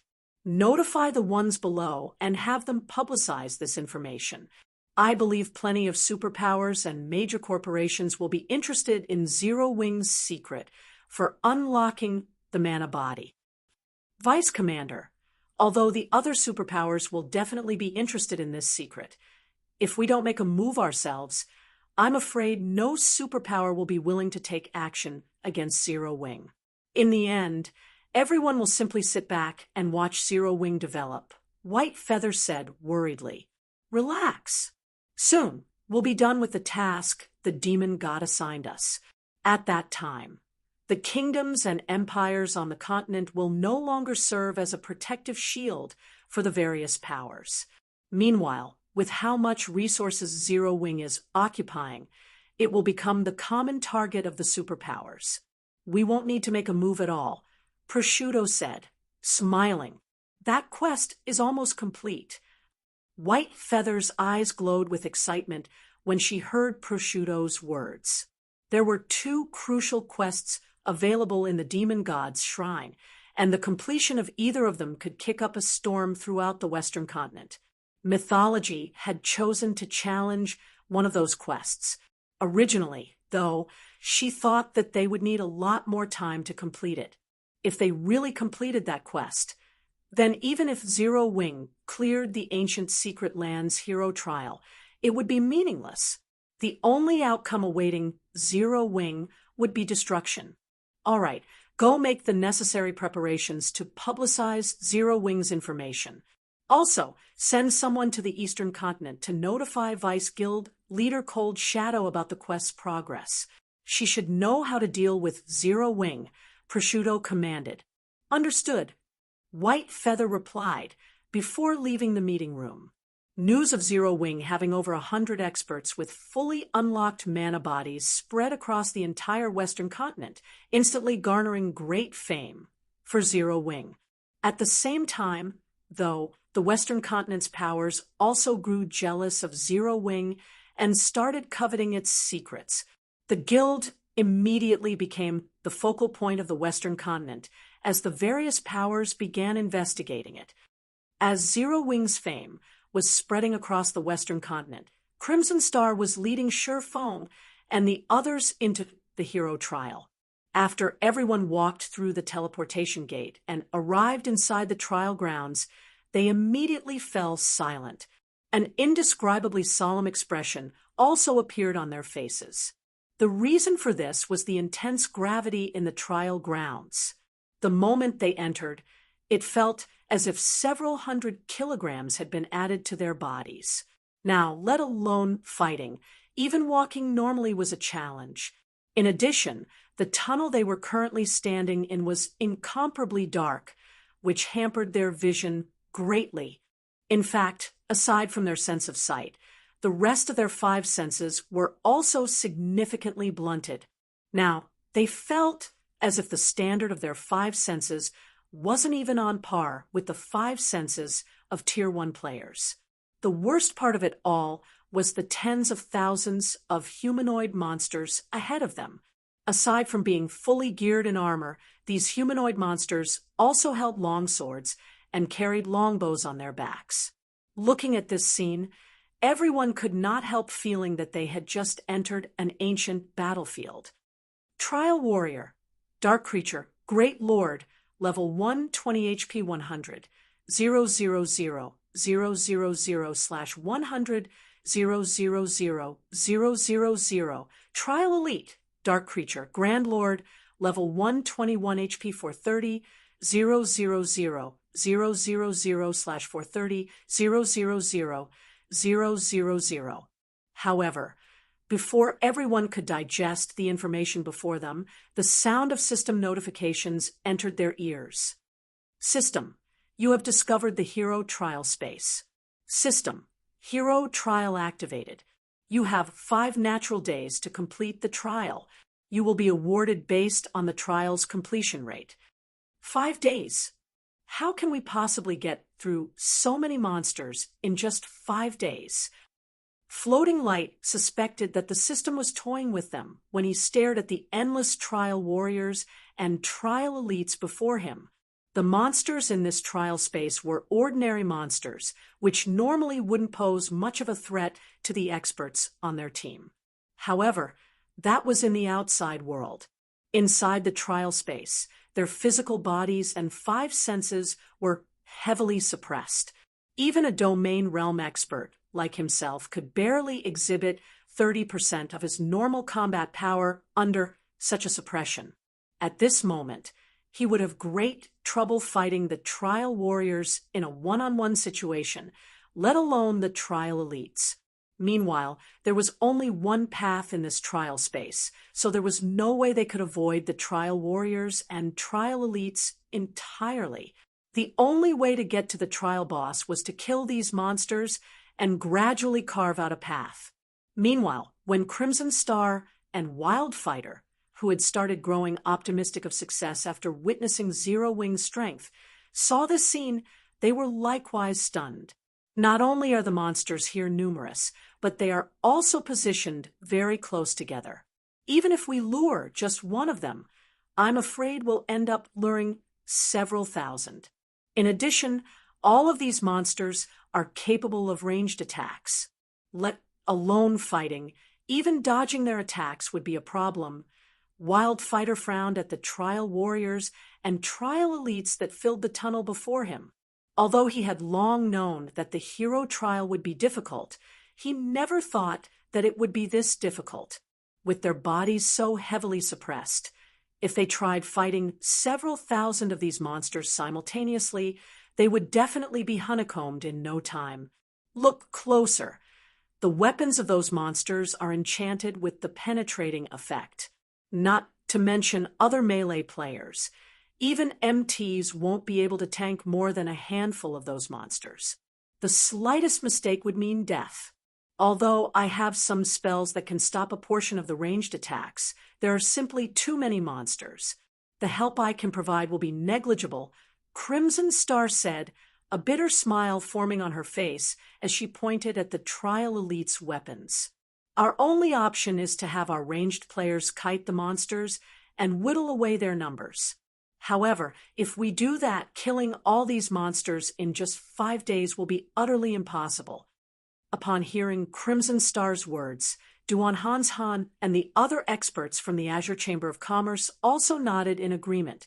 Any melee expert that hadn't reached the Void Realm would get slaughtered if they tried going up against more than a handful of these trial monsters by themselves. However, their team simply had too few peak experts. They couldn't form a front line capable of effectively holding off the trial monsters. Their only option was to have the ranged players kite the monsters and have the melee players repel any monsters that got too close for comfort. However, while this strategy was very safe, the efficiency was abysmal. Vice Commander Crimson, you say can block a portion of the ranged attacks? Sure Feng asked after giving the matter some thought. Yes, I can block roughly 20% to 30% of the ranged attacks. However, there are simply too many monsters here against the attacks of several thousand monsters. Even if I manage to block 30%, it will do little to no good for those dodging the attacks, Crimson Star said, nodding. Read latest chapters at Wuxia World. EU, if you can block that much, then there shouldn't be any problem, Shifeng said after making some mental calculations. Afterward, my side will stand at the front and attract the monster's attacks. Everyone else just has to attack with everything you've got. We should be able to get to the trial boss within the stipulated time. You'll attract the attacks. Crimson Star was stunned by Shifeng's words. She simply couldn't understand why Shifeng didn't consider this a problem. These were the simultaneous attacks of several thousand monsters they were talking about. Moreover, some of these monsters even had weapons with enhanced penetrative effects. Not to mention, in this horrible environment, even peak experts would have difficulty evading the attacks of the trial monsters, let alone Zero Wings members, who were mainly at the refinement realm standard. However, before Crimson Star and the others could react to Shifeng's proposal, the swordsman had already commanded Zero Wing's 100+ experts to take action. And these Zero Wing members immediately charged at the nearby trial warriors and trial elites without the slightest bit of hesitation.